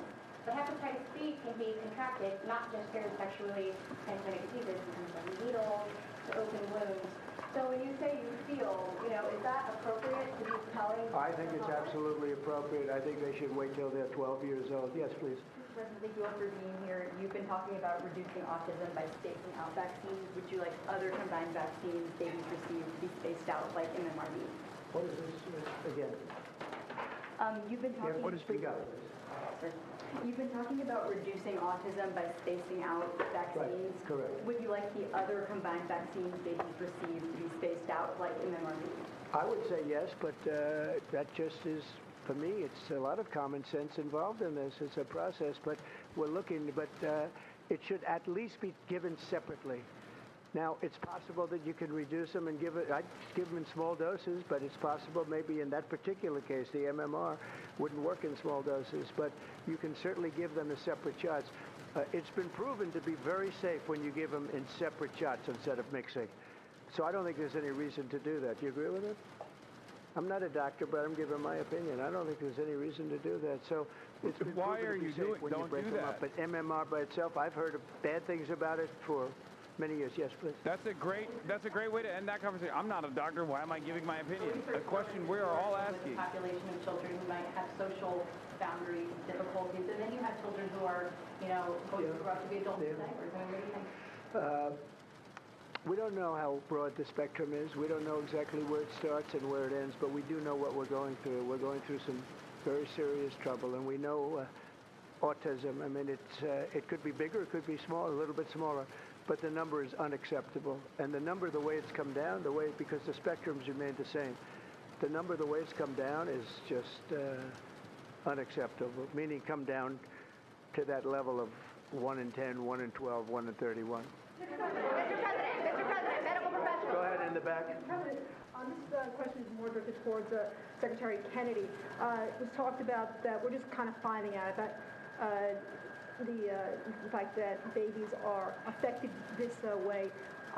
Is there a concern that information is being suppressed right now within HHS, and could an investigation perhaps be launched seeing any more? Well, I think information has been really not given out very freely over the years, absolutely. And I think that's by drug companies and maybe doctors, but I certainly think that over the years. I think this is a different group. We have a lot of information. And that information, I mean, it's the information that we have that we're making these statements. And I'm making them out front, and I'm making them loud, and I'm making them strongly not to take Tylenol, not to take it. Just don't take it unless it's absolutely necessary, and there's not too many cases where that will be the case. And again, what's the worst? The worst is nothing can happen. It's very positive. That's a positive thing. But I don't believe I don't actually believe that's possible. I think the results are going to be amazing. I want to see amazing results by the time I leave this beautiful building. And I will consider this, I believe, with the wars, I've stopped 7 different wars. I've saved millions of lives. I've done a lot of things. This will be I thought we weren't talking about any other single shit. thing I've done. Because Turns out we are. Ladies, beautiful ladies just like this that are going through the same thing. And it's not easy, and I admire you for being able to do it. But I admire him, too. I wish I had a face that looked like that. Do they just want a mountain of litigation? Is that what it is? Like, what the fuck were they thinking with this? Tylenol is widely used in other countries, too. As you make this announcement, do you expect your decision may affect I hope they follow it, yeah. I hope they follow it. Yeah, other countries are, sell Tylenol. Some countries don't. I mean, I hear Cuba, now, again, you'll have to check this out, but I hear Cuba doesn't have it because it's very expensive. And they don't have the money to have it, or they don't want to spend the money to have it. They don't have Tylenol. And I hear they have essentially no autism. So you have to check it out. Yeah, Brian. Medical professionals have warned for decades. No, not you. You're CNN. You're fake news. Go ahead, Brian. Thank you, Mr. President. I want to go back to the Amish community, if I can, just for a second. I recently saw a man from Minnesota, an Amish man from Minnesota, on a podcast, And the host asked him what the rates were for like ADHD and autism, and he had no idea about ADHD. Oh my God, Theo Von. Existed. Oh my God, it's because of Theo Von. Oh my God, Theo Von is literally, oh no. And they don't take all of this junk. Dude, they don't go to the fucking doctor. That doesn't mean that they don't have autism. What the fuck is going on, bro? Oh my God! Yeah, if they don't go to the fucking doctor, then they don't know if they have fucking autism or ADHD. It's that simple. What the fuck? And we know it's like literally before the first autism diagnosis, nobody had autism. Okay? Yeah, I guess nobody. No, it doesn't mean that nobody had autism. It just means that nobody was diagnosed with autism. I wish they would, yeah. Why are they so close-minded? Well, they just... Yeah, at a time when everyone was dying by the age of 10, okay? But when kids were just dropping before vaccines, when kids were dropping before the age of 10, nobody knew why they were dying, but they were dying for some reason. They were dying, but they were healthy. They didn't have autism. Some people think, mostly Republicans actually, I'll tell you, the Democrats think it was, they think Operation Warp Speed was one of the greatest things any president has done, any president. It's, you know, we're very proud of what happened. We got hit with something that came from a place that shouldn't have happened, but it did happen. You know, those things take place, and you're very unpleasantly surprised. But, you know, I'm a big believer in vaccines, polio vaccine, big believer in vaccines. I know Bobby and you guys have it out a little bit, but he's a believer in vaccines too. But I've seen how great vaccines can be, how incredible they can be. So I'm a believer. Yeah. Sir. Yeah, please. Your comment to me about MMR and hepatitis B, I know that those were your suggestions. Have you spoken with Secretary Kennedy about actually making those changes? I have, yeah, I have. I've spoken to all the doctors about it, and doctors that are not here right now. I've spoken to many doctors about everything we're talking about. And, you know, the Tylenol has started to be spoken of over the last period of time, but we've been doing the research. A lot of what they've been speaking about comes from right here, by research done by these people. And I just say it again, don't take Tylenol. Don't take it. And don't give it to your child after your child is born. And do all those other things, little things, just spread out your visits, et cetera, on the vaccine. And I want to thank everybody. This is a very important day. Thank you very much.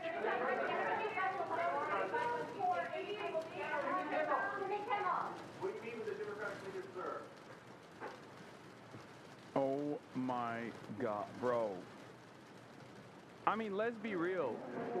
This was, like, what was the alternative, you know? What's the alternative? Of course this was going to happen. Of course this was going to happen. And this is just the beginning, too. It's going to get even worse than this. You let the fucking madmen run the asylum, and this is what's going to happen. I mean, I guess, like, in some ways, I thought that while liberal capitalism is in decline, corporate interests would still offer some significant setbacks to this administration accelerating the decline. You know, because, like, you just don't want, it's not good for even the capital owners if, like, people are this stupid, right? If they're anti-science, anti-medicine to this degree, it's still not good for the profit margins, right? But it turns out there's nothing people can do. These guys are just gonna do whatever the fuck they want. I cannot believe it. It feels so insane that this is the administration, this is the government, this is the president. These are the people running the FDA and the CDC and the HHS.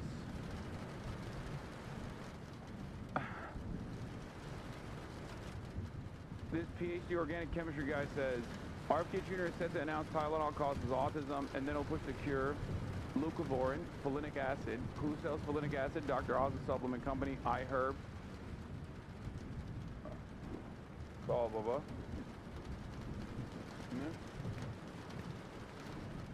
Eyvallah.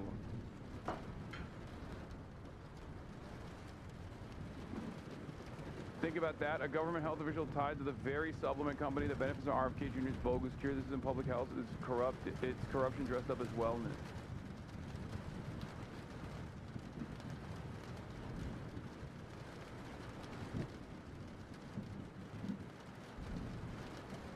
We're so cooked. We're so unimaginably cooked.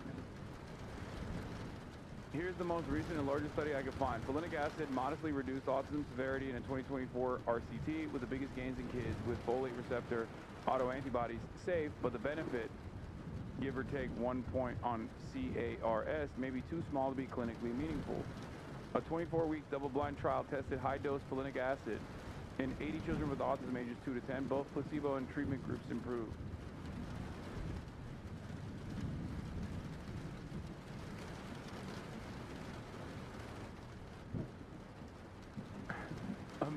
Studies that prove that Tylenol is the least consequential anti-inflammatory drug that pregnant parents can take doesn't mean anything. One study on the opposite side that says folinic acid could be helpful in reducing some of the aspects of autism, then, you know, all systems go.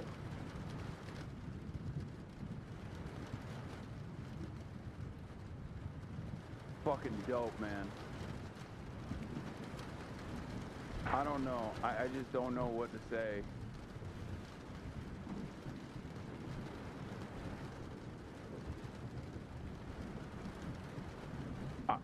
What do you say to this? What do you say to this? What the fuck do you say to any of this? What an insane situation we found ourselves in. I mean, it's expected, but it still feels crazy when you're watching it unfold, you know? Let's see what CNN had to say about this autism shit.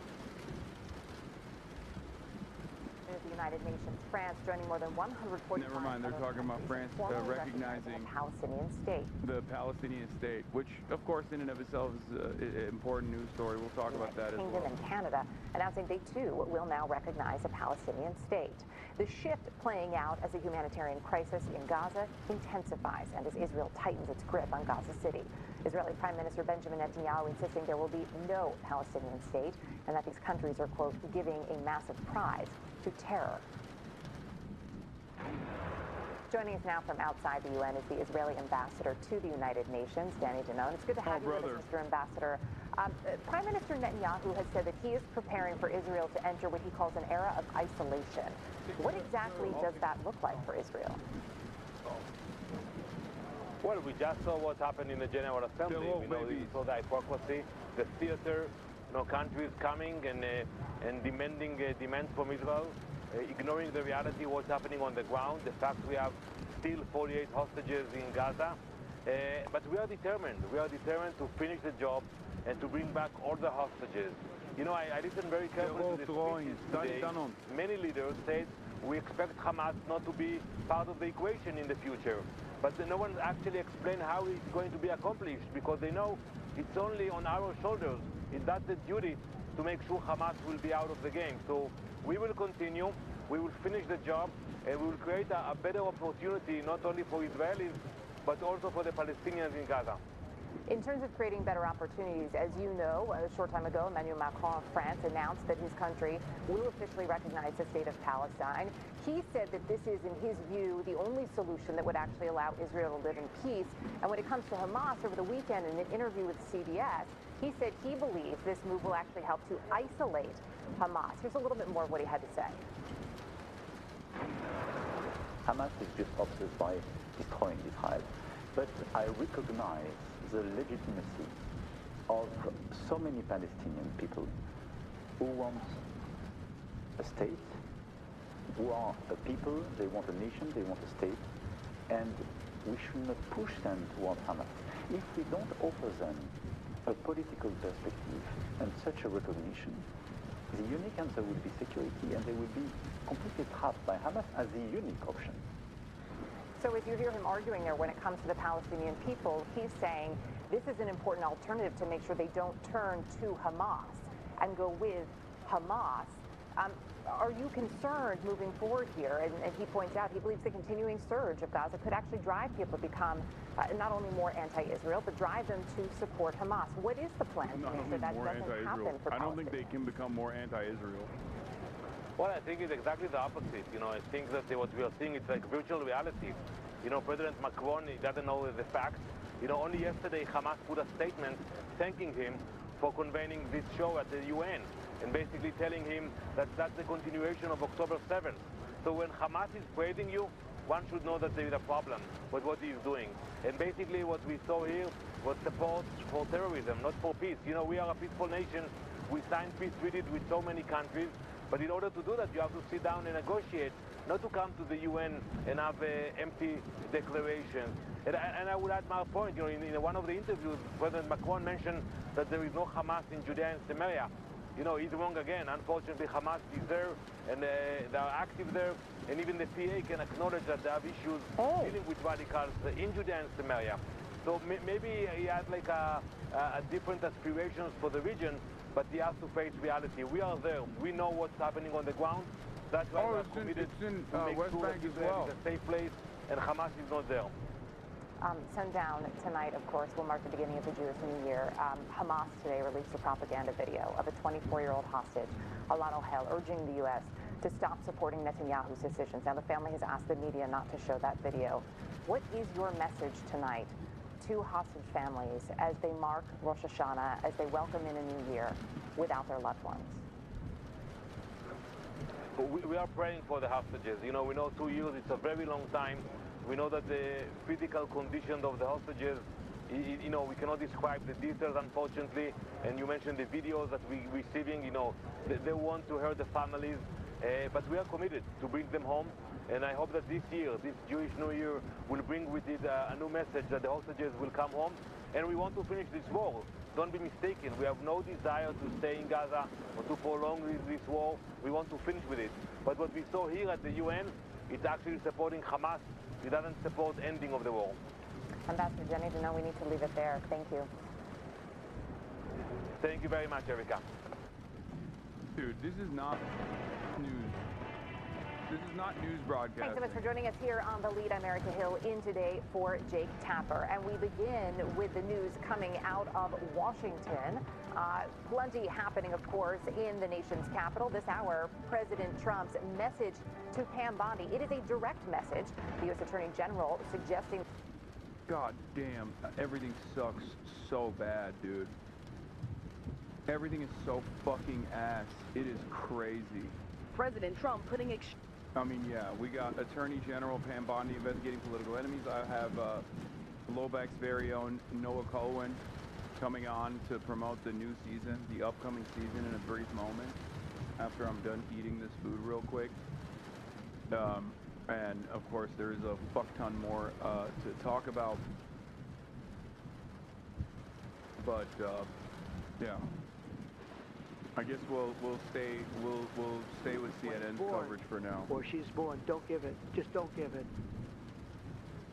It is important to note, to stress, decades of evidence shows that Tylenol is safe. The head of the FDA will be here with the administration's new claim ahead this hour. Also, the fine for Syracuse University, accusing the team of faking injuries during Saturday's football game. Let's get you straight, though, to the breaking news out of the White House. President Trump's comments just moments ago linking children and autism to Tylenol when used by pregnant women. CNN's Kristen Holmes was in the room when the president made a number of incredible claims. Kristen, there is a lot of pushback on this announcement, but the Secretary of Health, the president, really standing firm there. They are, and a couple of things to note here. So part of the big announcement was the fact that the FDA will now advise doctors that there is this link, they say, between autism and acetaminophen. They also said there would be a warning label that was put on acetaminophen, which is essentially Tylenol, warning pregnant women of the risks of taking it. But we had a lot of questions that went unanswered. And yes, there is an enormous amount of pushback, but we still don't have entire clarity on the picture here. President Trump at one point saying that we looked at things differently than others did. That was something we also heard from the press secretary, Carolyn Levitt, that they were looking at things through a new lens. But some of what he said goes against so much of what we have heard, and I'm not just talking about the links to autism. That, of course, is something, as you mentioned, that there has been an ongoing debate about. We have heard from medical professionals for decades that Tylenol is safe, but this has been a theory and something that has been studied at length because of potential concerns. But there are also questions in what he said that go back to women getting pregnant and what we've been told by medical professionals for decades. One of them, for example, is that he said that women should just tough it out if they get a fever, that they shouldn't take Tylenol or acetaminophen under any circumstances. To be very clear, there is no alternative for pregnant women. Every other painkiller or fever reducer has shown adverse side effects. So Tylenol is the only option. Women are told that it is incredibly dangerous, particularly in the first trimester, to reach a high fever. It could lead to miscarriage. It could lead to complications for both the mother and the baby. And President Trump continued to say there was no downside to waiting through the fever, to toughing it out, to just not taking Tylenol. Again, that was the question that I would have asked had he taken that question. I think it's one that many women are going to be deeply concerned about. Of course, the other fear in this is that if women do get a high fever, that they won't take it because they're going to be afraid that it will lead to autism, but instead... I guess technically if the baby dies due to incredibly high fever that is left unaddressed because of this newfound fear, technically that baby won't actually have autism. So in some ways, he's not wrong. You know what I mean? And one point to make here is that President Trump and RFK, the HHS secretary, had promised that they would have answers on autism by September. It is now September, but big questions are, did the data change? What were they looking at that seemed different than the studies that we've been really discussing and have been in and out of mainstream media, Erica? It's not as though this has been some kind of just fringe thing. This has been something that has been under discussion for decades, but ultimately health providers said and ruled that it was safer to use Tylenol and that it was safe to use Tylenol in pregnancy, particularly if you needed it. Yeah, there has been a significant amount of study, as you point out. Kristen at the White House, really appreciate it. Thank you. I'll also just a note, stay with us just ahead this hour. I'll be speaking with the FDA commissioner specifically about these new recommendations and what the science is behind them. That's still to come here. Meantime, in our Law and Justice League, President Trump is ramping up his attacks against his political enemies. At Charlie Kirk's memorial on Sunday, Trump taking a much different approach than that of Kirk's widow, Erica Kirk. The answer to hate is not hate. The answer we know from the gospel is love, and always love. Love for our enemies and love for those who persecute us. That's where I disagreed with Charlie. I hate my opponent, and I don't want the best for them. I'm sorry. I am sorry, Erica. Well, the president's remark comes just one day after he also publicly put pressure on the Attorney General, Pam Bondi, to prosecute his political enemies. In a Truth Social post directed at Bondi, Trump mentioned three of his adversaries, former FBI Director James Comey, New York Democratic Attorney General Letitia James, and Democratic Senator Adam Schiff of California, and then added, quote, "We can't delay any longer. It's killing our reputation and credibility. They impeached me twice and indicted me 5 times over nothing. Justice must be served," as you see that last part there in all caps, now. I want to bring in now my panel of legal experts, civil rights attorney Maya Wiley and former Trump attorney Bill Brennan. It's good to have both of you with us. The White House press secretary Caroline Leavitt was asked about this repeatedly today as to specifically whether the president is weaponizing the Justice Department. Here's what she had to say. We are not going to tolerate gaslighting from anyone in the media or from anyone on the other side who is trying to say that it's the president who is weaponizing the DOJ. It was Joe Biden and his attorney general who weaponized the DOJ. He wants accountability for these corrupt fraudsters who abused their power, who abused their oath of office to target the former president and then candidate for the highest office in the land. Incredible. We'll get back to this in a brief moment. I am now calling Noah Colwin and Brendan of the Blowback podcast to talk to them about the new episode of Blowback coming out. Hello?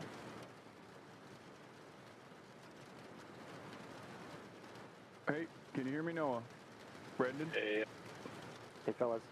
What's up, guys? Welcome to the Hasanabi broadcast. Thanks for having us back. Yeah, Later. we got some return customers here. All right.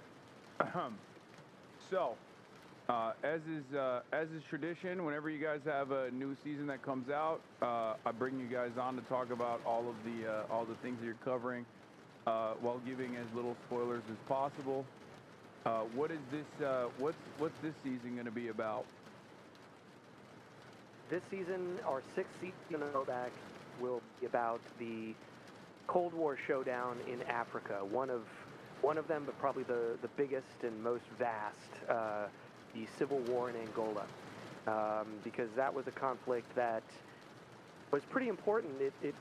The Cold Warriors in America didn't really focus too much on Africa until there was a real showdown, not only between Portugal, which was a kind of backward empire that was behind the 8 ball in terms of decolonizing by this point in the 20th century, but then South Africa, which wanted to spread the sort of apartheid mini imperium that it was building in southern Africa into places maybe which was a neighbor of both Angola and South Africa and elsewhere.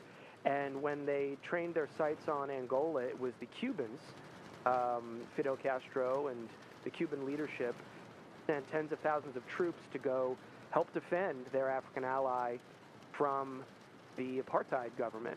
And the Soviet Union joined in as well, so then it became this kind of real important aspect of the Cold War, where you had the CIA, foreign mercenaries, and South Africa on one side, as well as a very prominent warlord we can talk about in a bit, maybe, inside of Angola. And you had revolutionary Cuba, Angola, and the Soviet Union on the other. So it's exciting for us because we've never done a season on the African continent before, and it's also a return of a lot of protagonists from previous seasons and antagonists from previous seasons that I think people might be excited to see back. And there's also, I think, a piece of the story that people who've listened to our show before, we sort of fill in, I think, in even greater detail, a lot of how politics and how American foreign policy changes in the late 70s and 80s in particular, through the Carter and Reagan White Houses, with a lot of emphasis on particularly the Reagan White House's approach to have kind of like world contras, to arm proxy fighters, whether they were standing armies of other countries or guerrilla fighters, rebels, who fought against wherever we thought Soviet communism was. And Angola is one of the more unheralded battlegrounds of that effort. Yeah. Is there an Israel angle that you guys address in this as well, considering that Israel was also a very valuable ally to South Africa in these endeavors, both a valuable ally to the United States of America against rising tides of pan-Arabic nationalism that presented a significant threat to American interests in the region, but also an incredibly reliable ally to another apartheid, the South African apartheid system. Yeah. We know in our first episode, I'm glad you asked, Hasan, because in our first episode, I'm actually currently, I was tuning into your stream earlier. I saw you're about to play the Twin Snakes. You're in the middle of playing Twin Snakes. I'm currently doing a mini-series with Felix, our mutual friend Felix Biederman, about Metal Gear Solid. And we like to drop in Metal Gear clips whenever we can into Blowback, and it was real easy this time because in MGS5, half the game takes place in Angola, or on the Angola-Zaire border region, as I'm sure you know. Yeah. And there's a really funny tape, because that game has so many tapes of, lore and background. There's a really great tape that Felix sent me that I'd forgotten about, where Kazuhira Miller, chatters and listeners, if you know, you know, he's talking to Big Boss, and he's updating him on the geopolitical scene as you begin the game, and he says, South Africa has recently been making waves because of a nuclear test in the Indian Ocean, and it got that nuclear know-how from a certain ally. And the game doesn't say what that certain ally is. I don't know if the script originally did, and the, pressure to not state what, the open secret is, that Israel is a nuclear armed state with the know-how and the ability to proliferate nuclear arms. With South Africa, Israel was, it unquestionably had a special relationship. It didn't just sell them conventional weapons, and I can throw that to Noah in a second, throughout the years, but yeah, we focus on not only its diplomatic cover for South Africa, because it did formally condemn apartheid, but it would duck votes condemning apartheid, just like South Africa would duck votes condemning Israel's occupation of Palestine and Palestinian land. But we try to keep tabs. It's not about Israel and South Africa wholly, although we have a bonus episode about it. But we try to keep tabs on this special relationship, which I'm sure Noah can, I can hand it off to Noah at that right there. Yeah, so as Brennan mentioned... No, before you continue, hold on. Are you sure you're on the right source for your audio? Oh, me? Yeah, because you're not on a mic. It seems like you sound like you're coming from like a webcam mic or something. I'm using AirPods right now. Oh, that's probably why. All right, well then it's all good. Yeah. No, I apologize. I don't have my usual crisp audio setup. I'm on the road.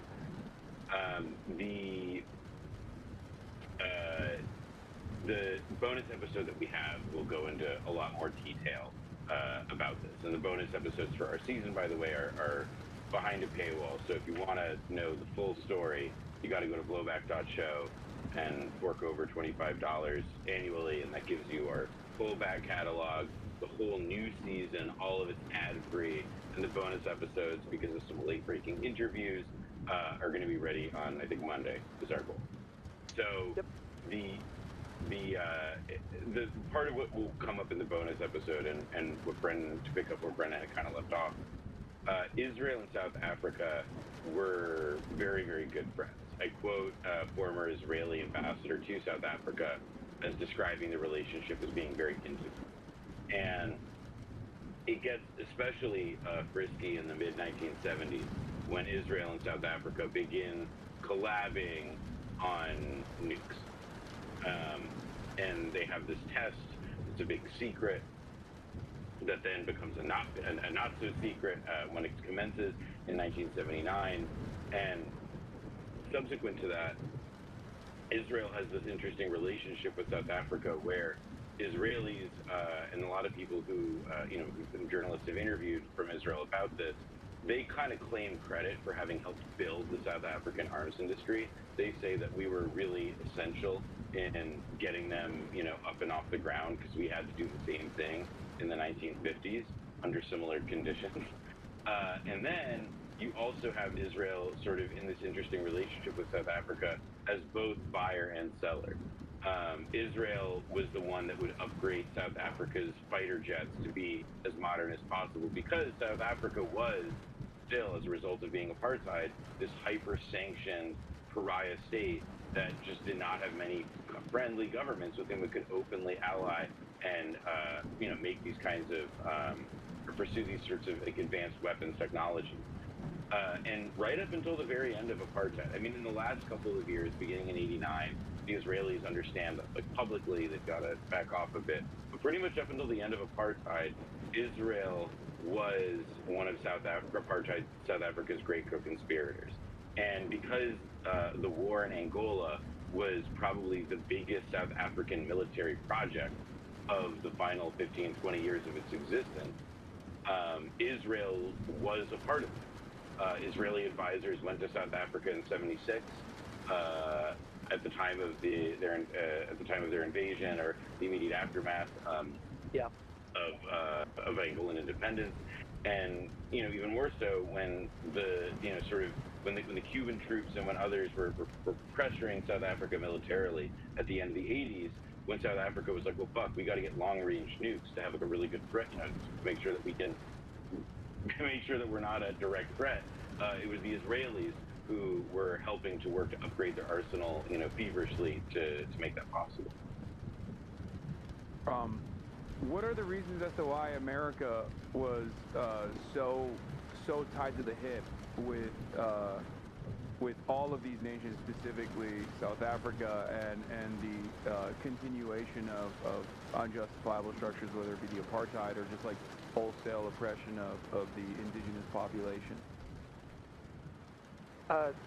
Whether it's the Democratic administration under Jimmy Carter or Ronald Reagan, there was always lip service paid to the idea that apartheid is a disgusting system that someday on the horizon we should all hope is put to bed. And there was a lot of theater around that.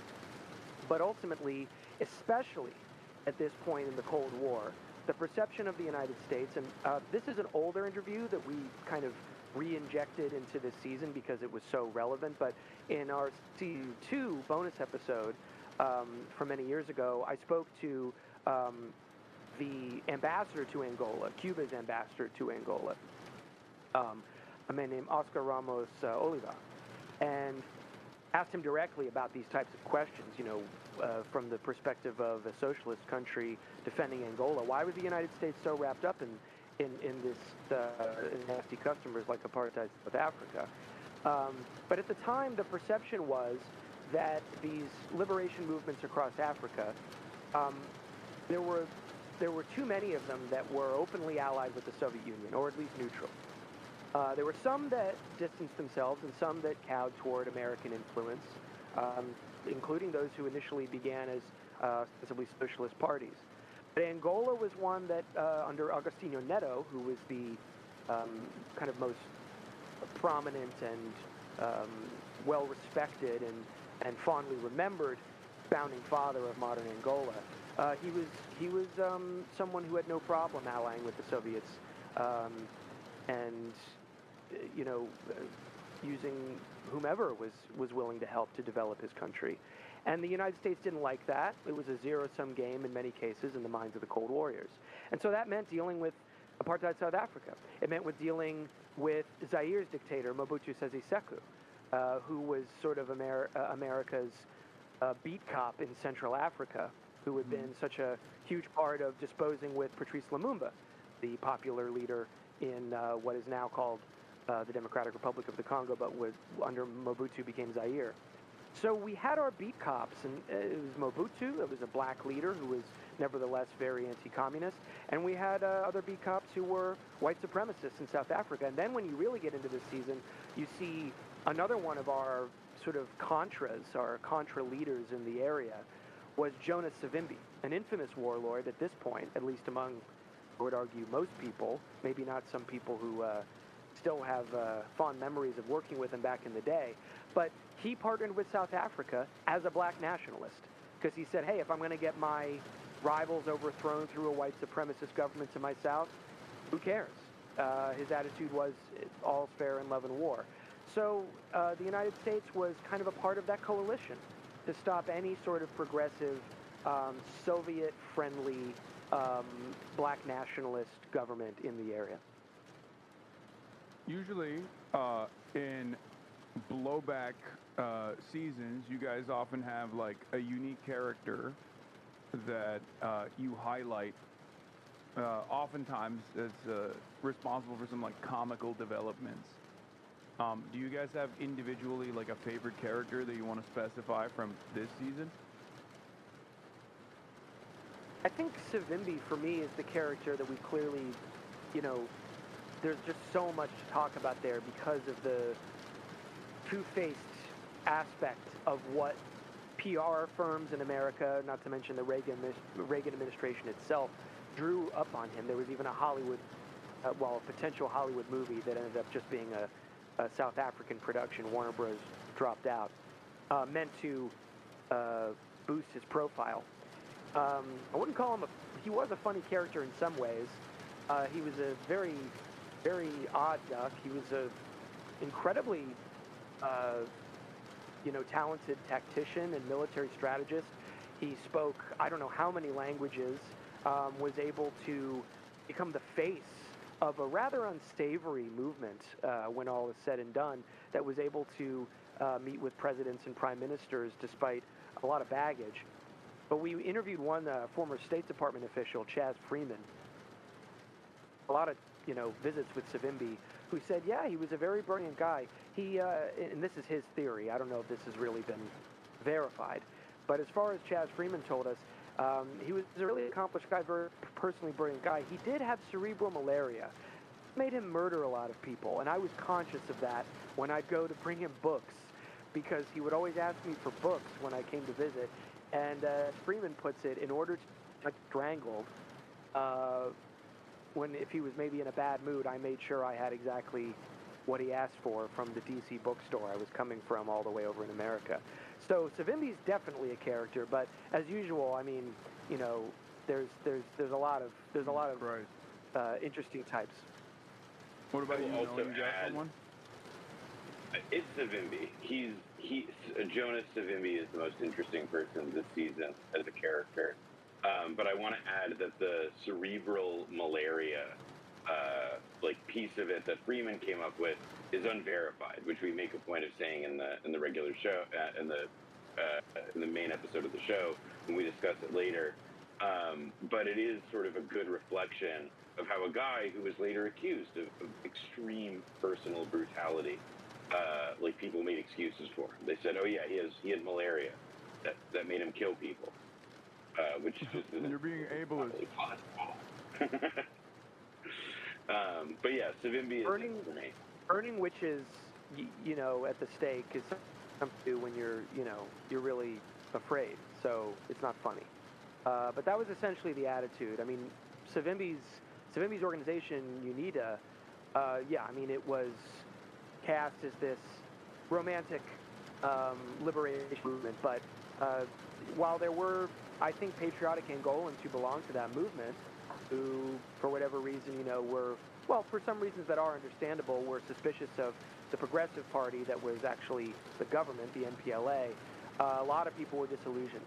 And ultimately, it was Savimbi that kept the war going for decades after it could have ended. But he was a tool of the Americans. I just want to throw in another thing about your question about Israel and South Africa. I don't want to spoil anything either, but one thing that was striking to us and that we were obviously conscious of while writing and recording the series, there are a lot of disturbing echoes in the coverage of the war in Angola that people may be unfortunately familiar with in the news cycle we've experienced, or just the actual news for the past 2 years. What would be I wouldn't call South Africa. Well, I wouldn't call South Africa's wars, Bush wars in Southwest Africa, is exactly the same level or nature of Israel's genocide in Palestine. There are some similarities, but there are also some serious differences. But we have South Africa bombing refugee camps and claiming that they were actually terrorist strongholds. And after international bodies either said that is unproven or in fact disproven, South Africa would simply point to sketchy documents that showed there was some nefarious terrorist underground layer that they had managed to wipe out, when in fact it was refugees in tents. The nature of working with mercenaries from inside the enemy territory. I know that there's, obviously you've probably covered the reports of that happening inside of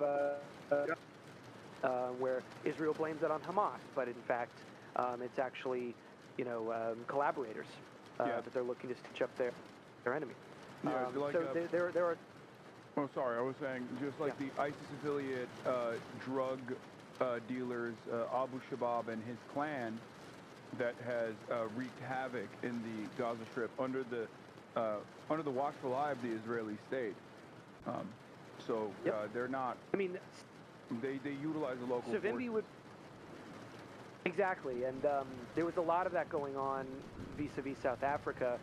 Savimbi would probably be the grandest example of that in a way that surpasses any kind of figure that you could point to right now in Palestine.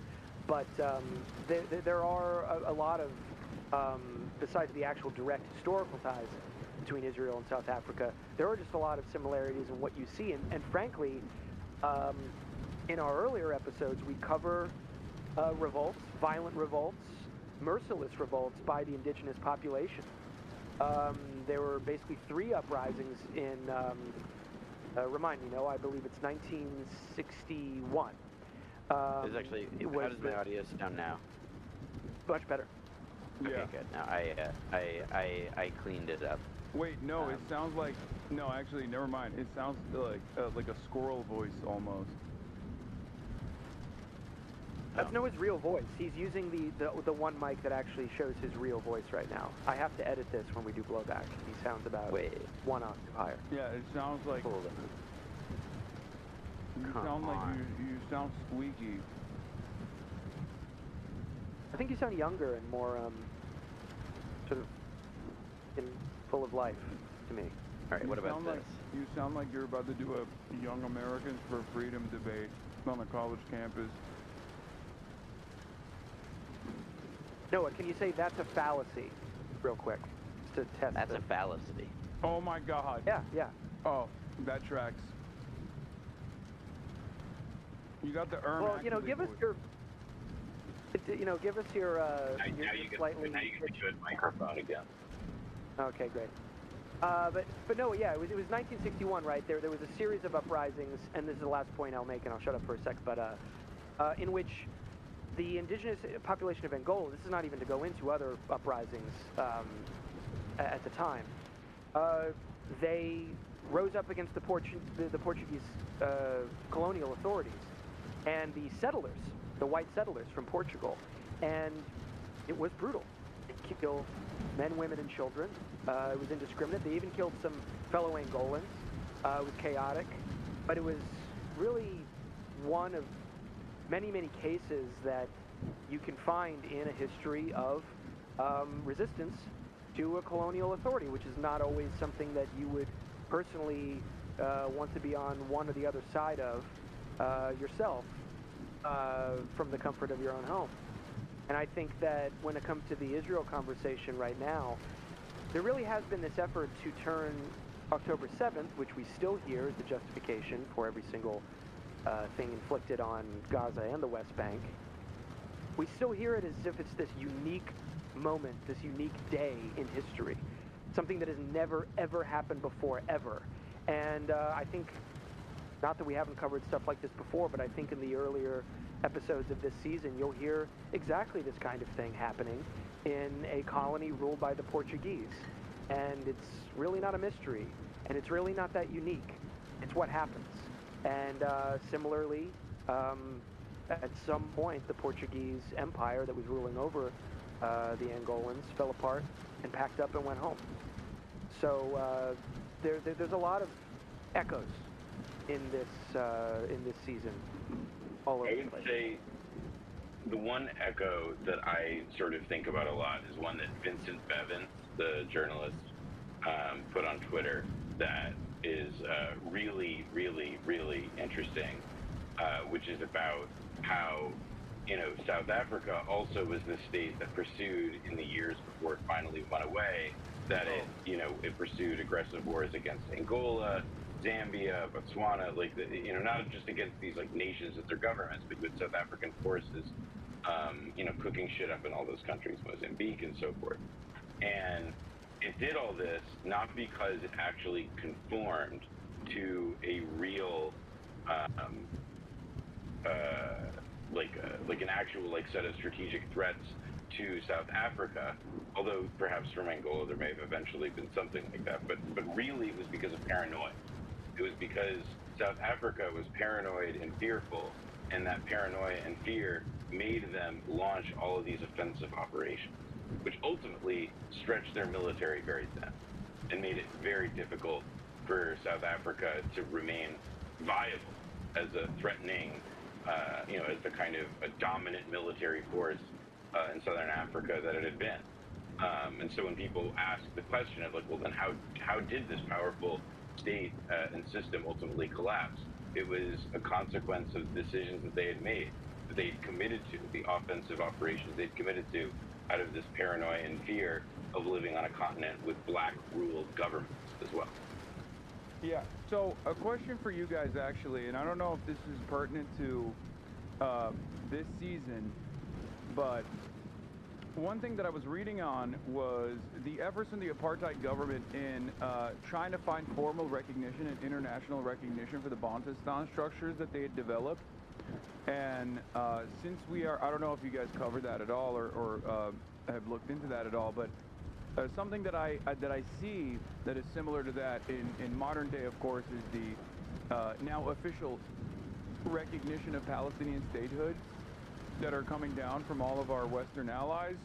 It's the last, holdouts basically around the world that haven't offered formal recognition to a Palestinian state. And this, of course, has been met with a tremendous discontent from the Israeli state, in spite of the reality that it seems like this would be beneficial for them in order to continue some kind of demographic majority, ethno-supremacist, ethno-state project that they want to without further incursions from the international community. So do you guys think that this is just simply another instance of Israel, for example, getting frustrated because they're incredibly entitled and incredibly arrogant? Or do you feel like the South African assessment at the time was also an incorrect one, and that it wasn't good to even offer offer recognition by the international community to the Bantustans? I'll let you take that one now. Sure. I think one of the things that, the context that's, sort of important and relevant with Israel and diplomatic recognition in Palestine is that, there was this process called Oslo in the 1990s specifically, where the Palestinians made a specific strategic concession to recognize the Israeli government with the expectation, misguided, that they would be able to negotiate in good faith with the Israelis through a U.S. mediated process. This is what the Oslo Accords set in motion, and it obviously failed. Yeah. And so the diplomatic recognition stuff is to me it's kind of like a revival of these 1990s ideals that don't really work right now, and it's a fig leaf for governments to just literally do anything but say we're not going to send arms, we're not going to have any military support. I mean, the United Kingdom's talking about recognizing Palestine, and they're we see the data about how they assist Israeli operations and so forth. I think in the case of South Africa, recognition of Bantustan territory, what comes up in the literature is not so much, again, that there was this ask for diplomatic recognition that could have ever been that effective, but it was more that there was this ongoing civil rights struggle within a country, and that the principle of equality among the people within that country was the call. And in the 1980s, when the international sanctions movement picked up steam, it became a lot easier for the, again, that principle of, I don't want to say one man, one vote, because it's a specific thing, but that principle of equal rights for everybody in the same land was pretty easily demanded, and it was easy to understand and articulate and repackage, as opposed to having to go through some territory to say well, what if we gave the people in the Bantustans more rights and so on.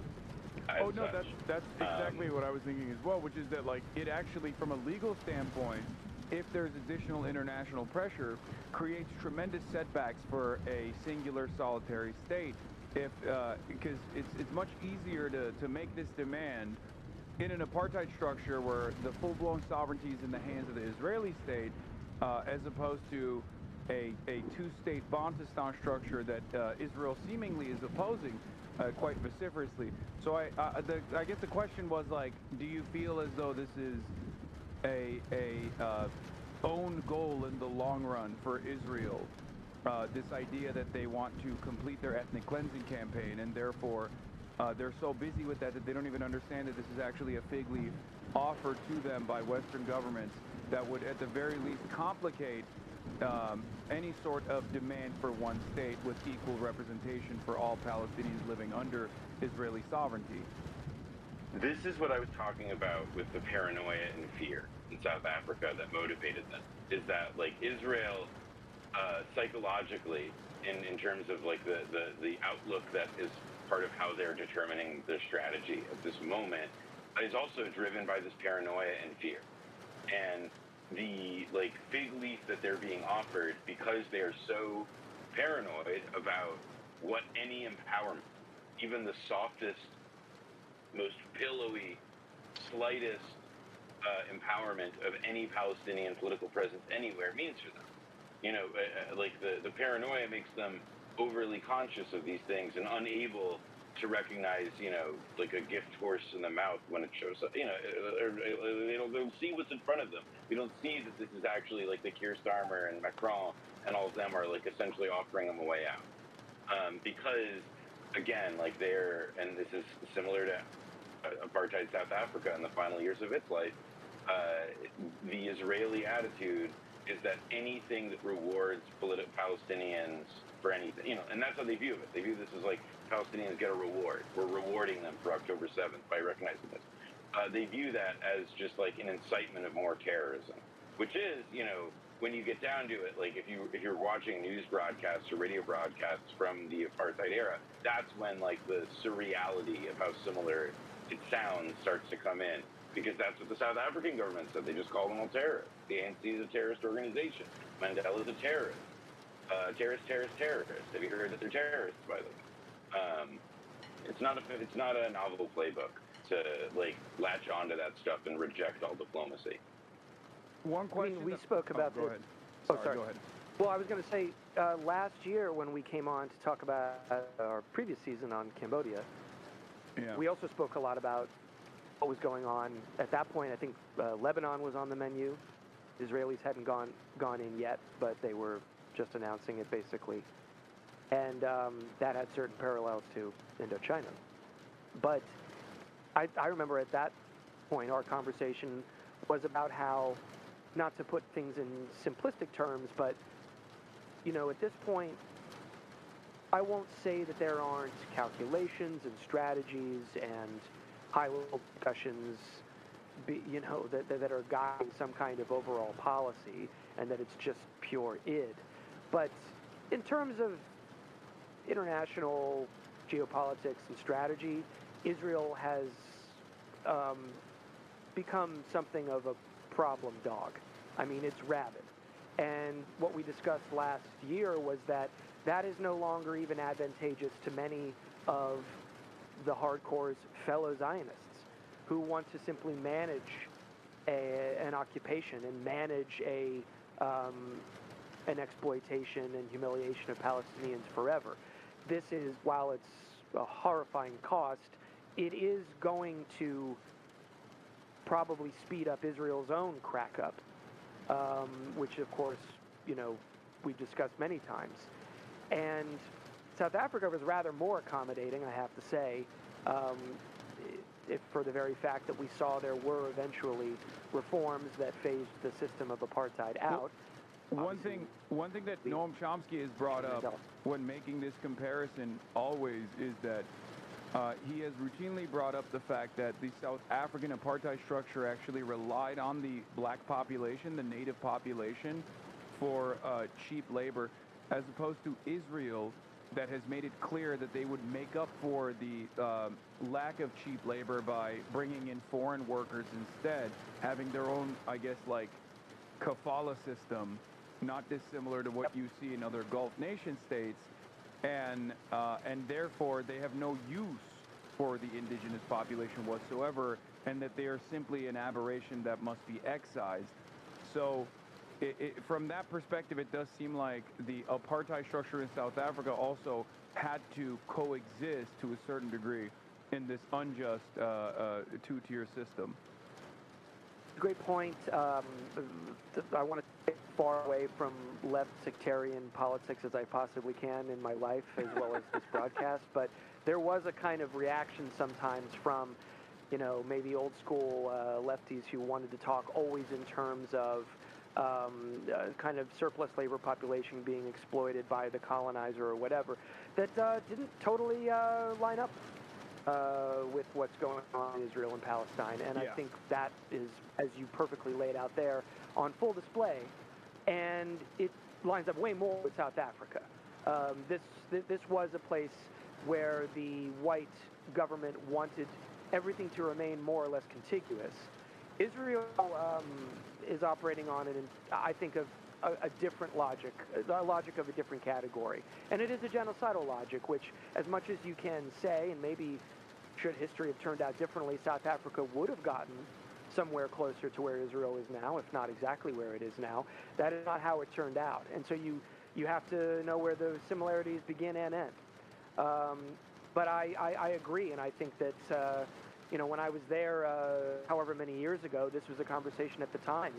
You would just see that Israel really had no intention of even amalgamating its occupied populations into being a part of its economic engine in the way that, they could just import labor and exploit labor, foreigners. So, yeah, it is a categorical difference. I would agree with you. Yeah, but there's one other aspect of this story that I want to hear your perspective on, and that is, of course, the Cuban intervention. Now, one thing that I've thought about quite a bit was how different these anti-colonial resistance movements historically have been in places, specifically in Africa. And I think one of the most important factors there was not only that this was happening at the peak of the Cold War, so there was a different pull, that like a different world power that these countries could potentially rely on, if not to simply leverage against the United States of America. But also outside of that, there was direct military intervention coming from this opposite bloc, right? And the Cuban intervention was quite significant. So one of the questions I have is, in the absence of that, like what are the like, is there anything even remotely similar in with respect to other regional actors and their involvement with Israel, and how that has played a role in this, how that has played a role in Israel continuing its genocide unabated and with full-blown Western support? I will say that I think something that Israel, makes the Cuban intervention really special is that, and this is something a guest that we've interviewed has said, the historian Piero Glahesis, which is that the Cuban intervention is a unique example. There hasn't in modern history been an example of a poor country that is how to put it? There's never been a poor country that, on the basis of an ideological commitment, went to the aid militarily of another poor country, without being directly threatened itself. And I think that there is a real, there's not an easy example that comes to mind for how Israel might be restrained in the way that South Africa was thwarted at the time of the intervention, in part because the Cuban example was really that unique. I guess Yemen would be the only comparison, and yet there is no direct intervention beyond blockades and maybe lobbing a couple missiles in Israel's direction every now and then. I was about to say Yemen. I mean, it's what Yemen is doing, but Yemen, Cuba was a poor country. It was a country that itself was very reliant on the Eastern Bloc and direct aid. The Union, these are networks and alliances that just don't quite have exact analogies these days. But Cuba was still a pretty robust state in terms of its military experience, the military experience of its population, the strategy for actually working with fellow progressive and revolutionary states. One of the reasons why Cuba felt like things might be possible in working with Angola in Africa was because it was a hell of a lot less risky than incurring the wrath of the United States in Latin America. Because at that point, several attempts at a sort of spreading a militant version of revolution in Latin America had simply fizzled out, more or less. And the Americans weren't getting any friendlier to Cuba because of those attempts. So when you saw this invasion by South Africa happening toward a friendly state in Angola, which had had dealings with Cuba in the past, Cuba said, hey, look, we have a good military for a small socialist country. We have the know-how. We know how guerrilla war works. Let's go help. As Piero Glahes is really just the top-notch historian on this issue that we were fortunate enough to have extensive conversations with, 2 whole bonus episodes with, and he's in the main series. He, in his opinion, which I find persuasive, it is pretty much the pure case of revolutionary idealism in the case of Cuba. I mean, there was a pragmatic reason why they could operate in Africa as opposed to Latin America, but they had muscle in a way that Yemen, while admirable, doesn't have the same amount of muscle to actually send tens of thousands of troops. And that made all the difference. I mean, they saved Angola from a South African invasion. Not just a South African invasion, but also the fellow nationalists that were opposed to the MPLA, backed by Mobutu, not to mention foreign mercenaries and the CIA. There's really no analog to it. And it cost Cuba a lot. Cuba did not get some diamond contract that was a big payday for them. They did not get some kind of, exploitative rights or mining rights with Angola. And that is not to say that the 2 countries are on the same footing that they were way back. I think that they've drifted a bit, probably, geopolitically. Angola is now looking to be a power player in Africa, or, like a place where other countries can take their disputes, and it can be a sort of middleman. It's trying to balance, like many countries are, the contest between China and the U.S. But in that period, Cuba's efforts were, I would say unprecedented and remain unique. Yeah. No, but it was, the question I guess is like, was it pivotal in terms of ensuring that there wasn't additional support from South Africa in this? Like in the development of the modern Angola that we know. It was absolutely pivotal, and not only the kind of canned history, even on the left, is that the Cubans went, or in some left-wing version of this, you could say, is the Cubans went in, and the Soviets didn't want them to, and it was like not only are the Cubans not the Soviets' puppet, the Soviets were cynical and unmoved, and the Cubans were the real socialists. I mean, you could put it that way, I suppose, because Cuba didn't ask for permission from the Soviet Union, which, sort of knocks down the argument that they were a proxy of Moscow. However, the Soviets did, after maybe expressing a little bit of frustration that Cuba didn't even give them a heads up, they did immediately, having already recognized the MPLA, government in Angola, the progressive government, they supplied weapons, advisors, pretty much everything they could do short of their own military involvement, which they thought would be needlessly provocative, especially since the Cubans had already jumped in. So yes, not only did the Cubans themselves move the needle, they persuaded the Soviet Union, which was a far more powerful resource for both Cuba and Angola, to come in as well. And that really tipped the scales. I mean, Angola was getting billions of dollars when all was said and done in today's money, thanks to the efforts of the Cubans and the Soviets together, not to mention weapons. And it was absolutely pivotal. I don't think anyone would really argue Angola had a chance if the Cubans and then moreover the Soviets hadn't gotten involved in stopping this. Noah, are you going to say something? Yeah, no, I'm just worried about my mic. It's all good. Don't worry about it. It is what it is. No, the only thing I would really add to what Brennan said there, I mean, it's because I do think it was a pretty good and comprehensive summary, is that all of the parties who are, the Cuban role in Aquito Cuernavalle and of stopping, which is the decisive battle in the fight against South Africa. The Cuban role, a lot of people that we've spoken to, at least that I spoke to, interviewing Piero Glahes and an Ethiopian American filmmaker, Nagash Abdurrahman, who made a short film about Cuba and Africa, and they feel that Cuba's role is not adequately played up. And I think that there is a really, that there's an important case to be made that, if anything, Cuba's, the decisive role of Cuba's intervention has been underplayed. And I would add one other thing, which is that the sort of ultimate part of what made Cuba's decisive action, or what makes it stand out in relief, was to emphasize something Brendan said, was that it was against the advice of the Soviets. It was against the advice of the benefactor in the Eastern Bloc. It was against, you know, what a lot of realpolitik would have advocated at that time. You know, it was a sense, it was a feeling, it was an impression that apartheid was vulnerable.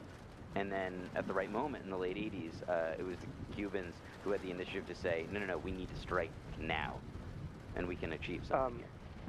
I've seen a couple chatters saying the Cubans were unwelcome in Angola, and that someone said Che wrote that in his diary. Okay, Che was long dead by this point. You're talking about the 1960s, which was an earlier era of cooperation between Cuba and Angola, which was, you know, moderately successful, although not completely. This was 1975. Che was not around. It's a totally different world event, and the Cubans were invited. In fact, the Angolan government begged them to come, and then begged them to stay once they were there. There was decades of cooperation, even after Agostinho Neto died. I don't know if you know who that is, but that's who was in charge when they were there. Even after he died, the Cubans said, we will not leave, we will not bring home one soldier until you are completely comfortable with the threat from South Africa.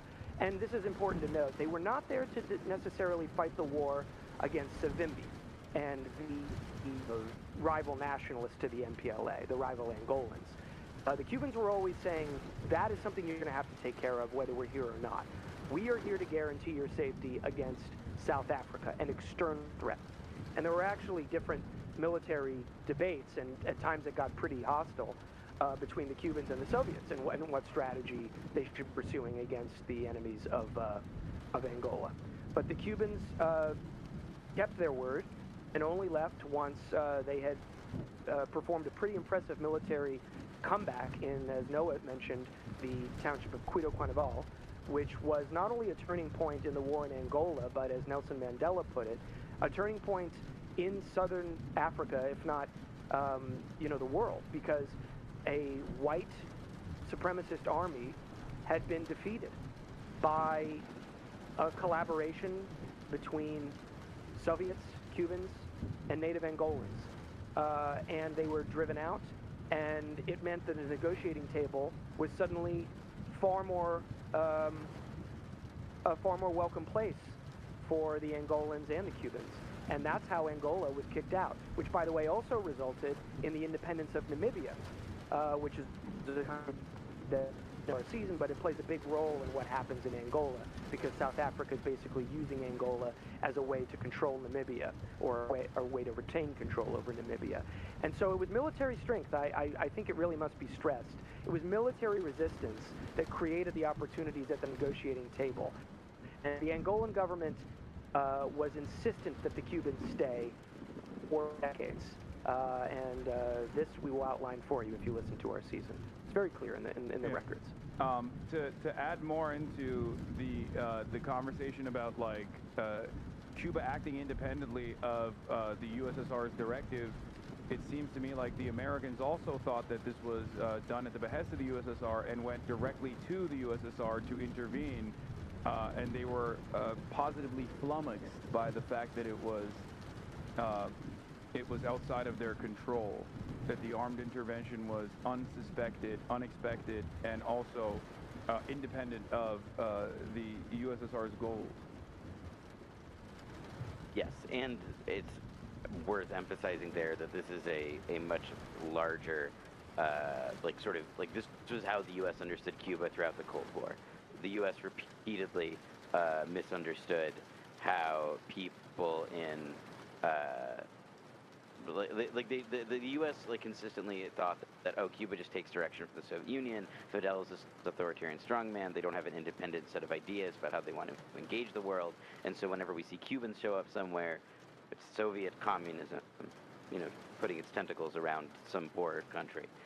And as a result, it meant that, it was really not until the late 1980s when the Cubans had started to have some real military victories in Angola under their belt, that the U.S. began negotiating with them, at the table like adults.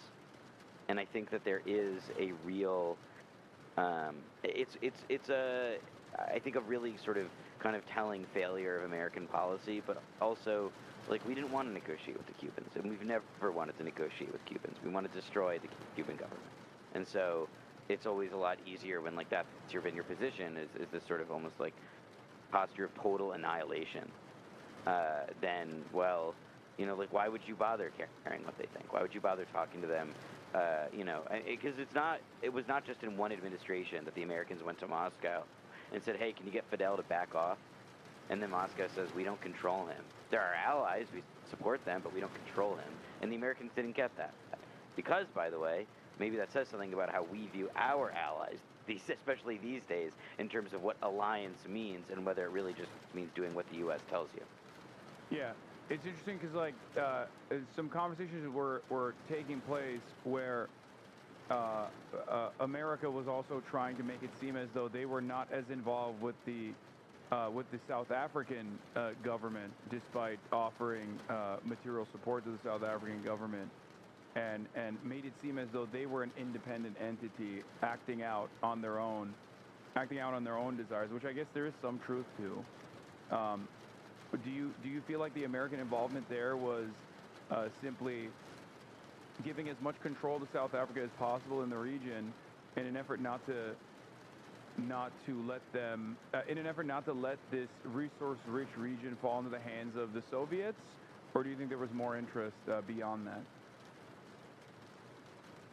I think that there was interest in, American access to the markets like diamonds and oil.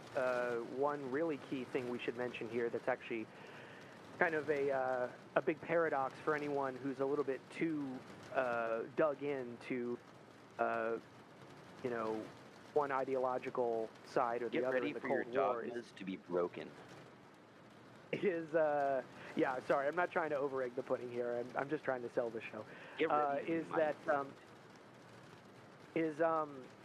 That during this entire conflict, Cuban soldiers were guarding an oil refinery in the north of Angola for the socialist government that was run by the American firm Gulf Oil. And it was the pro-South African, American-backed rebels that were attacking Gulf Oil on behalf of Hasanabi. So this is where things, you got to kind of step into the real world a little bit, and things get a little messy, because there were American interests in both directions. Gulf Oil just wanted to work with whatever the government of Angola happened to be. And the Angolan government was fine with that. They were a developing country. They had oil. They wanted to sell it. Gulf Oil was as good a customer as any, or as good as a partner as any. But then you had the, ideological arm of the American state working to sabotage that kind of relationship. So I think that there is a complicated relationship between America and the desire for control and exploitation of Angola. Oscar Ramos Oliva talked to me a bit about this as well, but the Europeans definitely were interested in those diamonds and in that oil. And of course, South Africa, if it had its day, wanted probably not a white government in Angola, because that was just so far from the ingredients they had at their disposal, but probably a friendly government by a black nationalist organization that would, cut them into Angola's resources. And so when it comes to America, I think that it absolutely was partially a anti-Soviet measure. I think it was partially a commercial and imperial, grubby measure. And it just sort of, we also must remember post-war. Yeah, that was what I was going to emphasize. Yeah, Noah, feel free to take it away. Yeah, the thing with like 75 and when the U.S. because essentially the U.S. starts supporting Savimbi and UNITA and the other and a third resistance movement that later kind of falls off, called the FNLA. But they end up getting involved in Angola in a big way in 1975, when it's starting to look like, oh shit, the Angolans, Angola is going to be it's the Portuguese Empire is over, and the group poised to take control of Luanda is Marxist. Oh fuck, this is bad, and oh, this is really bad. And not only is it really bad in a vacuum when communism wins anywhere or threatens to, it's also really bad when it's happening right at the end of the Vietnam War. And it's happening at the moment of like the greatest American humiliation since, you know, who could say when.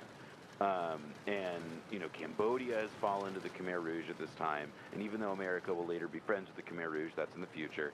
And so the U.S. sees Angola, and Henry Kissinger sees Angola, and they see a battlefield. They see an opportunity to, you know, fight what they view as like Soviet influence, but more than anything to bog them down, to show, to demonstrate that what America really cares about is the show of force. And so a lot of what America begins Americans' involvement is wanting to show that even after Vietnam, we can still fight communists, even if there's no good reason for it. And moreover, that like kind of cynical basis for the policy,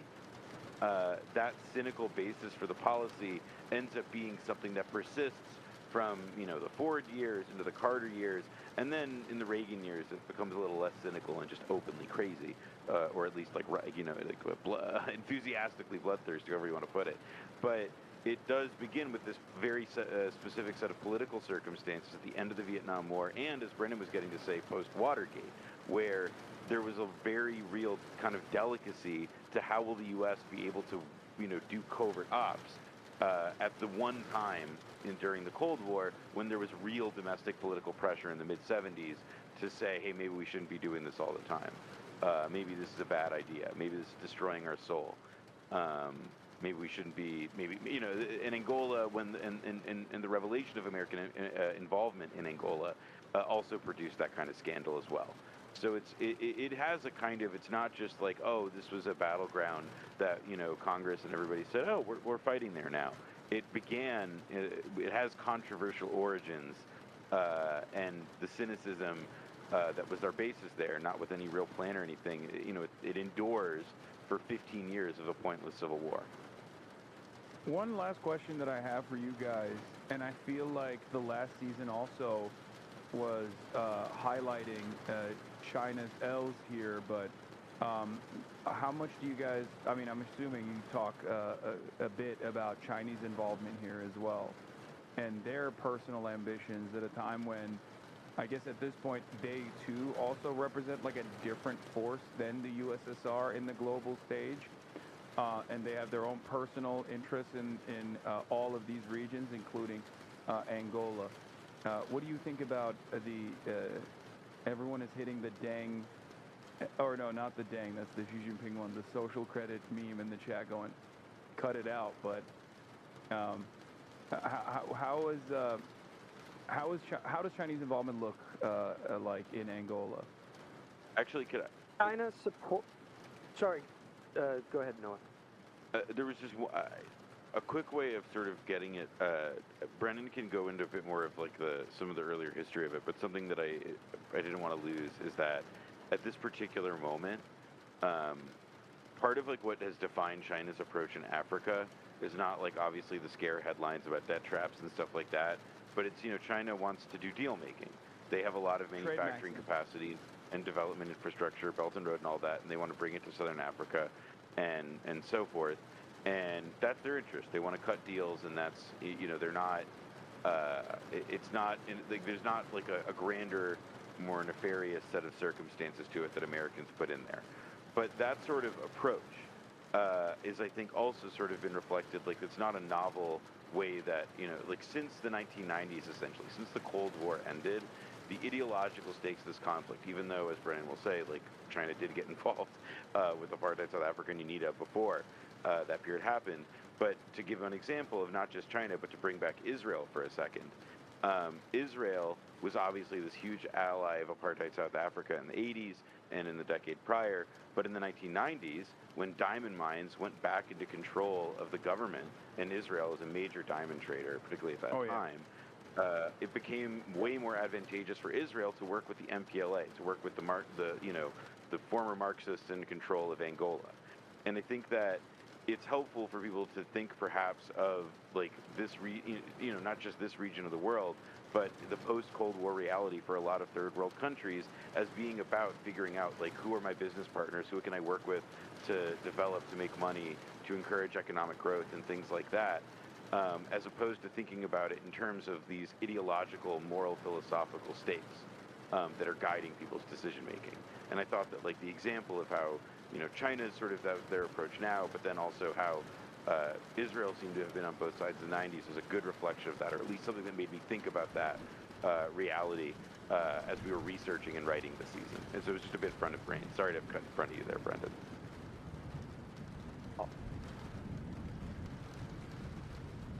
The discussion of China at the time of our story, which is in the 70s and the 80s, and China now, because we've entered a completely different era and a completely different leadership and philosophy of development and international relations for China. What I would say is, as far as China then, having somewhat recently, come off of the Sino-Soviet split, China backed the same people as the United States. Yeah. They backed Savimbi. They backed Holden Roberto, who was related through marriage or some in-law relationship with Mobutu. And much like they did in Afghanistan, they were there for anyone who was fighting the USSR, not to oversimplify it, but certainly in this case. And that was simply the strategy at the time. China was, I think it's fairly easy to argue, more antagonistic to the USSR at this point than to the United States. You only have to look at the common interests and or common clients that both China and the United States backed, Savimbi being one of them. In fact, China caught flack for not speaking out against the coalition that included apartheid South Africa during this moment, whereas the USSR was always opposed. And stood with the Cubans and the rest of the Eastern Bloc. We should also say the Soviet Union and the Cubans. East Germany was very helpful to the Angolans and supplied a lot of materiel. Czechoslovakia as well. Czechoslovakia was the earliest, I think the earliest arms transfers from the Eastern Bloc came from Czechoslovakia. So that's where China was back then. We don't focus a ton on it this season because they're not driving the action, but they did pick that side. When it comes to now, okay, sorry, do you want to add to that, the first part just of the to say that they did back away. They did eventually leave to, like, Chinese support was not like a permanent fixture of the entire time of UNITA's civil war. There was, I think, a point in, like, the late 70s or the very early 80s when China also said, like, we're, like, our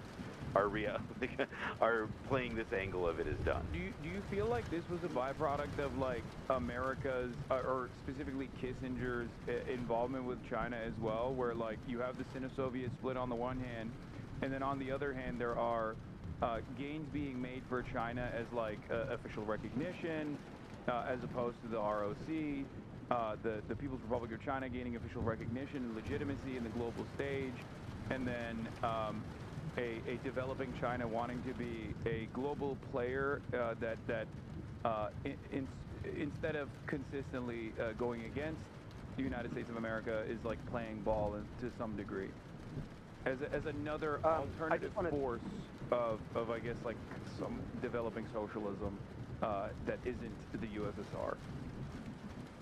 Yeah, I just want to shout out Reginald Vell-Johnson here. That little book, Stasi State or Socialist Paradise, that is a good book. If people want to check that out, it's a nice primer on East Germany, just because East Germany does play a role here in Angola.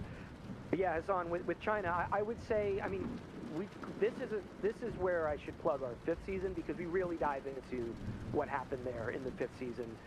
It was in very many ways connected with the question of Vietnam, Cambodia, not to mention tons of other things, of course. But China felt as though, we could go into so many things with the Sino-Soviet split, but that essentially China had more to gain from its own development, from its own standing in the world, by standing apart from the USSR. I'm sure the many in the Chinese leadership not playing second fiddle to the USSR as the other, largest communist country on earth. It felt it had more to gain from a partnership or a tacit partnership with the United States. And that's certainly how they operated for several decades. I mean, it was then successful. the USSR, it was successful, and I think it made sense. You could argue it's ideological or moral or whatever points, but it was successful. I think, look, China's still here. The Soviet Union isn't. Yeah. So there's not a only lot is to it go still into here, but it was able to make domestic interventions without, or it was able to make domestic decisions in terms of developing a centrally planned economy, while still simultaneously having a flow of foreign capital come into the country without American intervention and American demands that have existed in other places. I feel like it made itself it gave itself leverage in the global stage that allowed Chinese development to take place in the way that it did without as much foreign interference. No doubt, and that was one of the reasons Gorbachev and the kind of, new thinking, it was called, in the Soviet Union in the mid-'80s. Really, that's when the Soviet support to the Third World began to completely dry up. Castro had a big problem with this when he met with Gorbachev. He was not, he was a huge recipient. Cuba was a huge recipient of that support. So was Afghanistan. So was the Socialist Republic of Vietnam.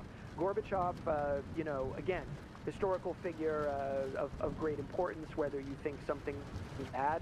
It was a blow to the Soviet network of fellow socialist regimes, not just the Eastern Bloc, but communism worldwide, for him to have said, we got to focus on the domestic side of things and stop cutting checks to everybody all over the world who want to fight the Americans and support us.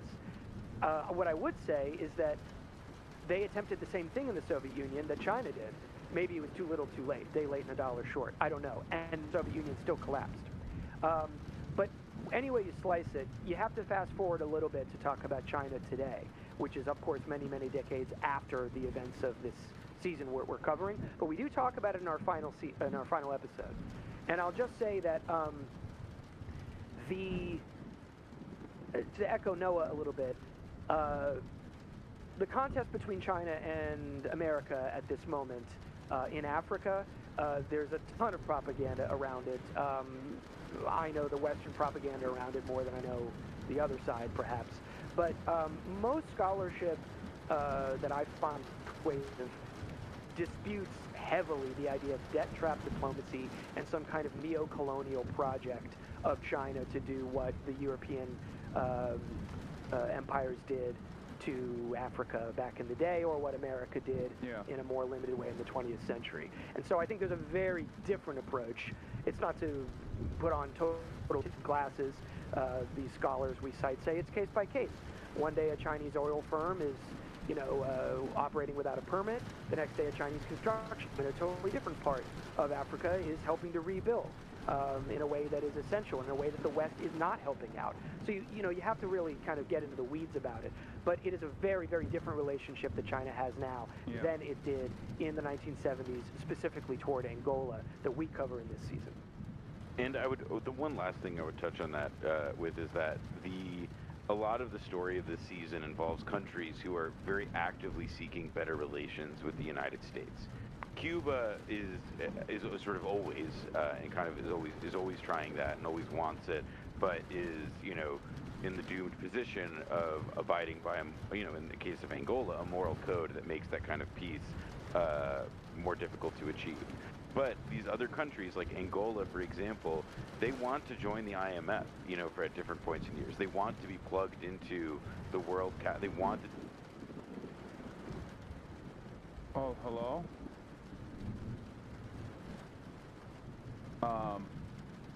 Can you guys see me? I don't know what the fuck happened. I lost my internet. I lost my internet in its entirety. I did not become closed, but I did lose my internet and the stream went out, and therefore I'm on the backpack right now. The stream has crashed a few times when using Discord, just FYI. I know, I don't know what it is, but seemingly whenever I use Discord, this just keeps happening. I don't know. Oh.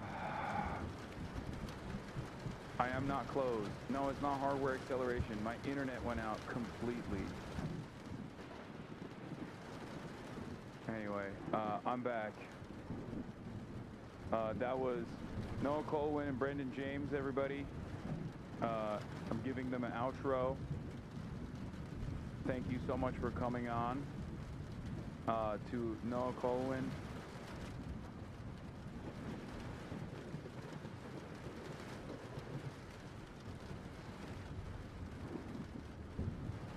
Hold on.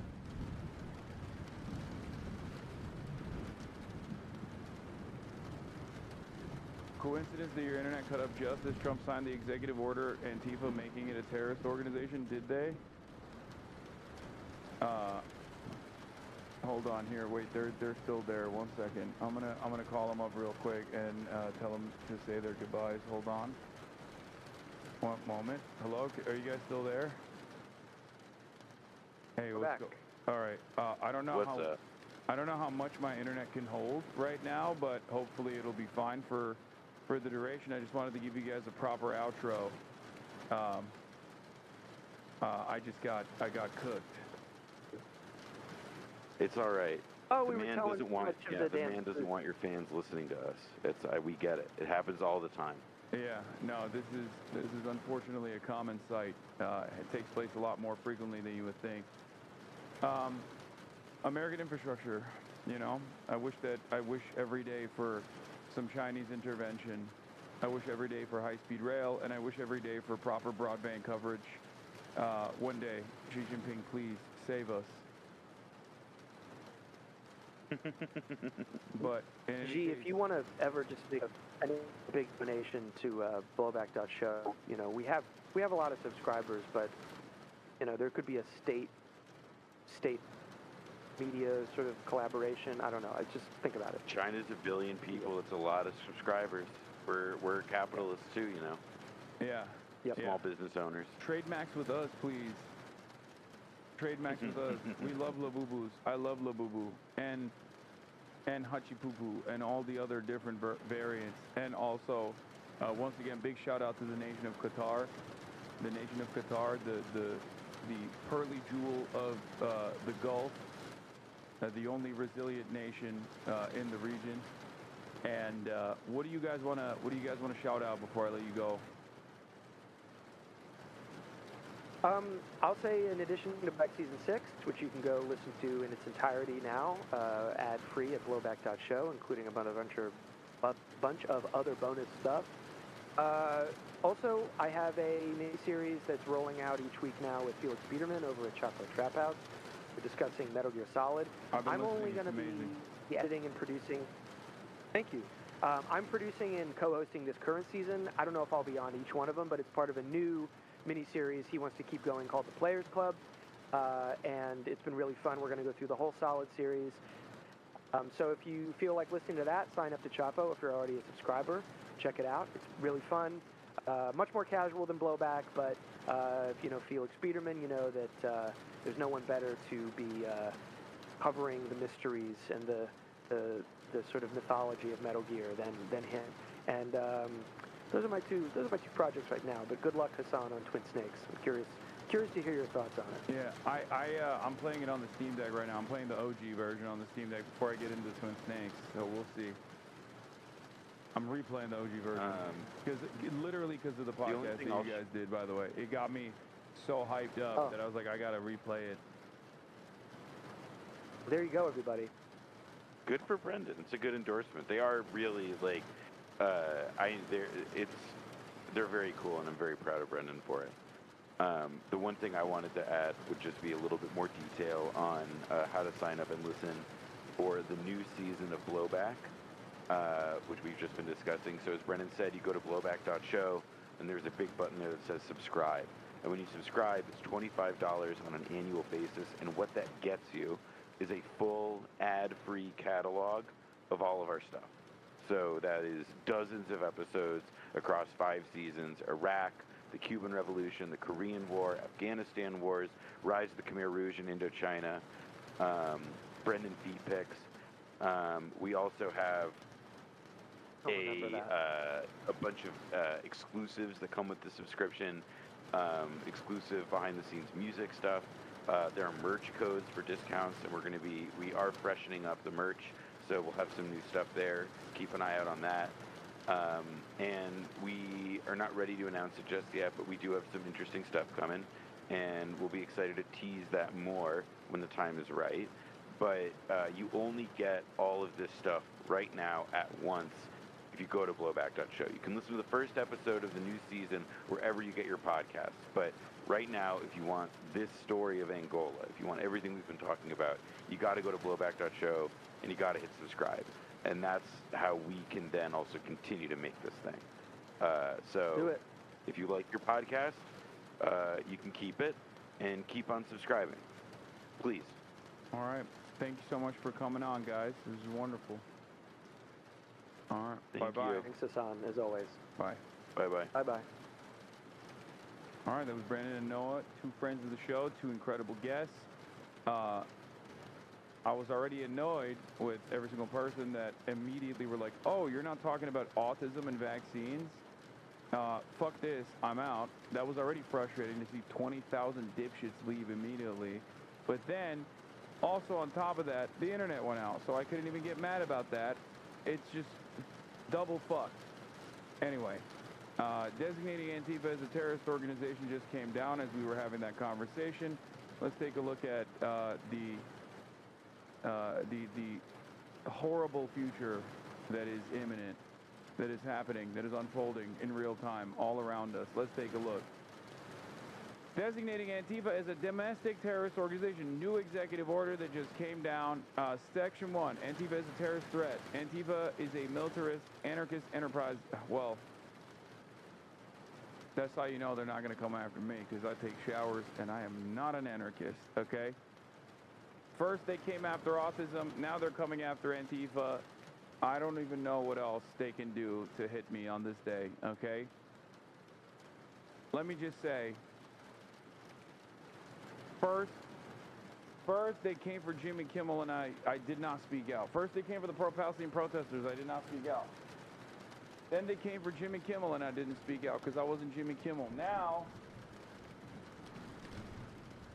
they're coming after Antifa. Then they came after autism, and I didn't speak out.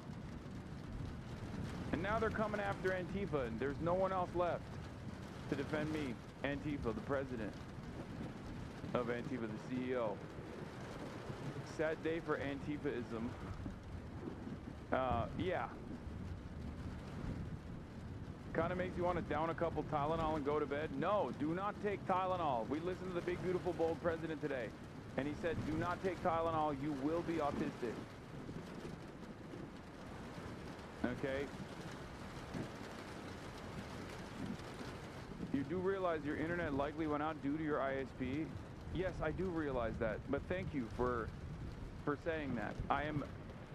This is my realization as well, but thank you for realizing. I hope you realize that I also realize it.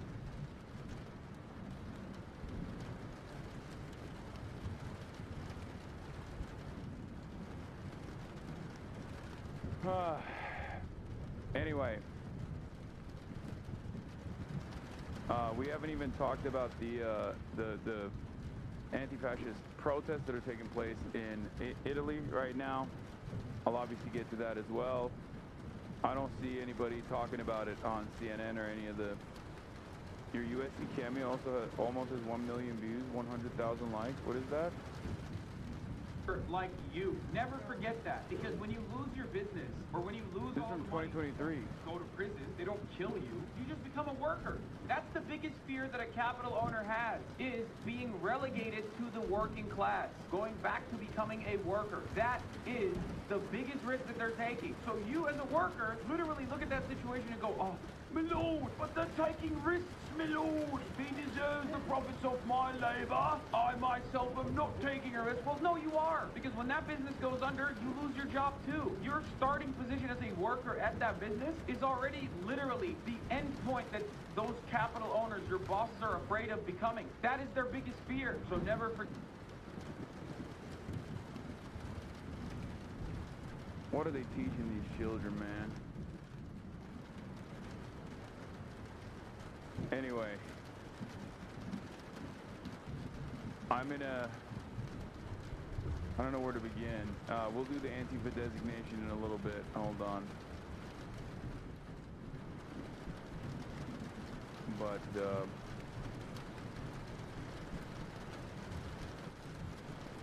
before we do that, Trump urges Attorney General Bondi to investigate political enemies. We're going to continue with our news pressure coverage. on his Attorney General Pam Bondi, publicly calling on her to use the power of the Justice Department to prosecute his political enemies.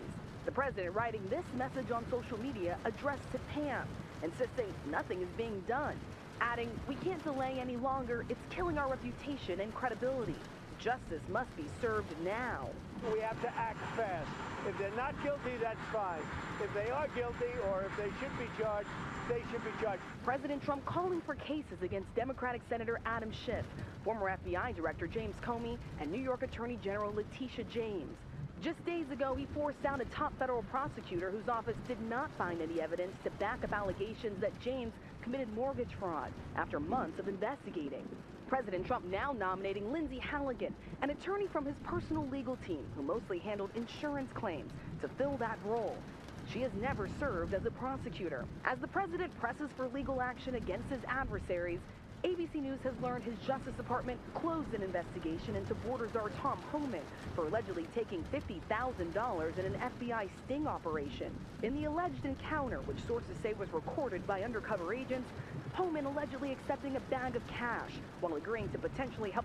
It's pretty simple, you see. If you are a part of the administration, or if you are, if you're acting out the demands of or the wishes of the administration, like if you did fucking, if you fucking did January 6th, for example, you're good. Okay? Your prediction was right, by the way. Yeah, Sinclair Broadcast Group, which owns 31 ABC affiliates, says it will continue to preempt Jimmy Kimmel's show. Beginning Tuesday night, Sinclair will be preempting Jimmy Kimmel Live across our ABC affiliate stations and replacing it with news programming. Discussions with ABC are ongoing as we evaluate the show's potential return. Yeah, I told you, these guys are already right-wing, and they love being a part of the Trump admin's network of influence. So, they are not...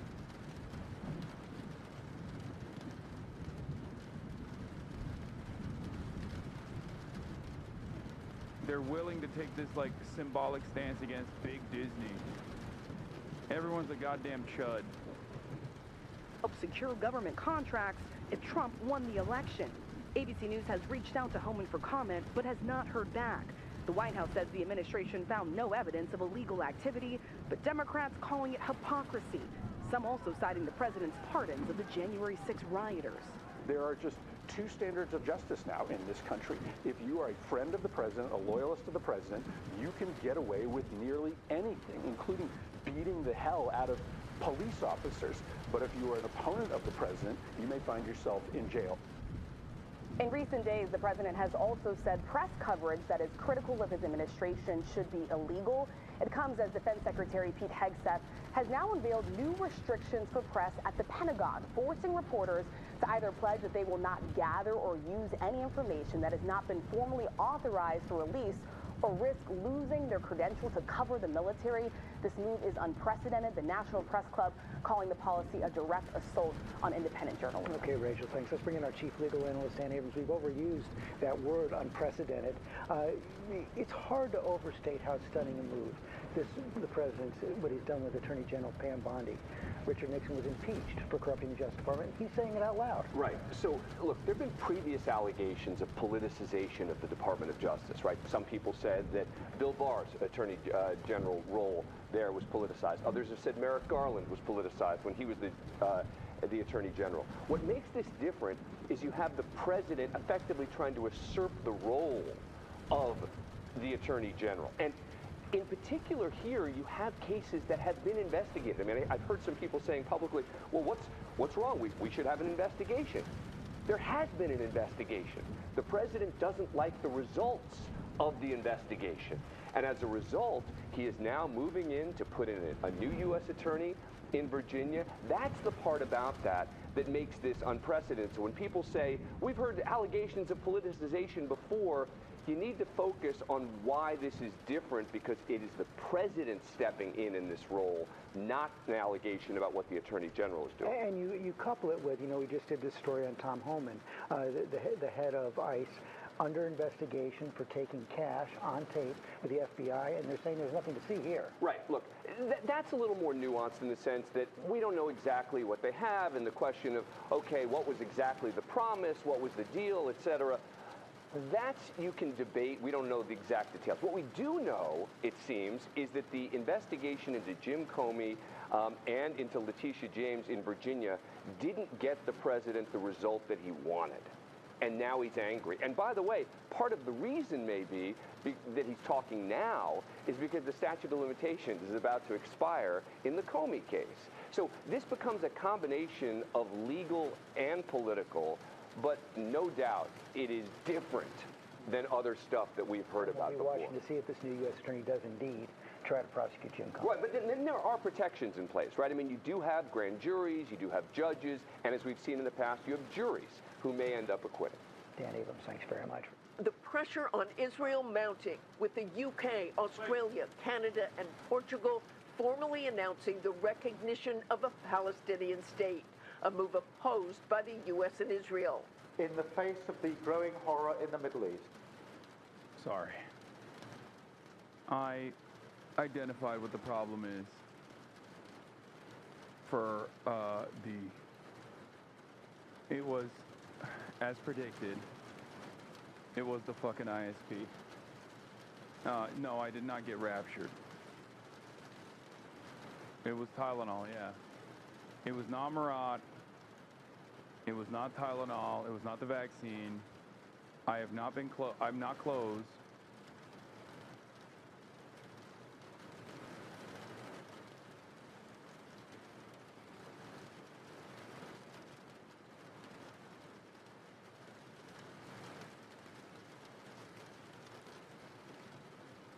Oh, God. Oh. Sometimes, everyone becoming closed is not the worst outcome, considering how awful everything actually is.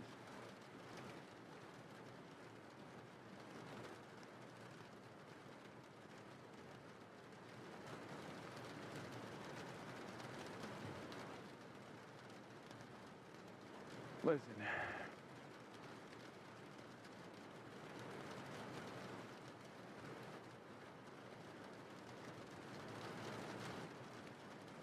Donald Trump today linked paracetamol and acetaminophen to, if used during pregnancy, to autism. He also claimed, additionally, that babies get a lot of liquid in the form of vaccines at an early age. And that's also what causes them to be autistic. Donald Trump then turned around and peddled a leukemia chemotherapy cure, a chemotherapy cure for cancer as a way to potentially cure autism, as though autism itself is this disease.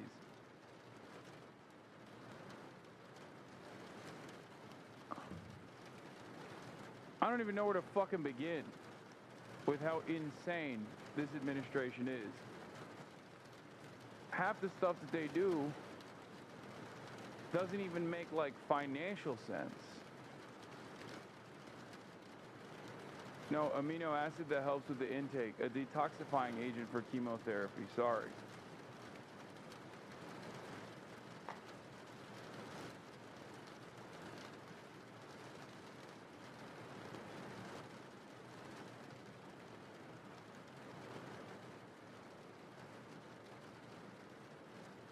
It isn't a cancer cure, but it's paired with other cancer drugs to keep non-cancer cells alive while metabolic pathways in others are blocked.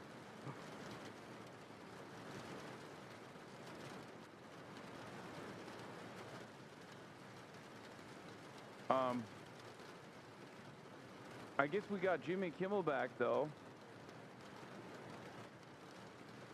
So there's that. Isn't all of this inherently unsustainable? It is. But what are you supposed to do but sustain? It's not like we live in a different planet. It's not like people can just, like, pack up and leave. When things are unsustainable, you have no other option but to sustain, right? I don't know. Jimmy Kimmel is not expected to have made any compromise to bring us back a show upon the huge backlash Disney got. Jimmy will say what Jimmy wants to, says one source about a show tomorrow.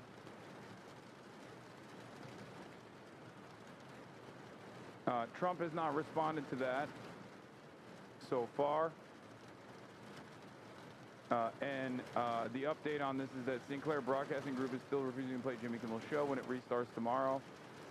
And the broadcaster had previously demanded an apology from Kimmel and a donation to Turning Point USA for them to broadcast the show.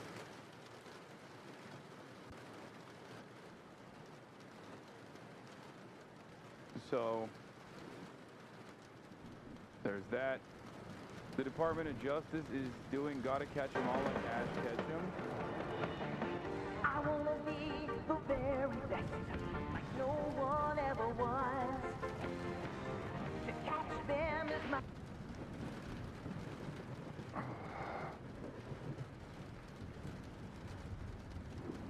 Gross.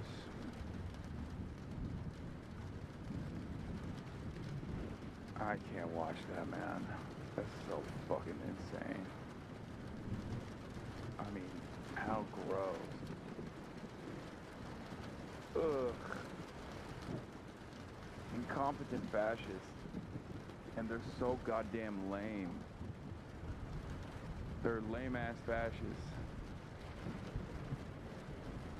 What else can you say?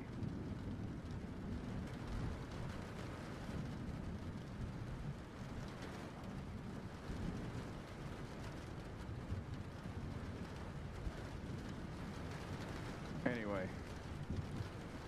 let's get back to European powers. Several countries are formally recognizing Palestine as a state. This is a conditional statehood recognition, as intended, as announced ahead of time. Of course, this is still frustrating Israel because they are hell-bent on death and destruction and do not know what no means. They've never heard it. They don't understand it. They think it's anti-Semitism. They think it's Hamas. We are acting to keep alive the possibility of peace and a two-state solution. Israeli Prime Minister Benjamin Netanyahu unequivocal in his rejection, saying there will be no Palestinian state, adding bluntly, it will not happen. President Trump, one of Netanyahu's strongest allies, made clear last week in a meeting with Britain's Prime Minister he opposes such a move. The question of recognition needs to be seen, and so it's part of that overall package. So I have a disagreement with the Prime Minister on that score. Okay? One of our few disagreements, actually. Israel already planning to retaliate. Our Tom Soufi Burridge reporting from a Palestinian village in the West Bank. Look at that Jewish settlement on the hillside opposite. Israel is planning to fast-track a huge construction project. It would wipe out communities like this one, but it would go right to the east, thousands of homes, and it would effectively split the West Bank in two. The move comes in the midst of the Israeli military's powerful new ground assault in Gaza City, forcing more than 500,000 people to flee. Families of the Israeli hostages seized in the October 7th massacre nearly 2 years ago say Palestine should not be recognized as a state without ending the war and bringing home their loved ones. Netanyahu says recognizing a Palestinian state after the October 7th massacre would be giving a huge reward to terrorism. Deborah? Martha, so many. Chauncey. Italy cautious on Palestinian recognition as protests grow. By the way, this is a nationwide general strike that has been struck in the state of Italy. For those of you who don't understand, there is a massive initiative in Italy. There are countries in Europe. These are the last remaining strongholds for Israel's support, and they're quite significant, okay? Remember, Western nations are the only countries that still defend Israel unconditionally. They offer material support, they offer political cover, but the populations are very frustrated, okay? The populations want no more. They recognize that Israel is doing a genocide, just as the UN has declared it as well. And I think we are reaching a boiling point. I think we are officially reaching a boiling point with respect to how much Western populations will cave, capitulate, and concede to Israel's demands. I think we're there. Okay? It's becoming somewhat of a chain reaction, yes. Now, of course, the only country that will hold out, the last holdout will always be America and also Germany. But once Germany falls, it's over. The European continent has fallen. The European continent will no longer support Israel. And even if it's a symbolic gesture, the reason why I do not shit on this kind of stuff as much is because even symbolic gestures are meaningful because it expands the permission structure greatly. Okay? America and Germany and all of the other, ironically enough, Axis and Axis-adjacent powers are the last holdouts. And it's not even the populations that are the holdouts here. It's the actual governments that are the holdouts. Italy being one of the countries that is refusing to move the needle. Italians, however, are very much against this. The Italian government's lack of recognition does not change the reality that the Italian population is very frustrated. Italy has secured a general strike for Palestine. Things have been boiling for a while throughout this year. Maria Luisa Fontapie reports, throughout this year, but especially since the summer, signs of support for Gaza have been everywhere from big cities to remote rural villages with just hundreds of residents. Let me say that that all the support I've witnessed this year insofar has been peaceful. People across generations/class, even some mainstream TV presenters openly and genuinely stood in solidarity with the people of Gaza. Yet inaction prevailed in politics. Right-wing conservatives have been locked into the Hamas equals terrorist narrative. Center-left stances on Israel-Palestine was also ambiguous, to say the least. Result was the deepening of a fracture between society and the political class, and anti-establishment feelings on the rise, a long-standing trait of this country. And this is not just exclusive to Italy. This is what I kept repeating over and over again. To the Western leadership, to the Western leaders of liberal capitalist democracies, if you want to maintain the aesthetics of a liberal capitalist democracy that defends human rights, you cannot continue unconditionally supporting Israel, because the populations are not only going to, one, at first question this allegiance that you have to Israel, but then they're going to start questioning whether there is a real democratic process at all. Now, of course, there is no real democratic process, let's be real, especially as it pertains to foreign policy. These are NATO countries, obviously, so they are completely under the directive of the United States and are mere vassals for imperial interests. Having said that, obviously that is going to be a very frustrating reality to come to terms with for the Italian population, for the German population, for the French population, and the population of every European capital. And therefore, they are going to inevitably revolt. This is a much more peaceful outcome. This is a much more peaceful demand to the European leadership to take action on their own, to sever the ties that they have with the United States of America. And that is precisely the reason why many of the European countries are at least offering aesthetic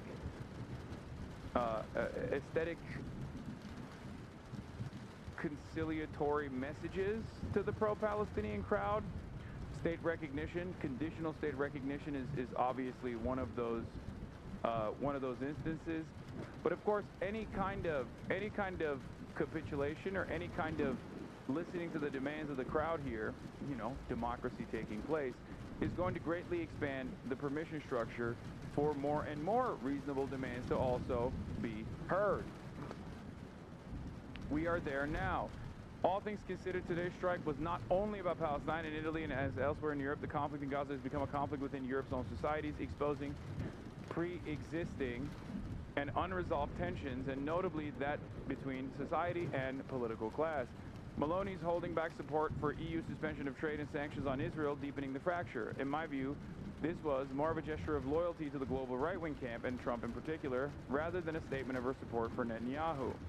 Unlike France and other EU states, Italy has not hinted at recognizing Palestine, yet Rome kept engaging with Arab states, Jordan and Gulf states in particular, and recently issued a bolder statement jointly with Saudi Arabia. The joint statement with KSA was a good start, yet after today's strike and international resonance it had, the Maloney government may have to do something more, especially if wanting to preserve the image of a stable Italy with strong domestic consensus for the government in charge. UNGA, the General Assembly, should be an opportunity for Italy to define its stance. If unwilling to recognize Palestine, Italy should at least define clear steps for its contribution to an end to the conflict. Hiding behind the two-state solution narrative would no longer work. Maloney's temptation may be that of demonizing the strike and all movements in solidarity with Gaza as the violent left.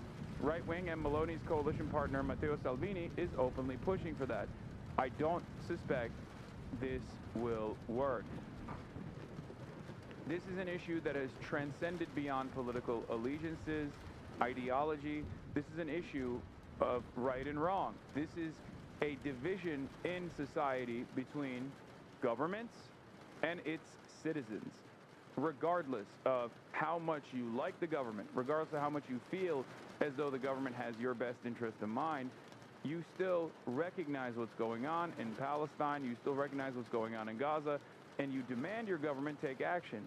This is something that can be seen with the majority of the Republican Party even, okay? Especially the younger generations within the Republican Party. Changes here. Politicians, of course, are refusing to listen to these totally just demands.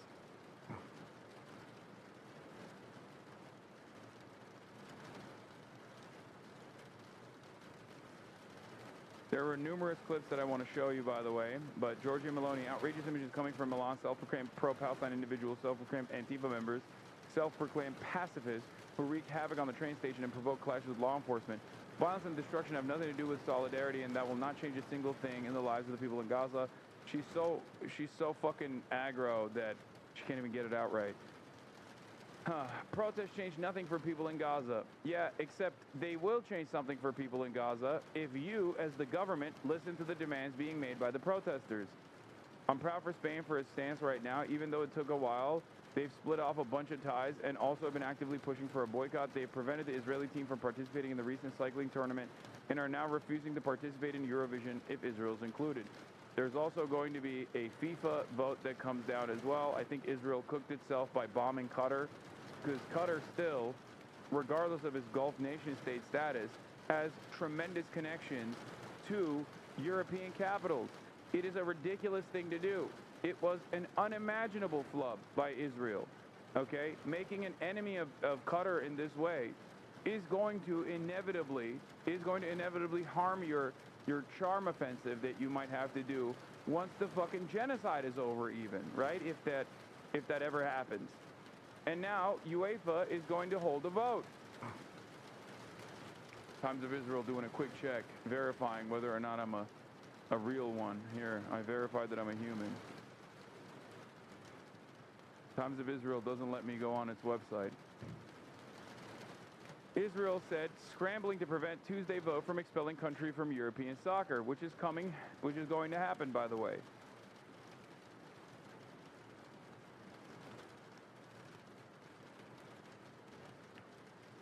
Once again, this is Israel's propaganda machine is doing its part on the football field. Rumors over UEFA vote this Tuesday are false. No such meeting is scheduled. The next one's on December 3rd. Here's what you need to know about the smear campaign around Qatar, UEFA, and calls to suspend Israel. Over the weekend, Israel Hayom claimed Qatar is lobbying UEFA to ban Israel after his latest attacks. Qatar isn't a UEFA member. A close source described it as a smear campaign. Blame Qatar so everyone ignores the glaring facts. Close sources confirm that most football associations want Israel out. Yeah, it's not just Qatar. Also, Qatar itself doesn't have to be a fucking UEFA member to have tremendous influence over global soccer, which it does. It's a very wealthy nation, just like Saudi Arabia has a lot of influence over this stuff. These guys are major investors in soccer clubs. These guys are major investors in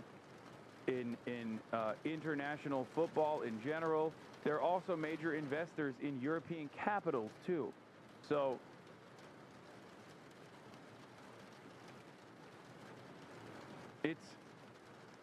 it's not a Qatar versus Israel situation, but it certainly doesn't fucking help that they've made a more consequential enemy out of Israel. Clarification, UEFA is under intense pressure to hold a vote this coming week on expelling Israel from all of its events. Legal advisor at Palestine Football Association says there is no vote on Tuesday, chalking up reports to Israeli propaganda. In any case, it seems there isn't a vote, but there is definitely real pressure to hold a vote. There is real pressure to hold a vote. It's the same with Eurovision. It's the same with everything else that Israel utilizes in its charm offensive. Whitewashing its genocide, whitewashing its war crimes, doing everything in its power to make it seem as though they're just a normal country. Okay? They are not. Israel should have gotten the Russia treatment expeditiously, but it didn't because of 100 years of propaganda and influence networks that they've designed at the behest of this very moment. Designed so that when this moment comes, they are not punished. And yet, you can't stop people's discontent. You can't stop people's anger. You can't stop people from protesting, no matter how hard these Western nations are trying. And this isolation is inevitably going to kick in, okay? This isolation, Israel being a pariah state that it deserves the status of, by the way. It absolutely deserves it for far less than what they've done over the course of the last 2 years, for sure. But it absolutely is worthy of it now.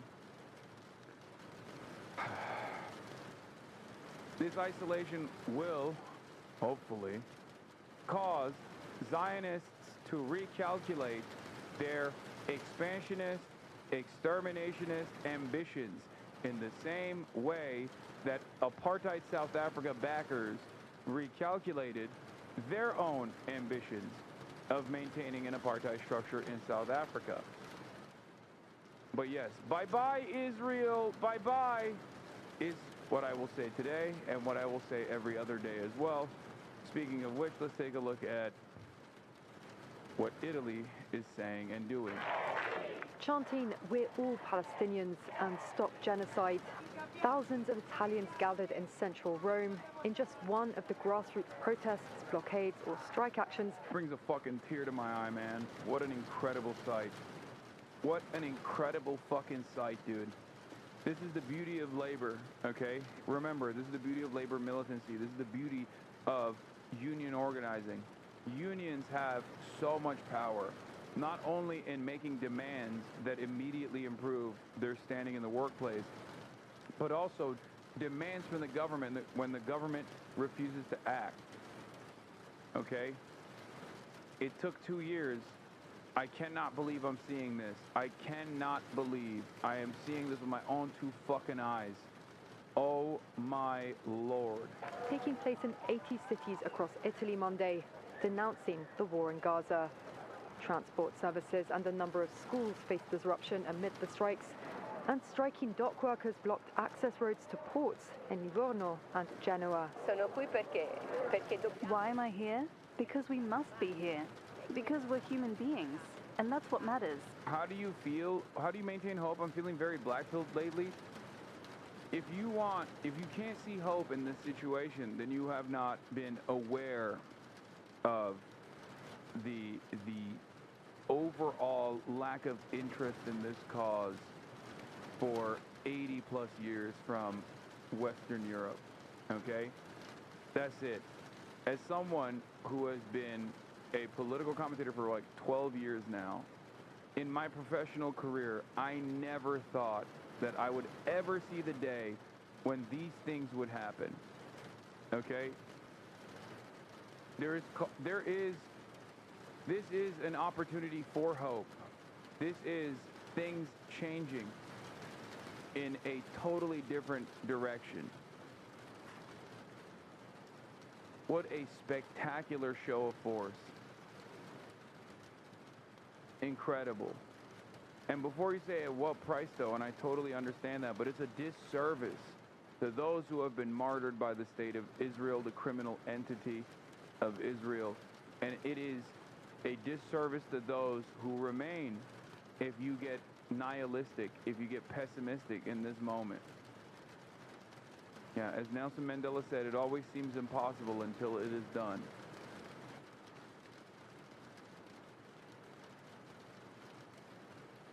Beyond party politics, we must remain human. How can anyone remain indifferent to what's happening? The Palestinian people continue to teach us yet another lesson in dignity and resilience. We learn from them and try to do our part. Protesters say they're seeking to prevent Italy from being used as a staging post for the transfer of arms and other supplies to Israel. They're also calling for sanctions against Israel. I think that civil society, students, workers, teachers, ordinary people right now are standing in for an institutional political system which even at the European level is timid, to say the least. Transport Minister Matteo Salvini played down the impact of the protests that he said were organized by a far-left union group. Giorgia Meloni's right-wing Italian government is a traditional supporter of Israel, and although unease has grown over its relentless military campaign in Gaza, Rome has expressed reluctance about implementing the European Union's proposed trade sanctions. And while the majority of European countries now recognize a Palestinian state... Dude, this is, I mean, oh my God, how amazing. How fucking amazing. I can't imagine what that world would look like if the European Union completely implemented trade sanctions. Oh my Lord. Oh, that's too much hope. I'm gonna overdose on copium and hopium. Oh. These things take time. Okay, these things take time. It takes a lot for people to get out and protest like this, okay? This is a logistical nightmare when you think about it. And the fact that they pulled it off is spectacular, okay? Once the European continent makes a decision like this, it makes it even more difficult for America to continue along on this trajectory.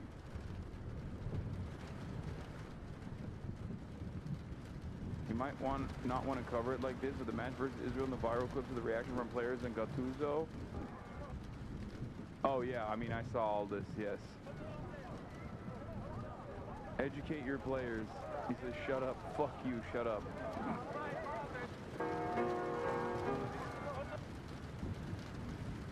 After the match helped bring the issue to the regular people that weren't aware but found out after them and helped a bit in the end like this. No, I think people were aware. This just also pissed them off even further.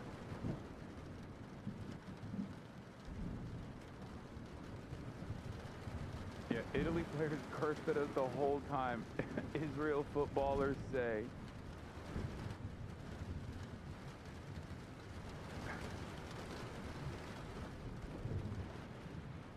Man, it's just amazing, dude. It's amazing. This is another state broadcaster. Italy state-owned TG3 broke from the government line, openly supporting the September 22nd Gaza strike and denouncing civilian killings and mass deportations by Israel. The move marks a rare moment of editorial independence for RAI, as the right-wing pro-Israel government usually controls its messaging and resists EU pressure on Gaza. To say goodbye, we read you a press release from our CDR. The journalists of TG3 share the reason for today's general outcry in support of the population in Gaza, subjected to military occupation, a daily massacre of civilians, health workers and journalists, and mass deportations carried out by the Israeli government. But we clearly dissociate ourselves from today's violence. The choice to work on this day was due to the need to give visibility to the ongoing demonstrations. The 12 p.m. edition of TG3 was canceled due to the strike by the technicians in the Milan studio. Our support and solidarity goes to them and their non-journal colleagues in the editorial staff who joined the strike. Now the line goes. There was another one. There was like a cooking show.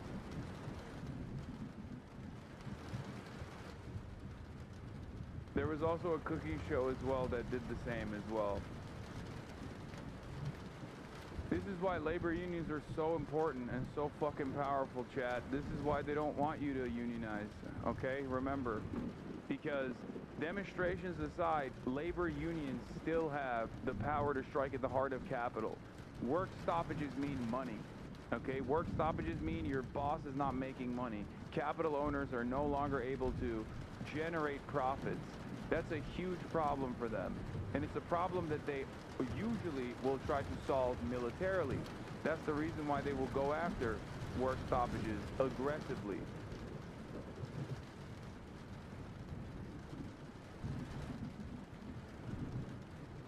Mexico had a general strike with a coalition of 300 unions. The Palestinian Solidarity Movement and Socialist parties rallied 2 days ago in Mexico City, and today, Claudia calls it a genocide. Claudia Scheinbaum, the first time we recognize an ambassador to Palestine is with our government, and all the positioning in agreement with the international community to stop this genocide in Gaza.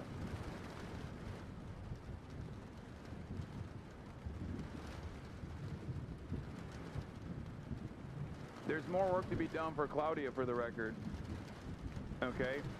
Because Mexico is a trading partner to Israel. See, in her latest report, Francesca Albanese urges countries to sever all trade and financial ties with Israel, calling for a complete withdrawal of international support for what she describes an economy of genocide. Yet UN trade data from the first 5 months of 2025 tells a different story. Only 51 of Israel's 151 trade partners reduced total trade compared to the same period in 2024. We visualize the top 20. The call for economic sanctions has never been more urgent, but most governments continue to look the other way. Don't be misled. Of course, outside of the European Union, which experienced an increase in trade with Israel by 6%, the USA increased by 1%, China increased by 15%. Okay? Mexico still trades with Israel, even though it's down 13%. And Brazil is down 18%. Turkey down 60%.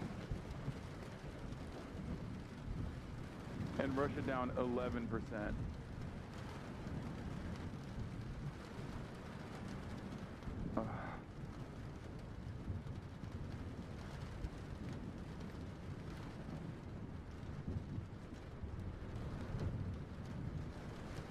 Spain has postponed embargo to Israel. You've been PSO'd. Wait, what?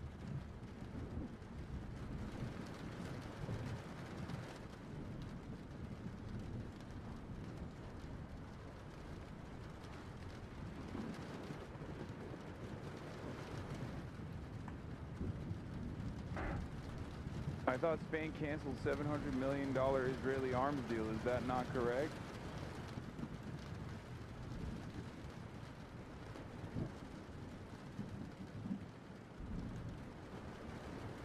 Is this incorrect? Spain cancels 700 million euro Israeli arms deal. Decision follows Prime Minister Pedro Sanchez's pledge to enshrine a law.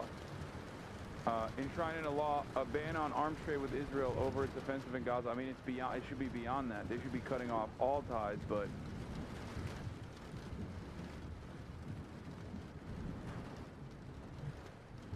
PSO'd is a meme about getting punked by the Socialist Party. PSO'd is when the PM just lies.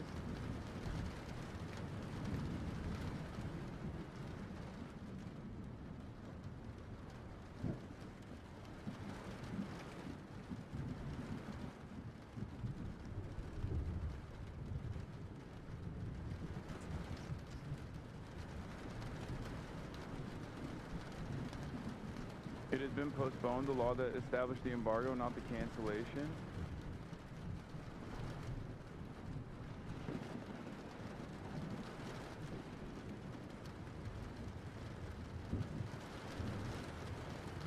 Anyway, there's always more work to be done, okay? There's always more work to be done. Make no fucking mistake. I'm not gonna sit here. Chatter said they were wrong. Alhamdulillah, I was wrong. Okay. Anyway, listen. There's always more work to be done, but these are good things, okay? These are initiatives that are moving us in the right direction. And it is now even Canada's recognition of the state of Palestine. You should be somewhat not skeptical, but you should be critical of this, because while if this was happening, I don't know, 10 years ago, I would welcome this as an unimaginable W. The reason why they're doing it right now is very cynical. I suspect the reason why they're doing this is because they assume that people are going to stop making demands so that, you know, they can feel as though they've gotten something out of this protest, not realizing that this actually gives people more courage to continue pushing. And it should give you more courage to continue pushing, because this means that they are not oblivious to what you're saying. This means that they hear your cries, okay? It means the work is unfinished and you have to keep going. The avowed policy of the current Israeli government that there will be, and I quote, no Palestinian state. In this context, Canada recognizes the state of Palestine.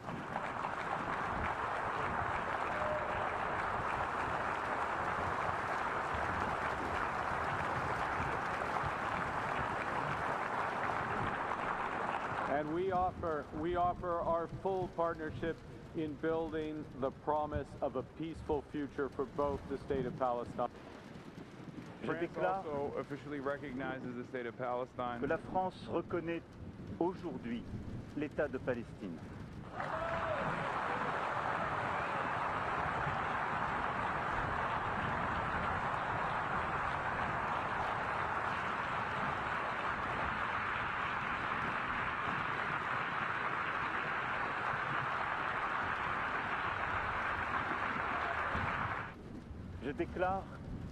I declare that today France recognizes the state of Palestine.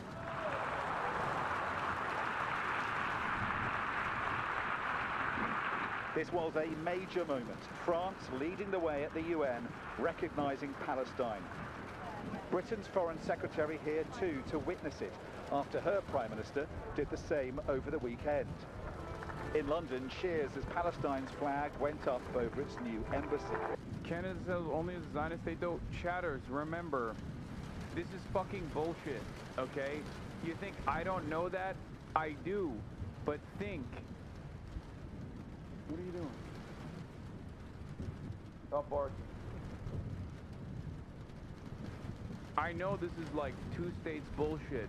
It's like maximum 22% of the actual Palestinian state that will be recognized as an internationally recognized state of Palestine.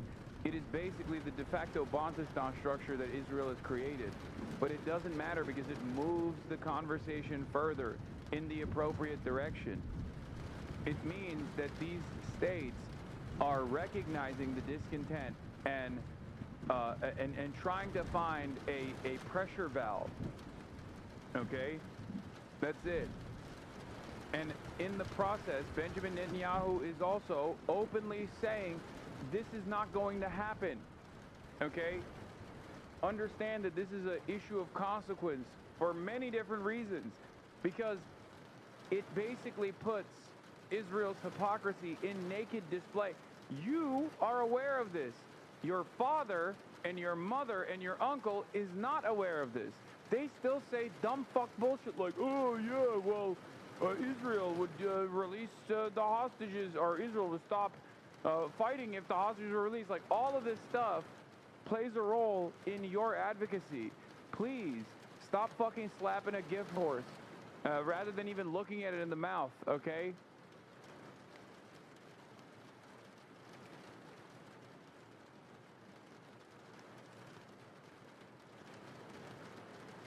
Israel has a very sophisticated propaganda apparatus. Many of your dumb fuck boomer ass parents have been blinded by said propaganda apparatus. This is an opportunity for you to say, hey, the reason why they're doing this is because a lot of people are frustrated because they see the genocide that's taking place.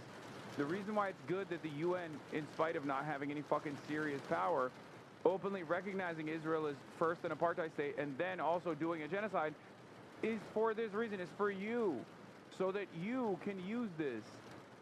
You can use this to keep fomenting more discontent. You can use this to keep putting pressure on your respective governments.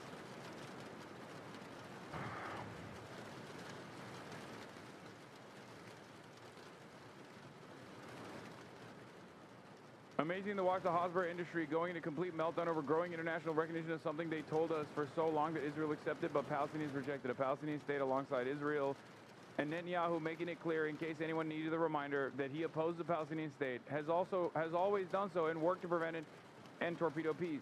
Like, think about all of the tireless hours that I had to fucking deal with Hasbro dipshits that kept coming in here and being like, Palestinians were no partner in peace.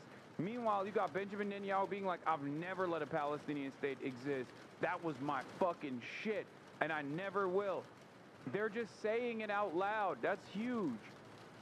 Okay, these things do matter. Honesty in this process matters.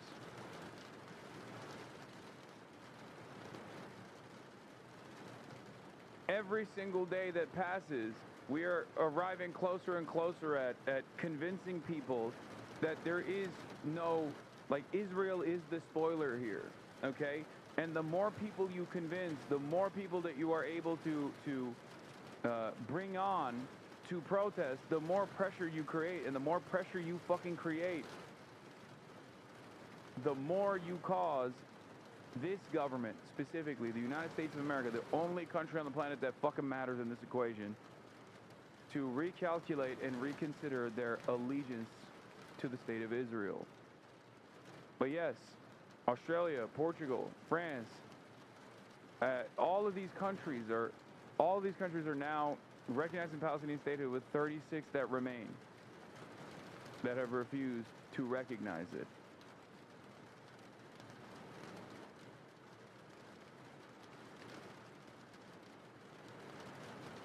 Hasanabi, you are a cucklord, says PVC Pipe 1629. XQC has recognized Palestinian statehood. What are you doing, juicer? Die. Is this an Israeli juicer? It's gotta be, right?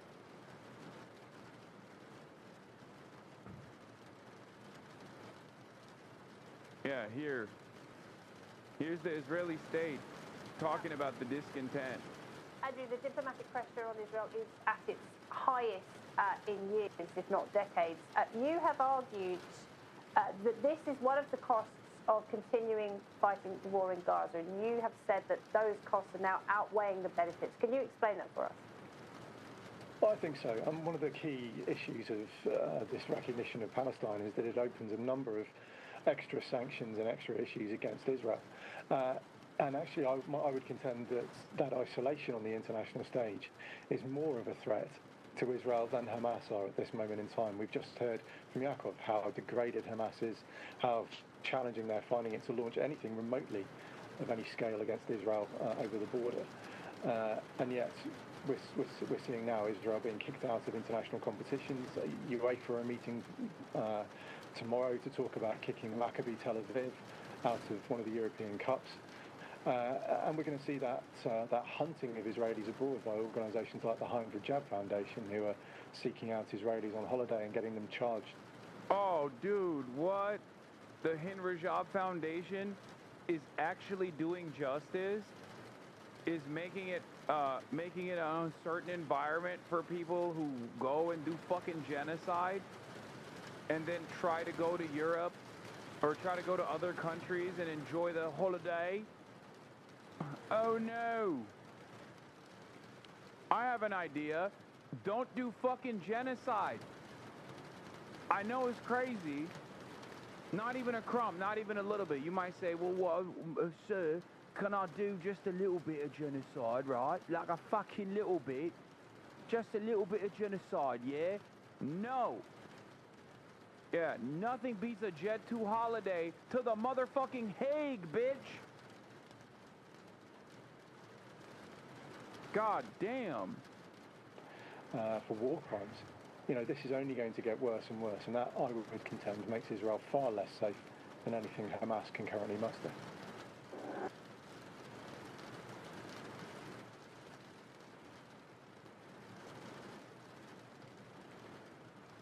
Anyway. Kaya, place. What is this? A morsel of genocide, my good sir. Place. Are you looking at that bed like it's lava? Huh? Oh, you're bored.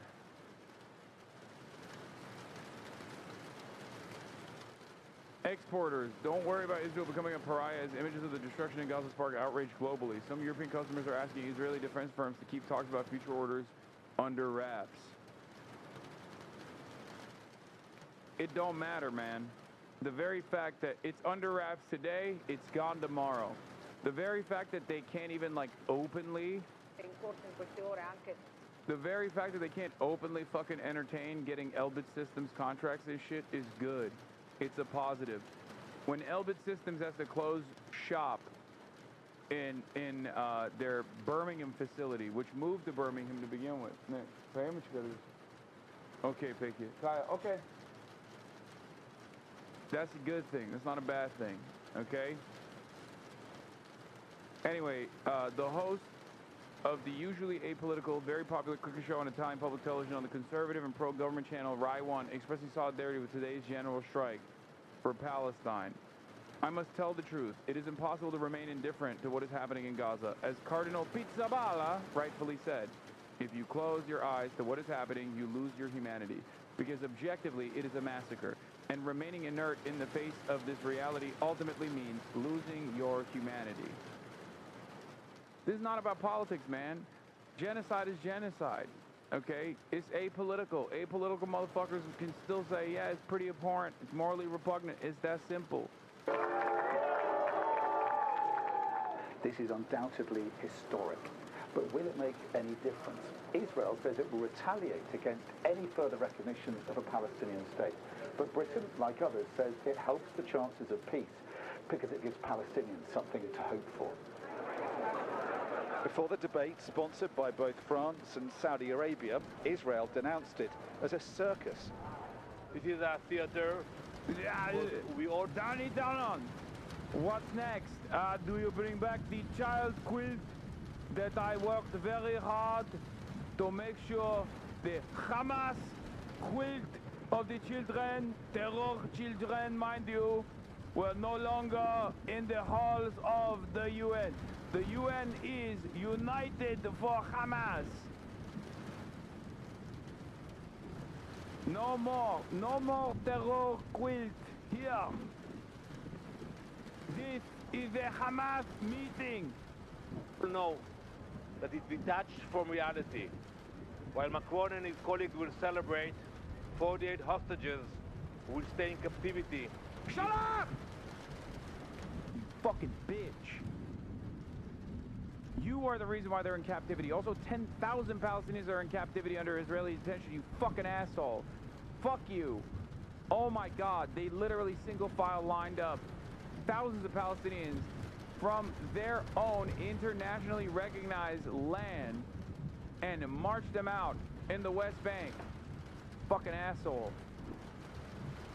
In Gaza.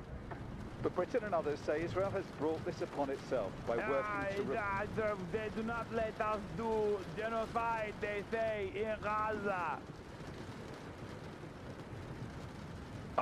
You must not care about the 48 hostages. Do you not care about the hostages? I will bomb the hostages myself. If you keep speaking like this, why you not love Israel? Why you not love Israel?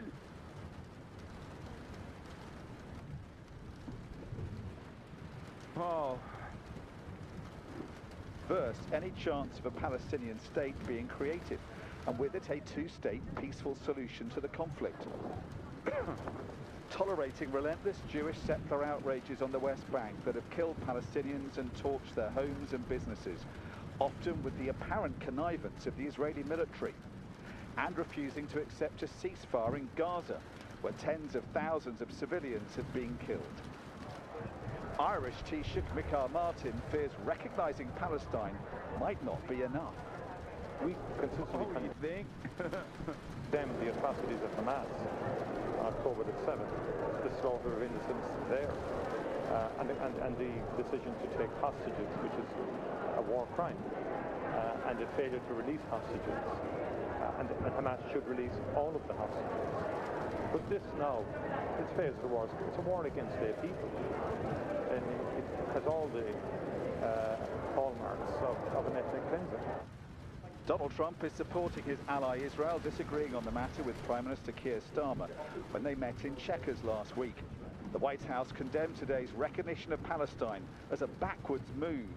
He spoke about that in the UK, standing right next to his friend, Prime Minister Starmer, and he feels this does not do anything to release the hostages, which is the primary goal right now in Gaza, does nothing to end this conflict and bring this war to a close, and frankly, he believes it's a reward to Hamas. President Trump speaks here tomorrow, but whatever he says, the number of countries opposing the idea of a Palestinian state at the UN is dwindling, whether Israel likes it or not. Dominic Waghorn, Sky News, New York. Near the Gaza border, majority of Israelis oppose the two-state solution. Well, they can suck it up and suck my dick too. Yeah, well, I have another option. It's called a one-state solution, okay? Where every Palestinian is offered reparations and full-blown citizenship. How about that? That's what I want.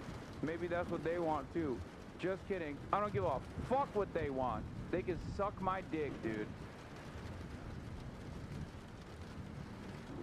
Oh no. The majority of the Nazi state of Israel oppose giving any recognition to their primary victims. Oh my God, how shocking.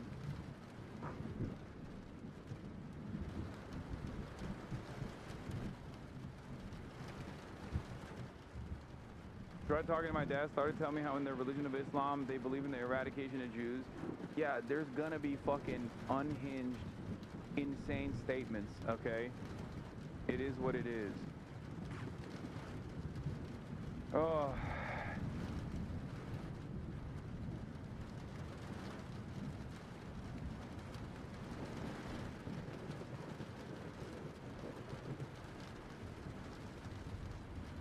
You covered one of those yesterday? Yeah, Yeah, I did. Yeah, love when my civil rights group says recognizing that Palestinian state somehow menaces global Jewish communities. A total normal thing for a nominally anti-racist nonprofit to say, and not the framing of a pro-Israel lobbying organization. Whenever they say this is rewarding terrorism, by the way, I am... it's hard for me not to remember when early Zionist brigades did literally terrorism, okay? The bombing of the King David Hotel comes to mind. And they were rewarded with a state, so I don't know what the fuck they're talking about. Like, every accusation is a confession. Makes so much sense, except in this circumstance, these guys aren't doing terrorism, they're doing self-defense. The fuck do you mean? They're responding to 75 years of the time of apartheid. Get the fuck out of here.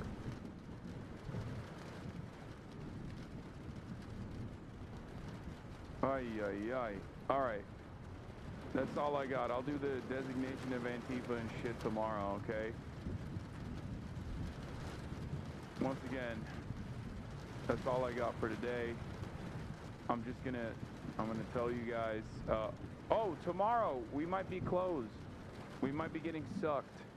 It's Rapture Harponzo bean time. Okay? But if it doesn't happen, I'll be here. Even if it happens, I'll still be here, because my ass ain't getting sucked. You know what I mean? Let's be fucking real. My ass is not getting Harponzoed. Hey, I'm just doing this to sound like Bo Burnham in the beginning. But we'll see. Peace, everybody. Hi. Love you all.